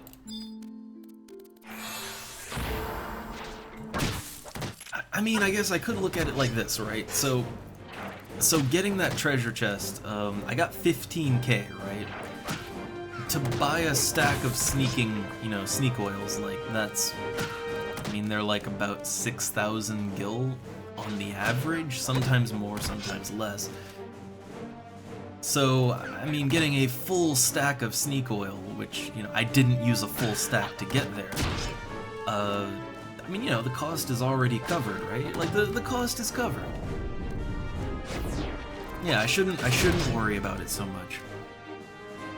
I mean, I often just don't use pet food, but, I mean, at 72, yeah, I can use pet food Zeta. Weirdly enough, pet food Zeta is actually cheaper than some of the lower level pet food. Like, it's actually just really cheap. It's just like 3k a stack. Sometimes less, even.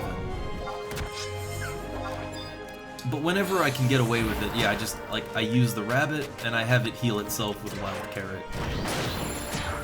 Or I just tell it to rest.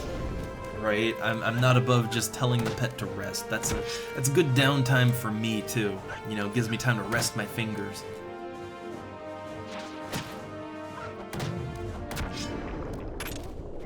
Alright, so yeah, I could fight through everything to get out of here. I can do that. Would rather not. So, okay, what's the aggro range on these here crawlers? Can I sneak around him? Just sneak around. I think I did it. Alright. But now I'm gonna have a hard time... getting around the crabs and stuff. Yeah, I'm gonna have to fight the crab, I think. Maybe not. Okay, if I hug the wall, maybe I can get out of here. That one I'm probably gonna have to fight. Huh. So I think I know... I think I know why I thought Nightcrawlers didn't aggro. They seem to have a really, really limited aggro range, or they're sight-based. Maybe it's sight-based and that's why it didn't see me. But yeah, that would kind of explain why I thought they weren't aggro.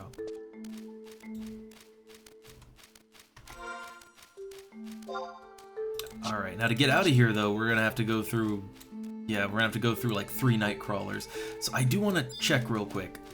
Are they sight or sound? They're sound. Okay. So they do detect by sound. You can't walk behind them. So the three Nightcrawlers in the cave here, I'm gonna have to fight them. Okay, but they only have an... Okay, so they have 8. Okay, 8 yalms. So, they do have a very limited aggro radius. That's good. But in the tunnel, I'll have to fight them anyway. Can't really dodge out on that one.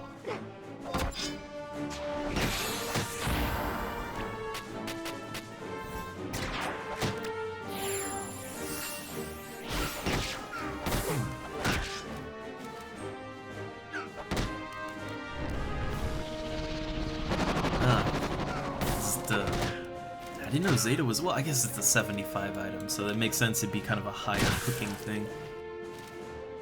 But, oh yeah, since I am trying to level my own cooking up, because I never want to be stuck for carrot broth again. I need to get back to leveling up my craft skills. But, so when it comes to crafting, like, what is the ideal level to craft things at relative to your own skill? And I hate going to Winders to get the cooking support. I hate doing that. But like for your raw skill, like what I guess like what is the ideal target? Or at what point is too high? Maybe that's a better question. Is like at what point are you going so high where you're just gonna fail and also not really get any skill points either? Because I crafted some and I had a hard time gauging like what I should be crafting.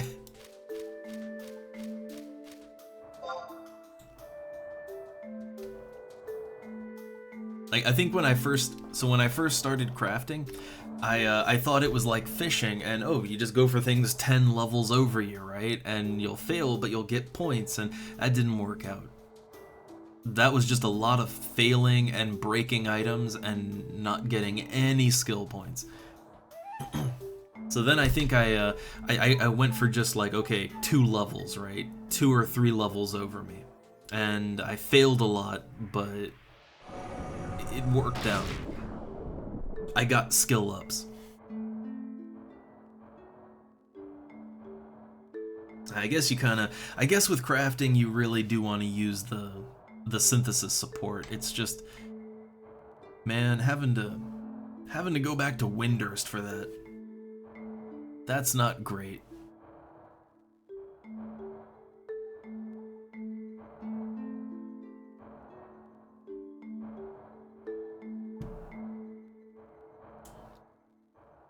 Alright, so I'm waiting for the pet to get up to full HP. And then I'm gonna fight 3 Nightcrawlers. Oh yay. But this time it should go fine. This time it shouldn't be an issue. I have the rabbit. It can pull aggro nice and easy. Yeah. So I mean, I know that I can't sneak past the thing, right? No, I can't do that. Wow, they really do have a very limited aggro radius, like really limited. Oh, there we go. Okay, it's on. It's kind of funny that it wasn't, like, it didn't care to attack me before, but now it does. Okay.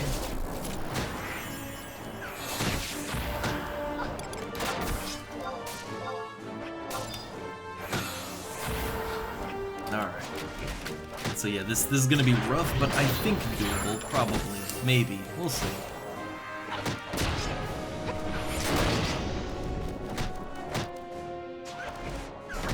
I just did a sneak attack, a triple hit, and a Vorpal Scythe all at once. Yeah, that's a bit much. And now I'm slow. Well, slower than usual. Oh, if you're using all maps, I mean, you have to, like, log out fully and log back in and all that. You do have to kind of reset. I think they should be loaded up. I'm not sure if you have to also type in, like, add-on load in-game, but they should just be good to go, I think. That said, all maps is quite the double-edged sword, because, yeah, it is great to have the maps, and I do use it, but, at the same time, like, you know, it is technically, like, the server allows it, it's fine, but, like, it is technically cheating, because the game, you're supposed to earn your maps. Like, there are quests for maps, you can buy maps, like, they're meant to be a game mechanic, you know? I don't know, I'm thinking I don't want to risk dying here, so I'm just gonna run out. I got poisoned pretty hard, too. That's actually a very aggressive poison. Aggressive poison.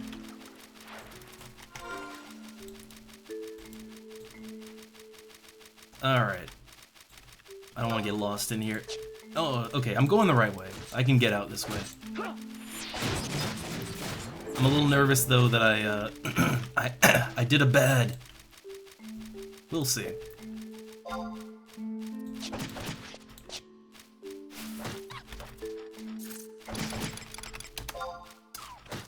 Let's see, I would say get that pet out.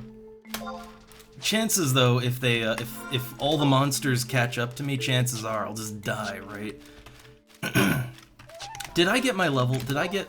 Okay, I got enough EXP so that if I die, it won't... Like, if I die, it'll be okay. I won't de-level, but it'll be damn close, alright? It'll be damn close.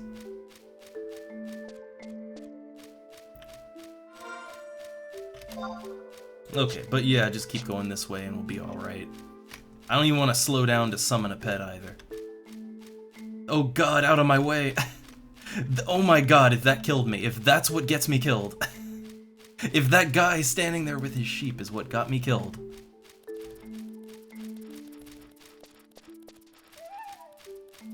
Cause yeah, I see those red dots on my radar. I see them.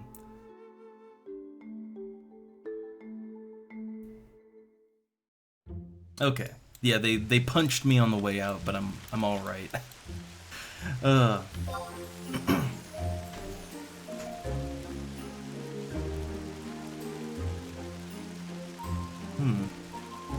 it's just catching up now. That things got a little hectic there with those night crawlers.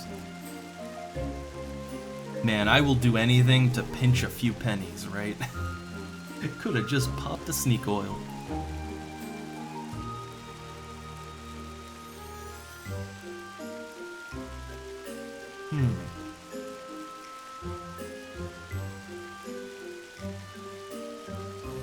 Okay, so I guess for crafting, like, if I got no support, then, okay, so like 1 to 3 is pretty relatively safe, and then 4 to 6 with support. Alright. Yeah, I guess, okay, I'll keep that in mind. It's just, again, I lost so many material, like, I wasted so much gil, because I initially thought it just worked like fishing, right? Because it's all craft skills, right? So I was making things 10 levels over me, and I was just failing, constantly. Endless failing. And failing in a really hard way, too. But I thought, oh, well, I guess this is just how it works, so...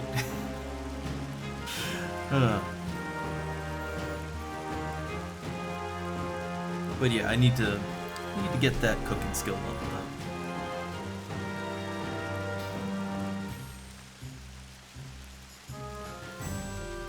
Yeah, I mean, I think it is possible to get a skill up with a 10 difference, but it's kind of, you know, that's too much. And you're gonna fail all the time, too.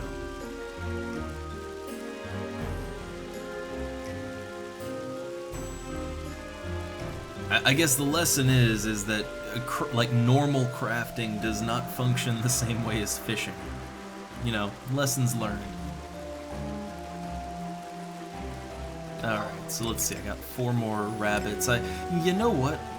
I'm gonna stay away from those night crawlers for a while. I have 2 tiger pets, right? Let's just use them, get them out of my inventory, right? Clear the stack. Just be careful not to, you know, don't do things where, like, I would take aggro before the pet. Otherwise, it should be fine.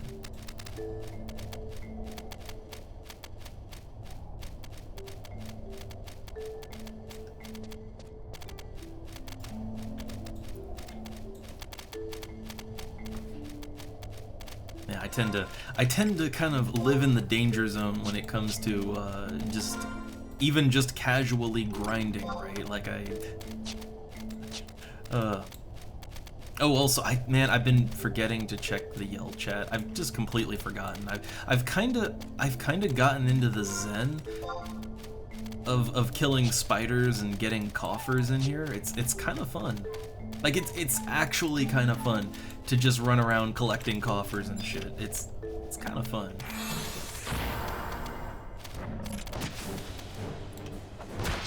Also, no one's fighting the death caps. Like, yeah, no one fighting death caps in here. Oh, man, look, this guy. This guy's living dangerous. He's charming it.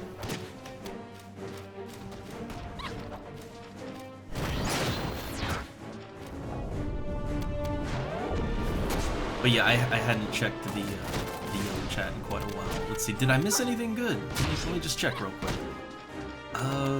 Eco Warrior, XP and all that. Not really seeing anything. Yeah, it doesn't really look like I missed that much. Didn't miss that much.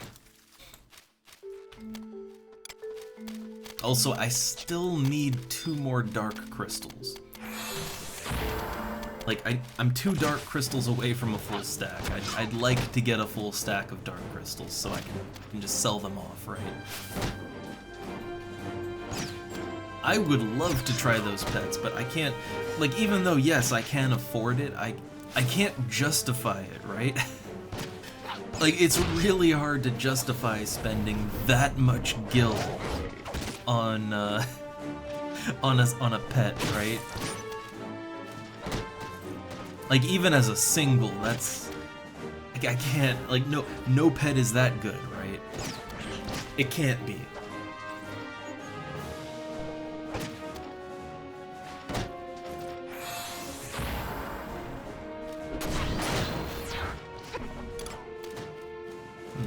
Wondering what I'd get if I steal from these things. Probably like a sleep shroom or something.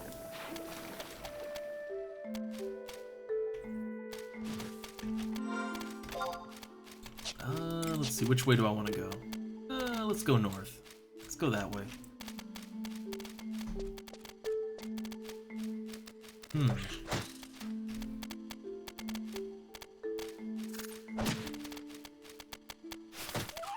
Okay. Yeah, I could see that being the bottleneck on that one. Yeah, to me, the relative cost of something, it should be relative to the usefulness of the thing, right? Right? Like, if a normal pet costs, like, I don't know, like, it should cost, like, 5 or 6K, then, if a pet costs, like, 70K for a stack, well, that better be an amazing pet. That pet better be, like, you know, 10 times plus more effective than the cheaper pet. But it doesn't work like that. And so I can't really, yeah, it's really hard to justify wasting money on that, basically. You're burning it. You're burning gil for no reason.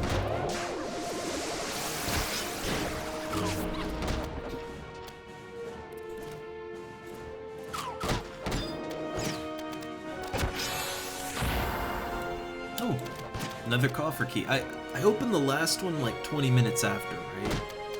I think it might have been a little longer because I had to find one.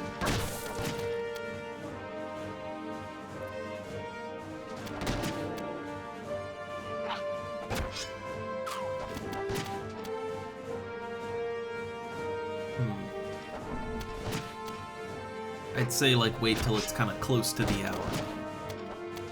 But yeah, the thing is, I wanted to do like, I don't know, some, yeah, Zalart missions, Promathia missions, whatever. I do have it in my search info that I'm looking for those things. But honestly, yeah, I just sort of got into the zen of grinding and, well, grinding and also treasure hunting. I have to admit I like treasure hunting in video games, and I keep finding coffer keys, right? And every half hour you can open a coffer, so, okay. You know, every half hour, let's hunt out a coffer. Get an extra 10, 20, whatever, thousand gil. You know, hey, that feels good. Like, that's just feel-good gameplay right there. Oh, I think I have a full stack of dark, right? Hold up. Yeah, I have a full stack of dark crystals, so I don't have to kill shrooms anymore. I mean, I can if I want, but I don't have to.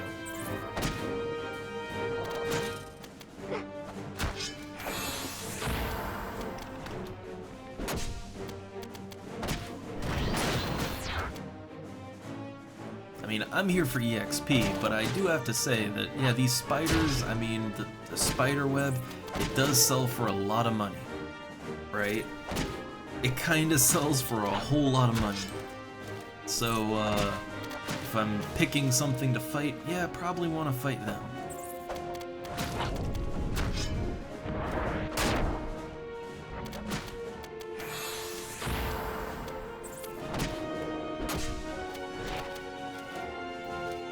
Still can't steal for shit, though.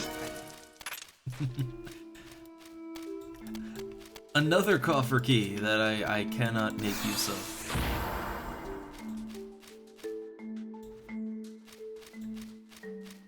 So I think I did kind of say I just wanted to just make this thing fight to the death, right?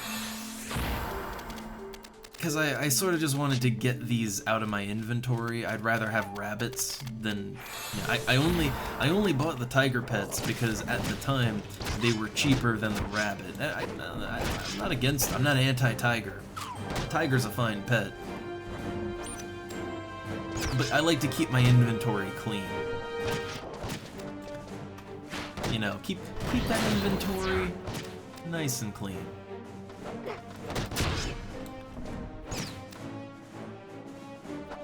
It's kind of like when I have extra crystals, but I'm not actively fighting that type of enemy, I'll just get rid of them.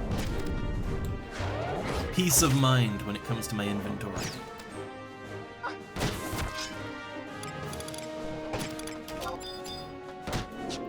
Oh, pet dead.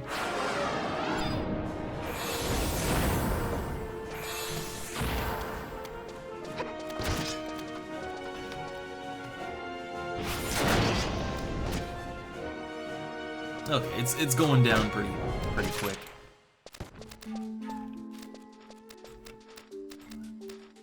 Again, I'm just here for the EXP mainly, but I mean, I don't know, the shrooms, the various shrooms, right? The sleep shroom, dance shroom, woozy shroom, they do vendor for a decent amount if I remember correctly. Like, not a lot, but they, you know, get a couple gil out of them.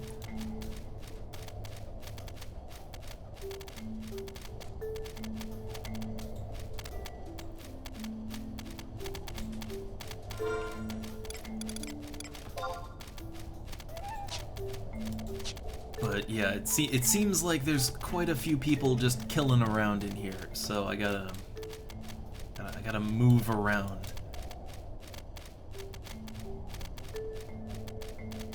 Yeah, I gotta be honest, I wouldn't wanna, again, I wouldn't wanna fight these things without a pet. Like, I wouldn't want to be a non-pet class to fight a lot of these things. Or hell, if I was a non-pet class, I would want to use /Beastmaster, right? If anything, just to have something take the hits for me. Because that stuff can get nasty. Can get real nasty.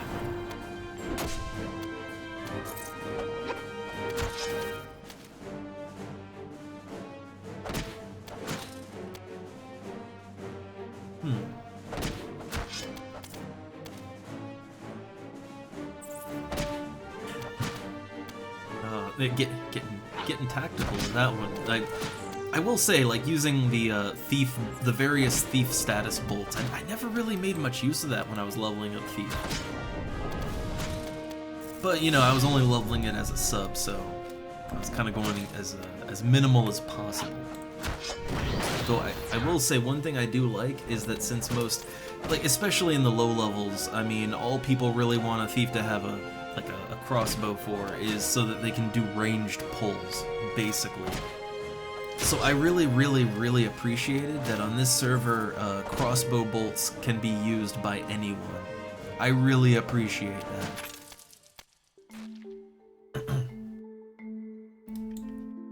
Like, that was kind of part of the problem that I had with Thief was, like, okay, when I eventually want to use proper bolts, well, I gotta train the skill up, but like, yeah, you could only use the status bolts, and those tend to cost a little more, so skilling it up was more expensive than it needed to be.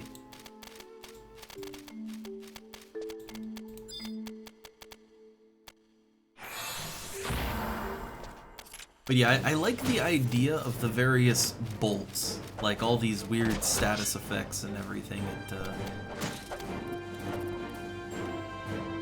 It kind of adds an interesting layer of gameplay, I think. You know, if you can afford it, that is.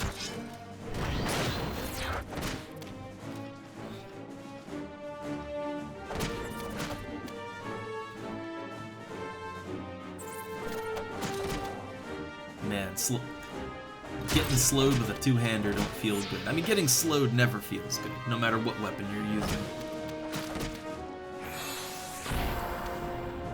I think the worst is, like, I think I got slowed somehow, at least a few times, while I was using the Dark Knight, you know, the shitty level 1 Dark Knight sword, right? I think I got slowed a few times, and man, I mean, first off, they made that weapon have a 666 delay. Like, that's just a meme. That's just a meme number right there. But then you get slowed with that, and man, you're just a statue now.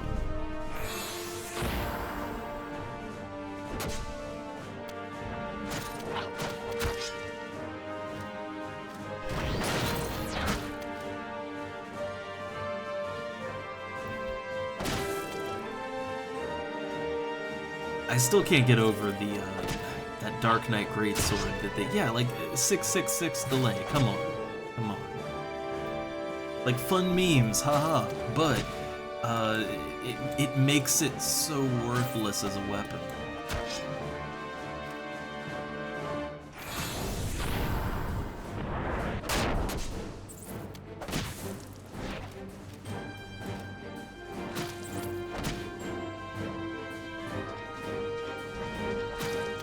Alright, and I'll tell my pet to rest a little bit, and I'll get my health up too. Again, I got no problem making this guy fight to the death. I got no problems doing that. But my health is low too.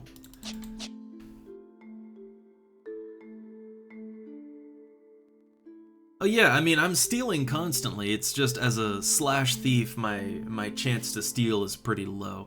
But I have managed to steal a couple of webs off of them. I do it every time steel is up, like every time. It's just, yeah, when you're a slash thief, yeah, your actual steal chance is pretty abysmal. But more than non-zero. I have stolen a couple of webs. I steal every time it's up. Usually it doesn't amount to anything, but every now and then it'll actually work.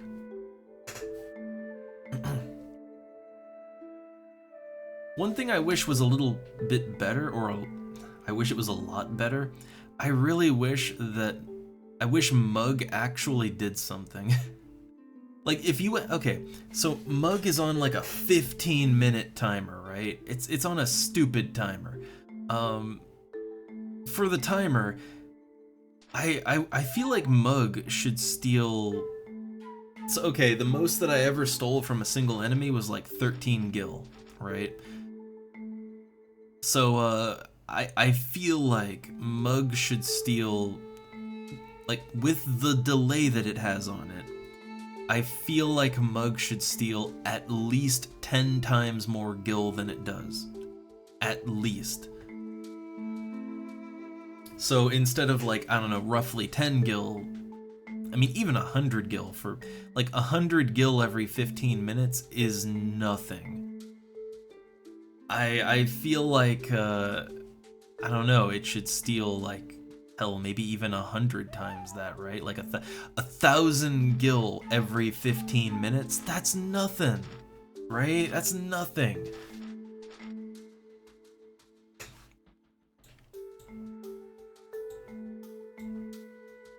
Wait, does Mug, like, does it work better on NMs? I've only used it on, you know, standard beastmen.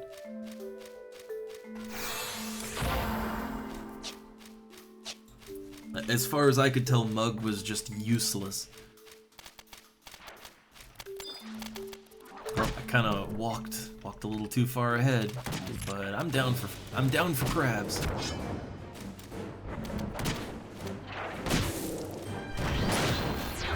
I could go for crab. I kind of every now and then, I sort of get that craving for crab cakes, and the funny thing is, I never used to like crab cakes all that much. Though to be fair, crab was always kind of the one type of seafood. Crab and shrimp, that's the type of seafood I'll eat. But nowadays I like fish even. I didn't used to like fish, but now I do. But every now and then I get the craving for crab cakes, specifically crab cakes. And that's just kind of yeah, because like where I grew up, there were tons of crabs, right? Like seasonal crabbing was a thing. And at some point you would go out to eat seafood and you would eat crabs, right?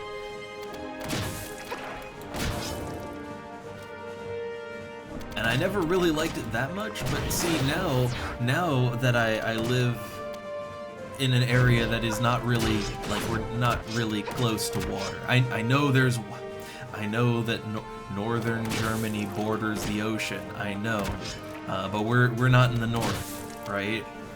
We're down near France, and yeah, like, getting any kind of fish here it's just gonna be frozen, and it's not gonna be great. It's gonna be frozen or canned. But even then, crab isn't native to the area, so like, yeah, no crab meat. If you want crab meat, you have to import it from Asia.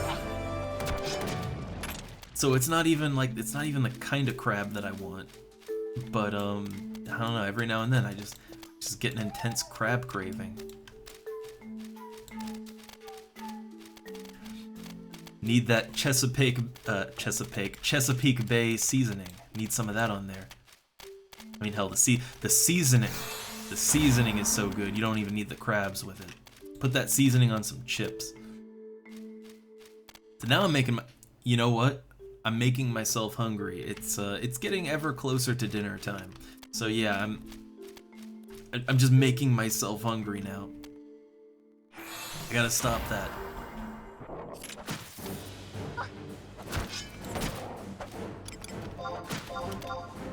That said, crab chips are awesome. could go for those. Those are a little easier to get your hands on, although they are really salty. Really, really salty. Unusually salty.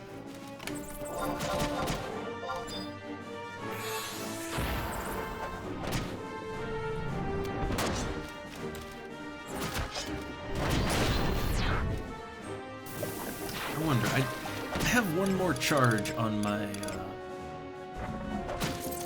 like, I have one more charge on my EXP, right? Yeah. I don't know, I'm gonna save that, I think. Save it for another grind session.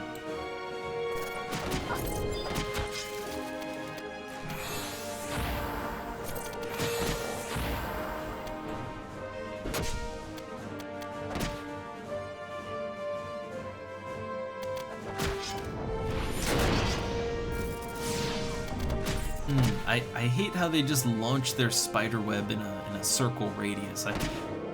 I wish it was just like a frontal thing, right?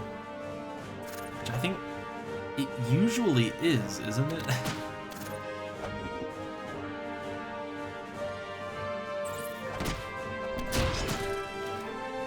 I can steal again in a sec, but I like to wait till their HP is nice and low.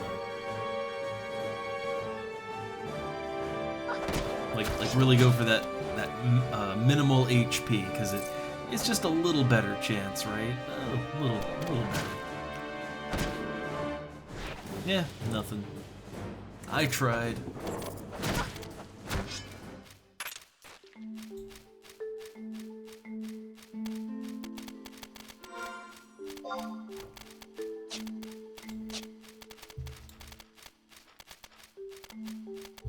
Alright, I think I can open a coffer again. I think.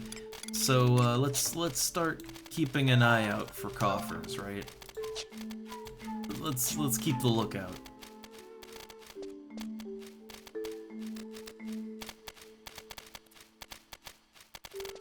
So how many webs have I got? I have a stack and a half. Stack and a half. Okay, so I'm just gonna go around this way, but you know what? Let's get this tiger killed. I'm ready to return to rabbit.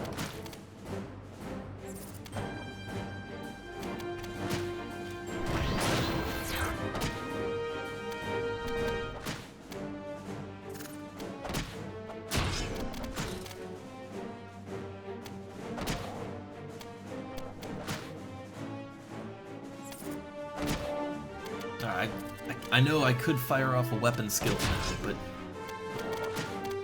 but I want to wait till I get my rabbit out and let it build aggro back, you know?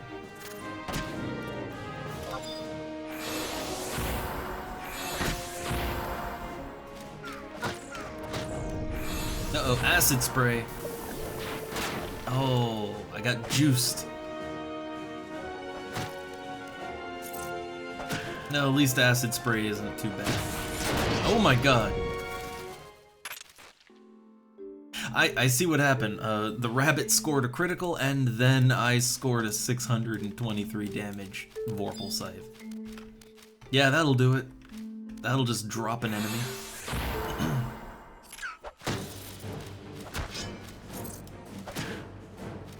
Again, that's kind of what I love about using the you know, the slash thief a scythe combo here. I mean, I critical a lot, I triple attack a lot, but then sometimes with this scythe, and I'm assuming maybe I triple hit at the same time, I don't know, but either way, when you just suddenly unload like 700 points of damage with just a basic weapon skill, right? Man, it feels good. It's just got a good, wholesome feel to it. That's all I can say.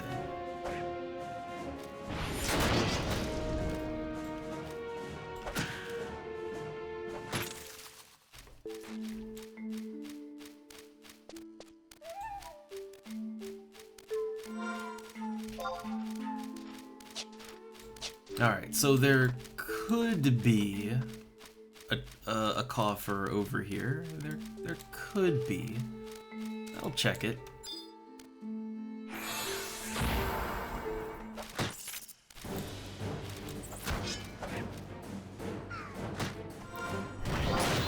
But at least now I know that if I want to go like if I want to go further than here, like right here, if I want to go further than this area right here, I really do have to use a sneak oil.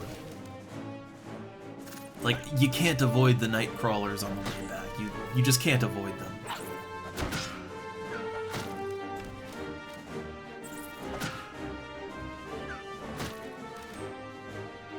I still feel like that was such a dumb death. I just walked into it, right? I'd have 4,000 more EXP than I do now if I hadn't died. But I mean, even so, like I haven't had my EXP boost in a while now, and I feel like the EXP is still going up at a decent rate.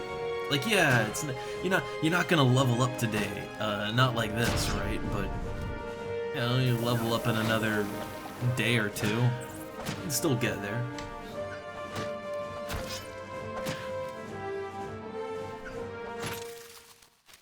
I don't know. I still just feel like one of the largest barriers that I've had to getting people into this game is they feel like everything is too slow. Not just in terms of like, yeah, you do just a lot of auto attacking, but in that, oh, leveling up takes so long, and the funny thing is they often drop out before they even get to level 10, which, man, like you level up so quickly early on in this game. But yeah,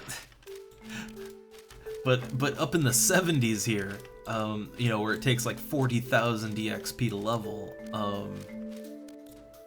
I still don't feel like it really takes that long, you know? I feel like it could most certainly be a lot slower, right? A hell of a lot slower. It could be EverQuest slow.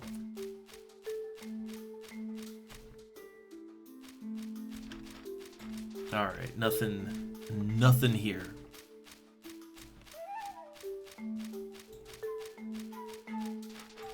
And my pet's at half health, so I'm just gonna... Yeah, I'm gonna let it rest while I go and work my way up north.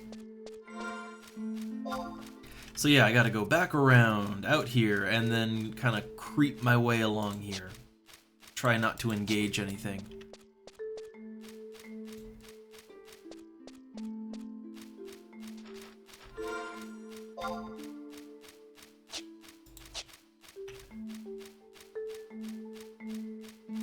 But at the very least, now I know that the night crawlers, they only have like an 8 meter or an 8 yalm radius. So they don't, yeah, like they have a very tight aggro radius. So avoiding them shouldn't be too much of a problem. Like avoiding the ones that are just out in the open. The ones in the tunnel, you can't really dodge that bullet. That's one you can't quite work around.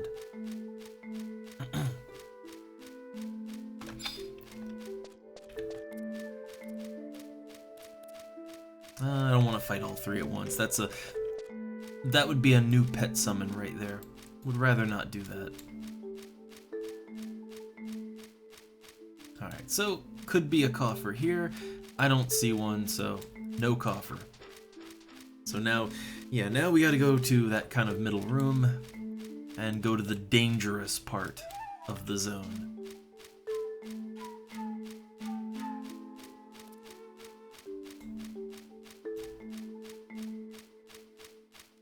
Alright, every now and then a coffer will appear up there, but yeah, looks like no luck on that.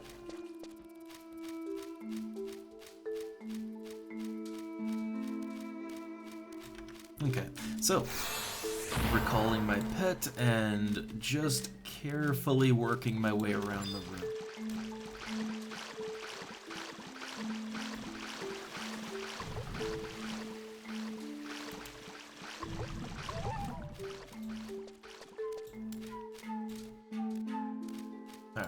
Just let me make sure, because I didn't look at the whole thing. Let me just make sure there's no coffer over here. Looks clean. Looks clean.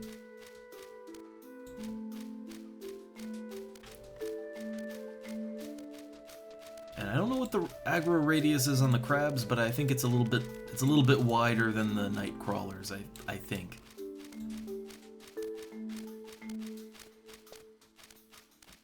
Okay, so in this area I think there could just be one right there. But okay, so there could have been ones over there, could have been ones over here. I'm not seeing anything. Okay. So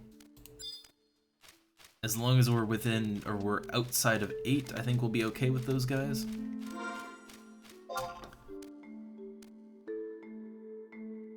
Alright, there is potentially a coffer in this little corner here. I don't see one. Alright. So, alright, we've exhausted all of the easy coffers. That was all the easy ones. So what's left is kind of the ones that are a little more tricky to get to, that I might have to burn through some sneak oil to get to.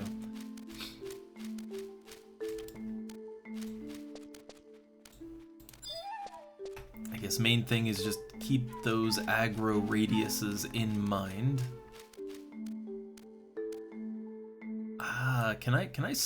I'm thinking if I can squeeze through there, but that might be a bad idea.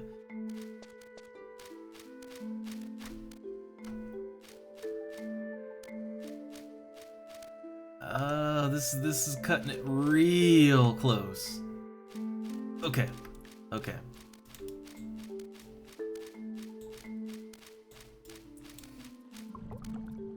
Man, aggro radiuses.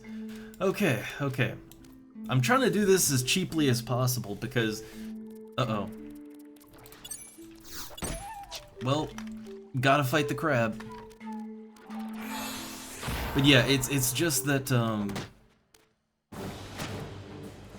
when you pop the chest, it just removes your stealth. Like, even though there's really no need for it, it removes any stealth that you have, so... So if I pop a silent oil now, I'd have to pop another one to get out of here, and like, I'd rather not. I know I have to pay the tax at least once going out, but I'd rather not do it twice.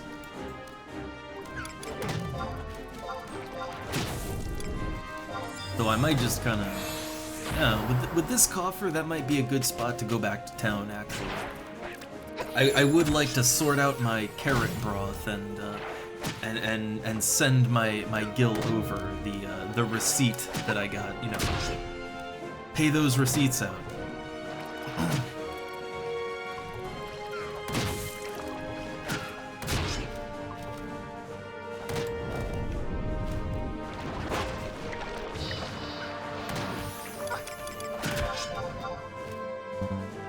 Oh, can't quite wild carrot yet.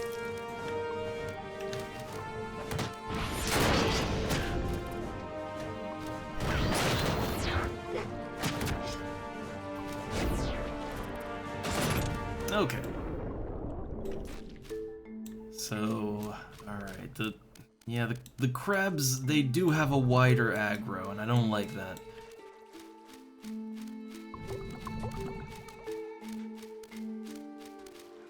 Okay, I think there could be a chest like on the south side of this, I think? Possibly.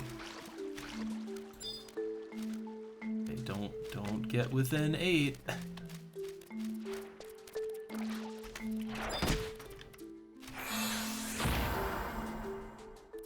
Okay, there could have been a chest up there, but there isn't. There could be a chest over there, but they're also... I'm not tabbing anything, so... Okay, then the only place the chests could be still...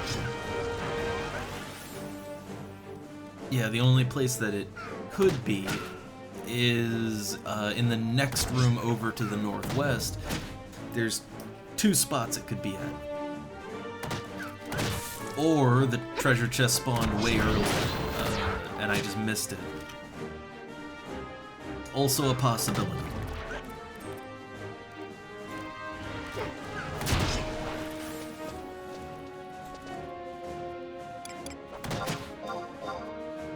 And I'm kind of letting my health get low again. No, I gotta stop doing that.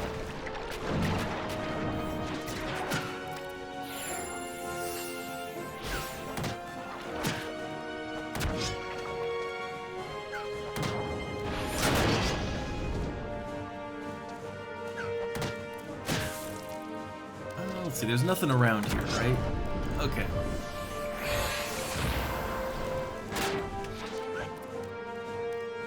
Gotta be careful with those whirl claws.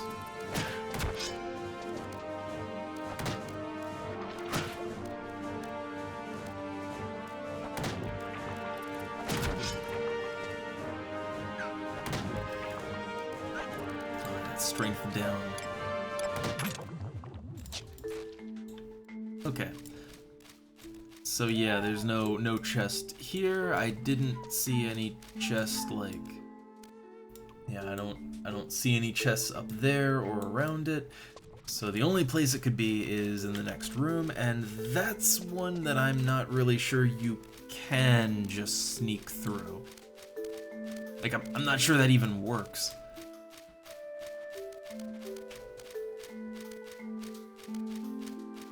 Yeah, because look, Gubu right there. Okay, I got around it. I think a potential site is right there, and then another potential is on the opposite side.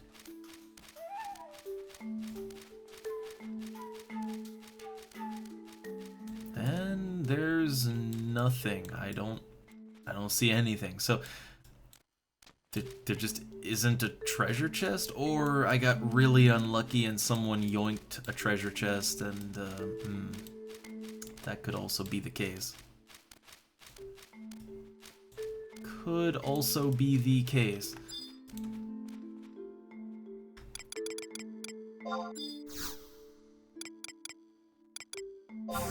Okay, I'm gonna be extra safe, pop a prism powder. I'm gonna look a little deeper, but I think if there was a chest here, I would have seen it already. Yeah, I would have seen it. Okay.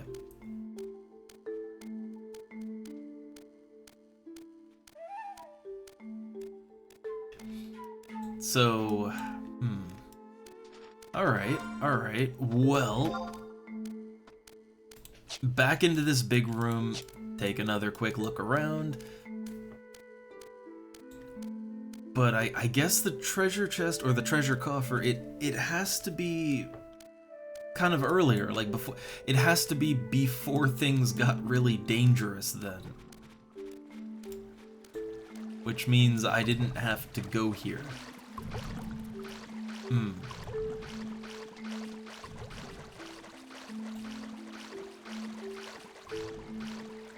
Yeah, so I think the coffer would have been up on that. Wait, there we go. That wasn't there before, right? I'm pretty sure that wasn't here before. Like, I went over here, I looked, right? I looked, I didn't see that. Okay. Pop that coffer. 9,730 gil. Well, you know, hey, that'll pay for a new stack of sneak powder. Or, I just kind of combine them. Sneak, you know, my sneaky oil and my prism powder. I kind of want both. I want a new stack of both, honestly. But, yeah, rather than using more silent oil to get out, I just use my warp cudgel, I think. Yeah, just warp cudgel out.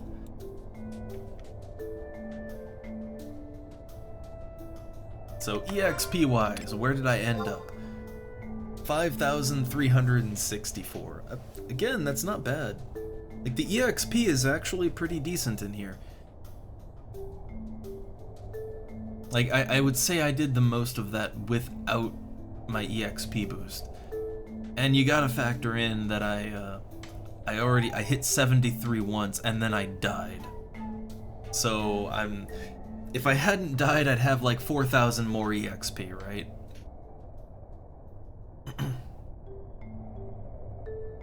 But I did the dumb and I died. Alright, let's get out of here, see what I have is worth. I mean, the webs should still be good, right? That shouldn't have changed since I put my last ones up for sale.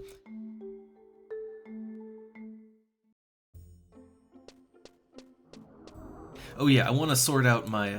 I gotta pay my dues first, which I had less than 300K when I started, right? I'm pretty sure I had significantly less than 2,300,000, but then and I even bought stuff too, but yeah, I just kept opening coffers.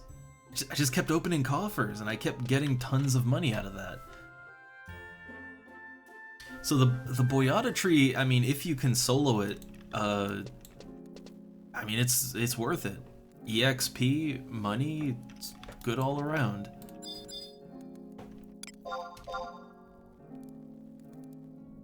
Ooh, yay, things are selling. Nice. So my earth crystals.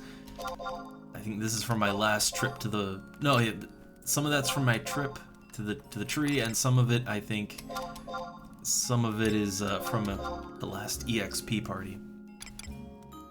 Okay, here we go. And does it say... Because I was just looking for a... Okay, it says right there. I mean, I have it written down, I have it in my chat log, but I really have such a paranoia about misspelling someone's name when I send them like an item or money or whatever. I mean, actually, what would happen? Like, what would happen if I sent it to Ravenar and, you know, with an A, and there is no such person? Like, does it give you an error message and send your stuff back, or is it just lost to the void?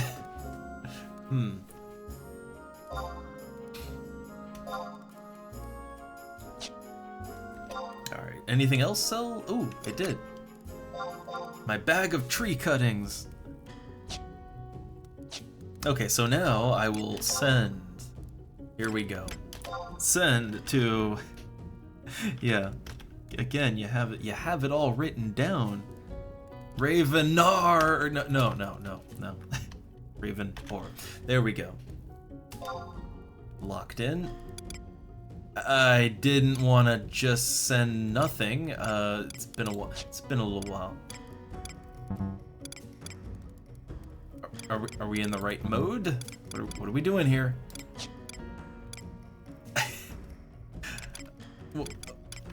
What are we doing? System. Okay, yeah, you have to do recipient first. That's what I did. That's what I did. Oh god, now I'm doing it. Okay, so you type that in,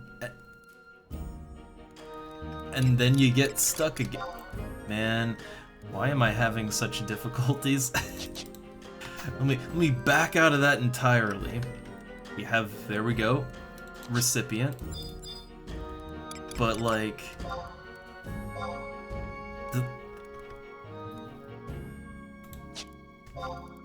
okay. And then you have to hit OK. We good? Okay. Okay, we're all right. We're all right. So 10,000 and send. Man, that was more difficult than it needed to be. I think maybe I'm just like, I guess when you mouse over, like, yeah, look at that. All you have to do is mouse over. You just mouse over the wrong part and it all just fucks up. But it should be sending now. Right? Yeah, it's locked in and sending. See, this is where using the mouse is to your detriment. Because yeah, like if you just mouse over the wrong part of the window, it doesn't like that. Okay. So I'm gonna put one of the stacks of rabbits into my storage, and then I'll keep the other one on me and just keep burning through them. It's still really weird to me that the price of pet jugs is just kind of all over the place right now. Like it's just all over.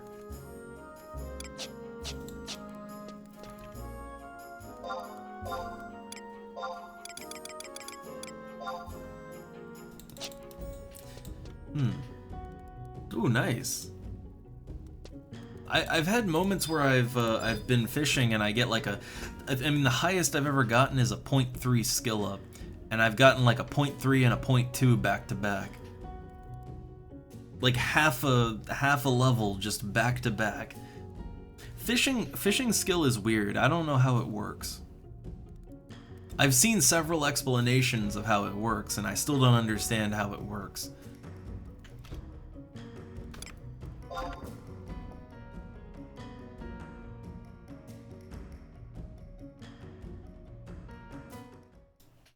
But I mean, I will say this, the cooking skill that I've gotten, and I leveled something else, I leveled clothcraft a little bit, I think, right?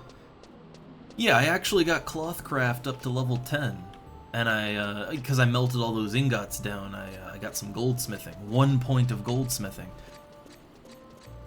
But with crafting, I will say this, generally crafting seems to be a lot more consistent when it comes to skill ups. Like, consistently low chance, but still a lot more consistent than fishing.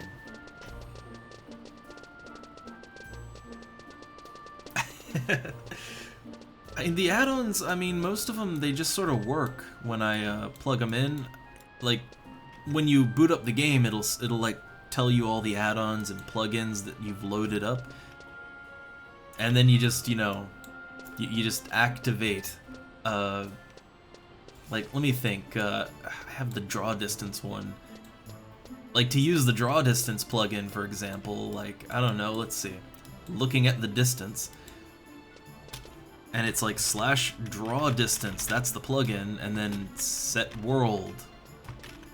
I don't know, 10. Boom, look at that detail, sudden graphics card upgrade. But yeah, like most of the plugins just work like that. Most of them operate like that.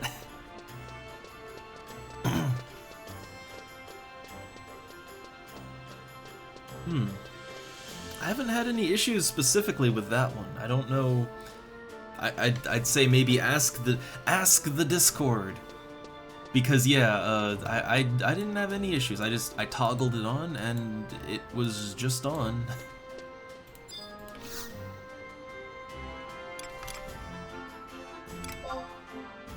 Alright, so I have 2 stacks of spider web that are they're up for sale right now. Well, I got another stack to add to the pile. I might have to lower that down just because, like, I'm trying to sell a lot of spider web all at once. I mean, hey, if they all sold for like 29k, that'd be goddamn amazing, right? Like, that'd be like almost 90k, right? I don't count on that, but it'd be cool. Our earth crystals have already gone down a little bit. Like, again, that's only a good thing if you ask me. And then, I mean, I don't know, it's like between 4,000 and 4,200. I'll go a little over 4,000 for the dark crystals.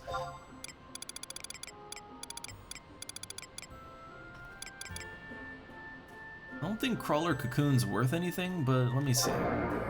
Yeah, not really worth anything.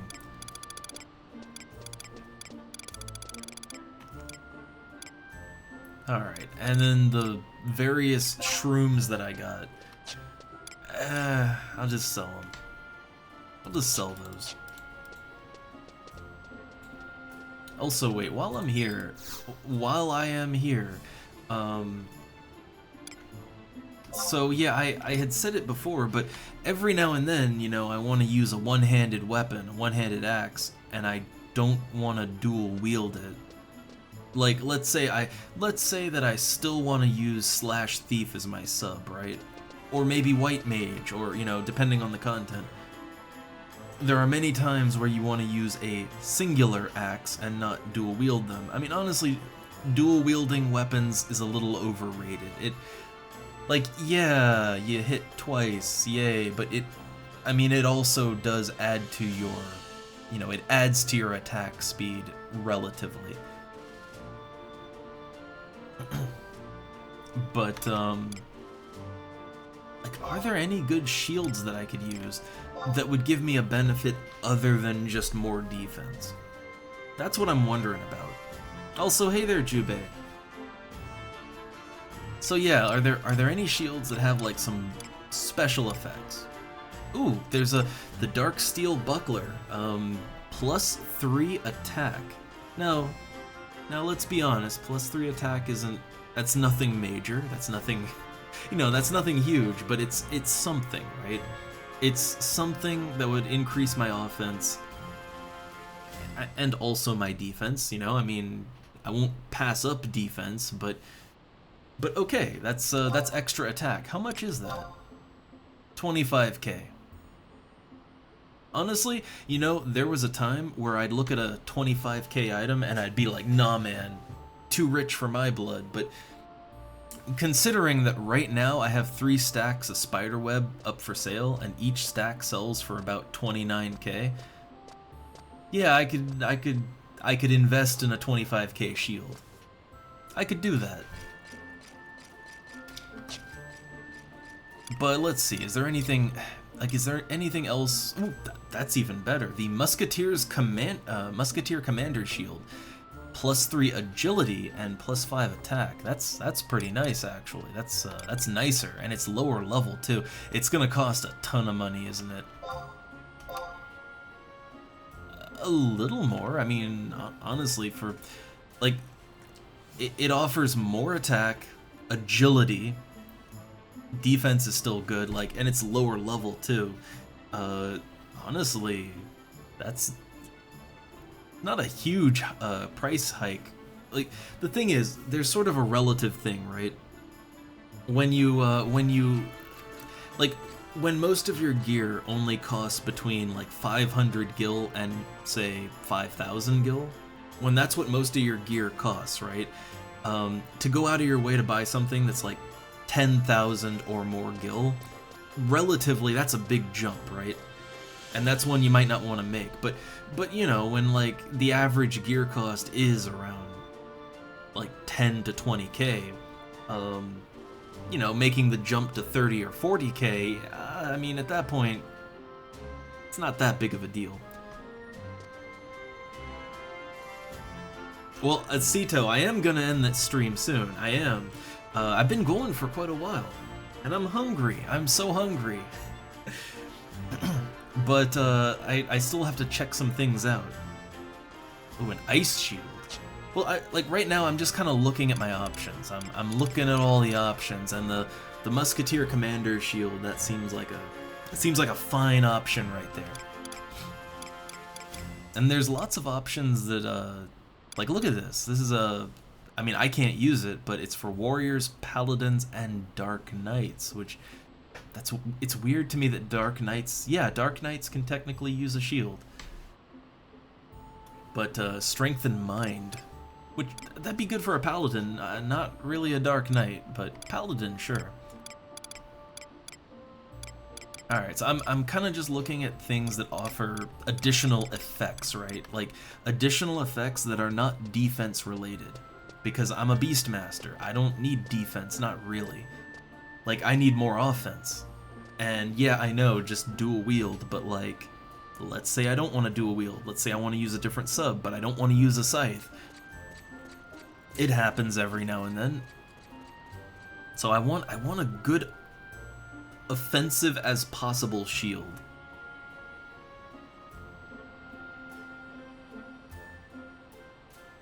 Oh god, has it been almost 6 hours? Oh my god, it has. Whew. The time flies. The time really flies. I didn't get anything done that I wanted to. I need help to do the big missions. But let's see. Are there any other shields? So okay, there's the lantern shield. So the lantern shield is only level 19. It boosts your attack by 5, which is actually, I mean, that's about the same as the other one, right? Wonder how much that costs. This is how pricing works in this game. So yeah, so this shield is lower level. It has relative defense to its level. It gives +5 attack, and it costs 60,000 gil. The higher level shield that has the same amount of plus attack and more defense, and it gives you agility too. Oh, the cat's meowing. Hold on. Oh. Okay, hold on. Alright, hold on. Give me a sec, guys.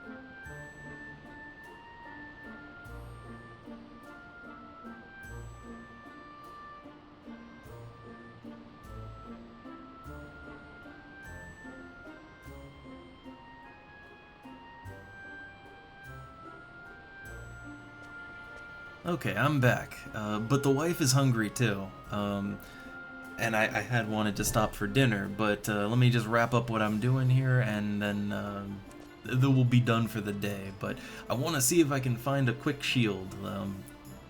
Let's see if there is a good shield that I want.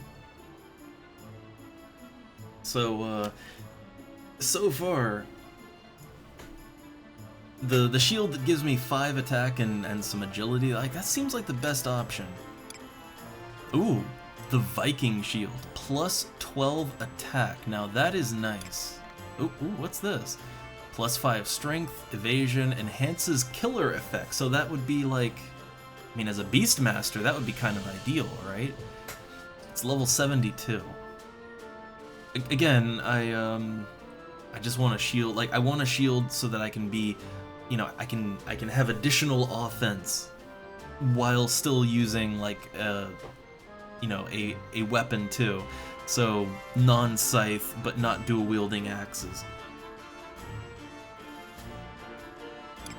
Well, let's see. So how much is the Viking one? And then I immediately just vomit all over my keyboard. 300k for a level 45 shield. I mean, that plus 12 attack is actually pretty nice. Like, that would actually be pretty good. Like, that's a nice nice attack boost right there. A nice offensive shield. But that's way too much. I can't justify that. The tatami shield, 400k. Right. Well, I guess that's things to think about, but I don't. Yeah, too rich for me. I can't justify spending that much in one purchase that I'm not even gonna use all that often. Oh yeah, the ice shield, physical damage, ice spike effect. Oh, does that mean that if you get attacked, it does like an ice spike effect if you get attacked? Like every time? That'd be pretty cool.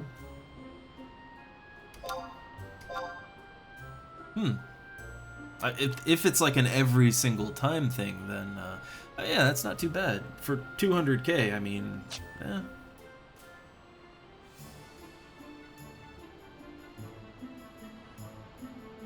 Yeah, I guess my goal here is though, like this would be a good shield for like an actual tank. As a Beastmaster, again, like as a Beastmaster, ideally I should not take damage, right? Like the only damage I should take should be from AoEs or occasionally grabbing aggro off my pet, but I shouldn't be tanking as a Beastmaster. So an ice spike effect is cool, but it's not really something I could make proper use out of.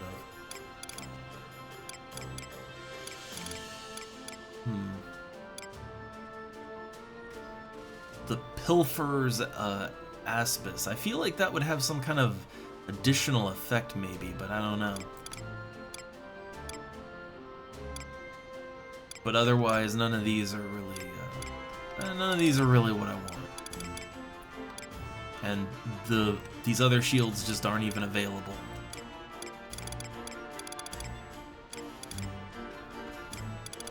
Yeah, so I think for me, keeping it as cost-effective as possible, right? You know, with cost-effectiveness in mind. Well,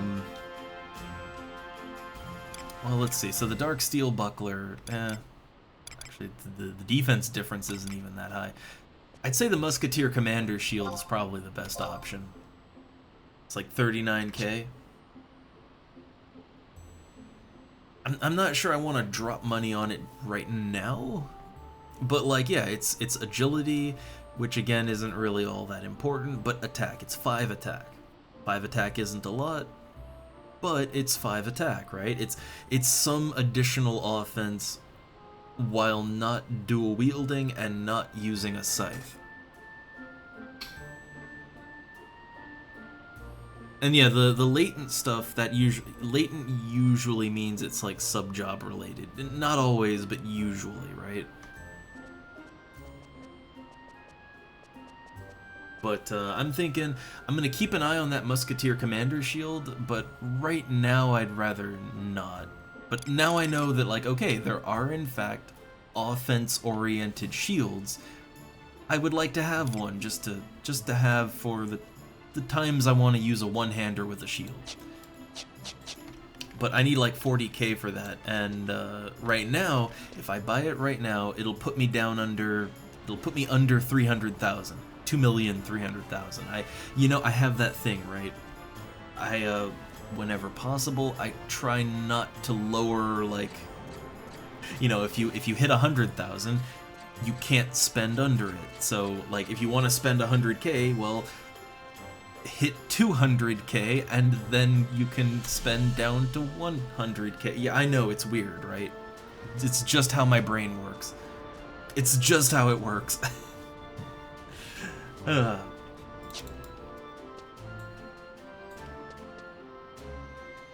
I know I could get a lot of things, but I don't know, I would honestly say even for grouping, really, like the kind of grouping I do, what I have is fine.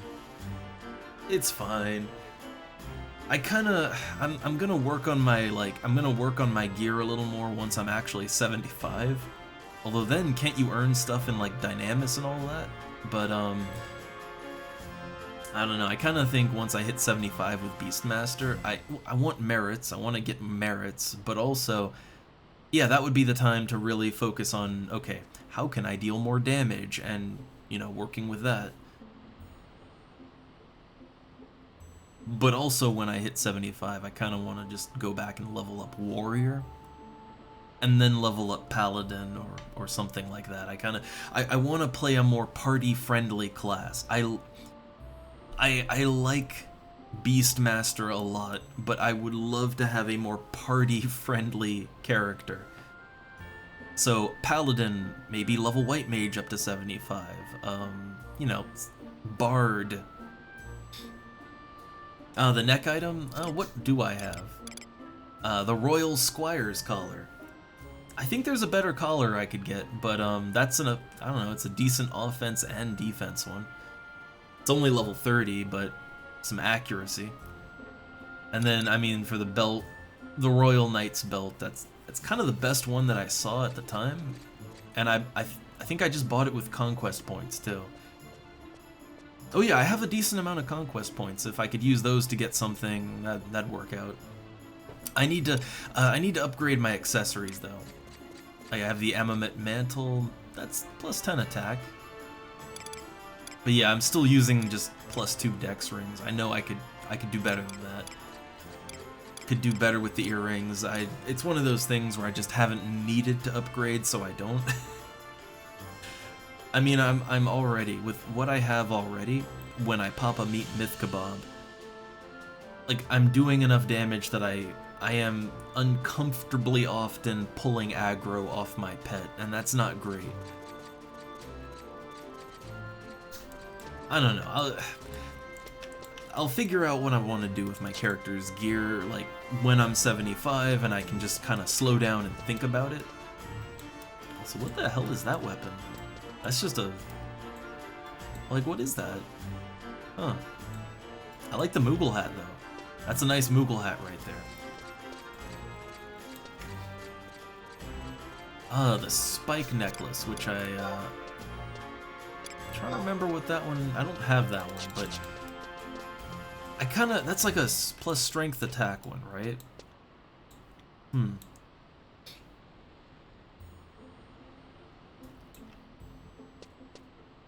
And also, yeah, Sito, it's the flashing is, yeah, it's people crafting.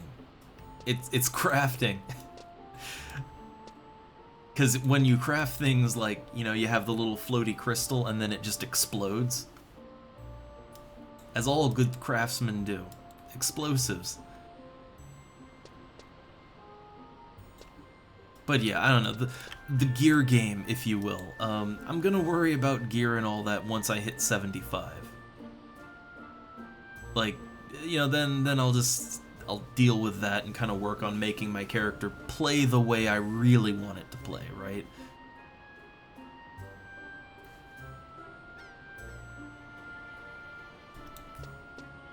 Oh, look, there's the crafting. I don't know, that one's not too bad. Oh, there we go. Yeah, there's the flash right there. And like, even if you're not looking at it, even if you're not looking at it, like if you're in the vicinity of the crafting, yeah, it flashes your screen.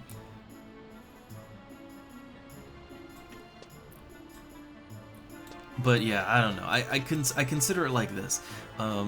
Right now, getting to level 75 is the big adventure. That's the goal, right? And then yeah, you have merits to do after that. But big adventure is getting to 75. Once I'm there, well then I can slow down and think about, okay, how could I optimize my gear at a given level range to, you know, to kill things faster? You know, how could I improve my pet? I'm sure there's items I could get to make my pet better too, beyond just the artifact gear. Like, 75 is gonna be like, yeah, now let's worry about kind of the horizontal progression, right? That, and I'm gonna start leveling up other classes just for fun. But I don't know. I'm taking things one step at a time. One step at a time and as needed. And I mean, when I join parties in Bibiki Bay, like, enemies just melt. No matter what I do. So, like, as long as I'm attacking and the pet's attacking and everybody's attacking, like, oh, it goes great. So I haven't really had to worry too much about the specifics.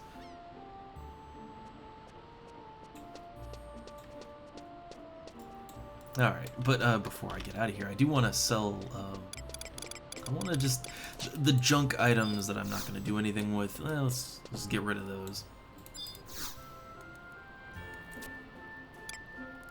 So I didn't do any missions or anything. I don't know, like, grinding is what I got because I can't, yeah, I can't progress any of the missions that I have without getting a party, and I tried. I did try, but no one was down. Ooh, nice. Dance rooms. 635 just to an NPC. I think that might even be more than they were selling for on the auction house. Okay, I'm keeping my spider webs. The cocoons weren't really worth too much. Crab shells either. Alright, but those spider webs I'm holding on to. I'm holding on to them.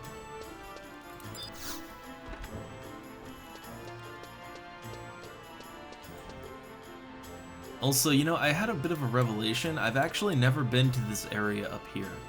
Like, generally, I just stay on the first floor of this area.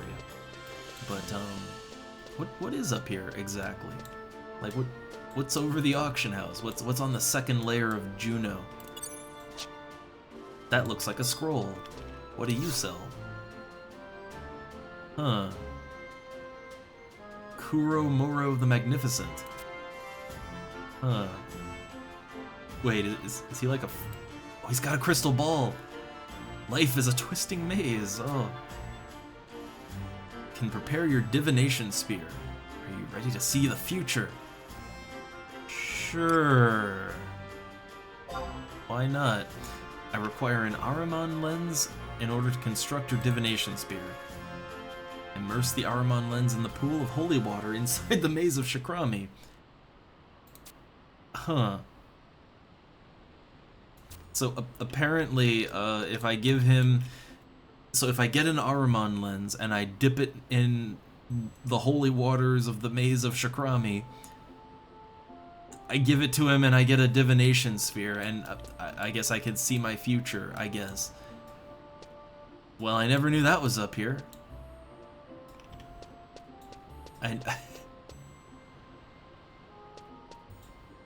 Another magical Tarutaru.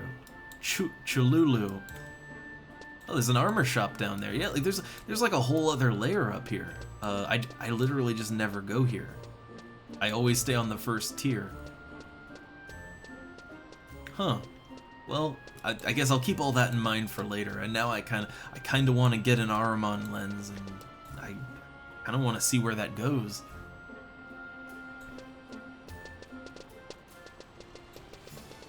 But for now,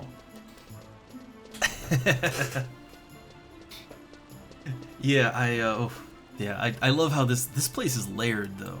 Man, is it layered. But whew, okay, that's all for now. I think I'm pretty hungry. I know we just mainly grinded, but well, grind and weirdly in-depth discussion. That's what we're here for, I guess. The Boyata tree is awesome. That's what I learned. The Boyata tree, man, ever since it was suggested to me to go to the Boyata tree, like, man, it's good EXP all the way to 75. Like, I can just stay there to 75. It's good money. Like, the spider webs are amazing loot. You get coffer keys, and the coffers are relatively easy to get to, so you know, you're just getting free 10k, 20k, whatever. You're just getting extra gil all over the place. It's kind of awesome. Like I was just in the quicksand caves before. That was I thought that was amazing.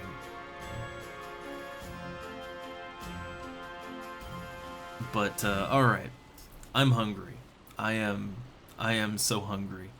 So let's get out of here. I will see you all, I guess, tomorrow. I guess we'll return tomorrow and see what we can do, see what we can get done.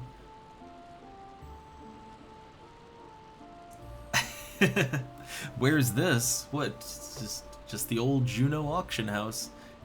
Not as crowded as it usually is either. But yeah, I needs food. I'm hungry. It's dinner time. All right.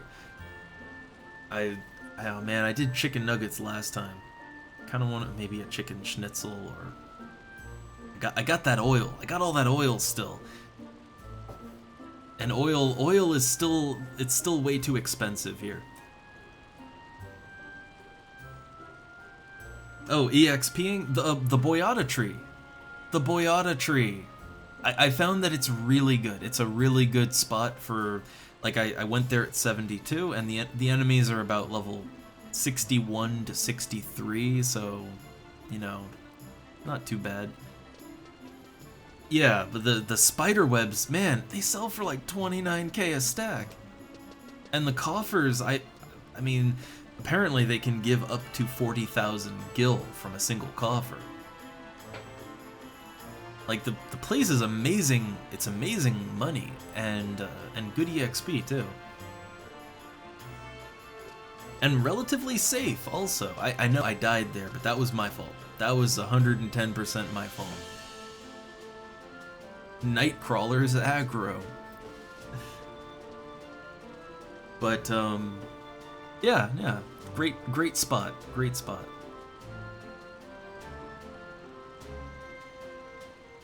Alright, now I'm getting out of here, alright? I'm hungry.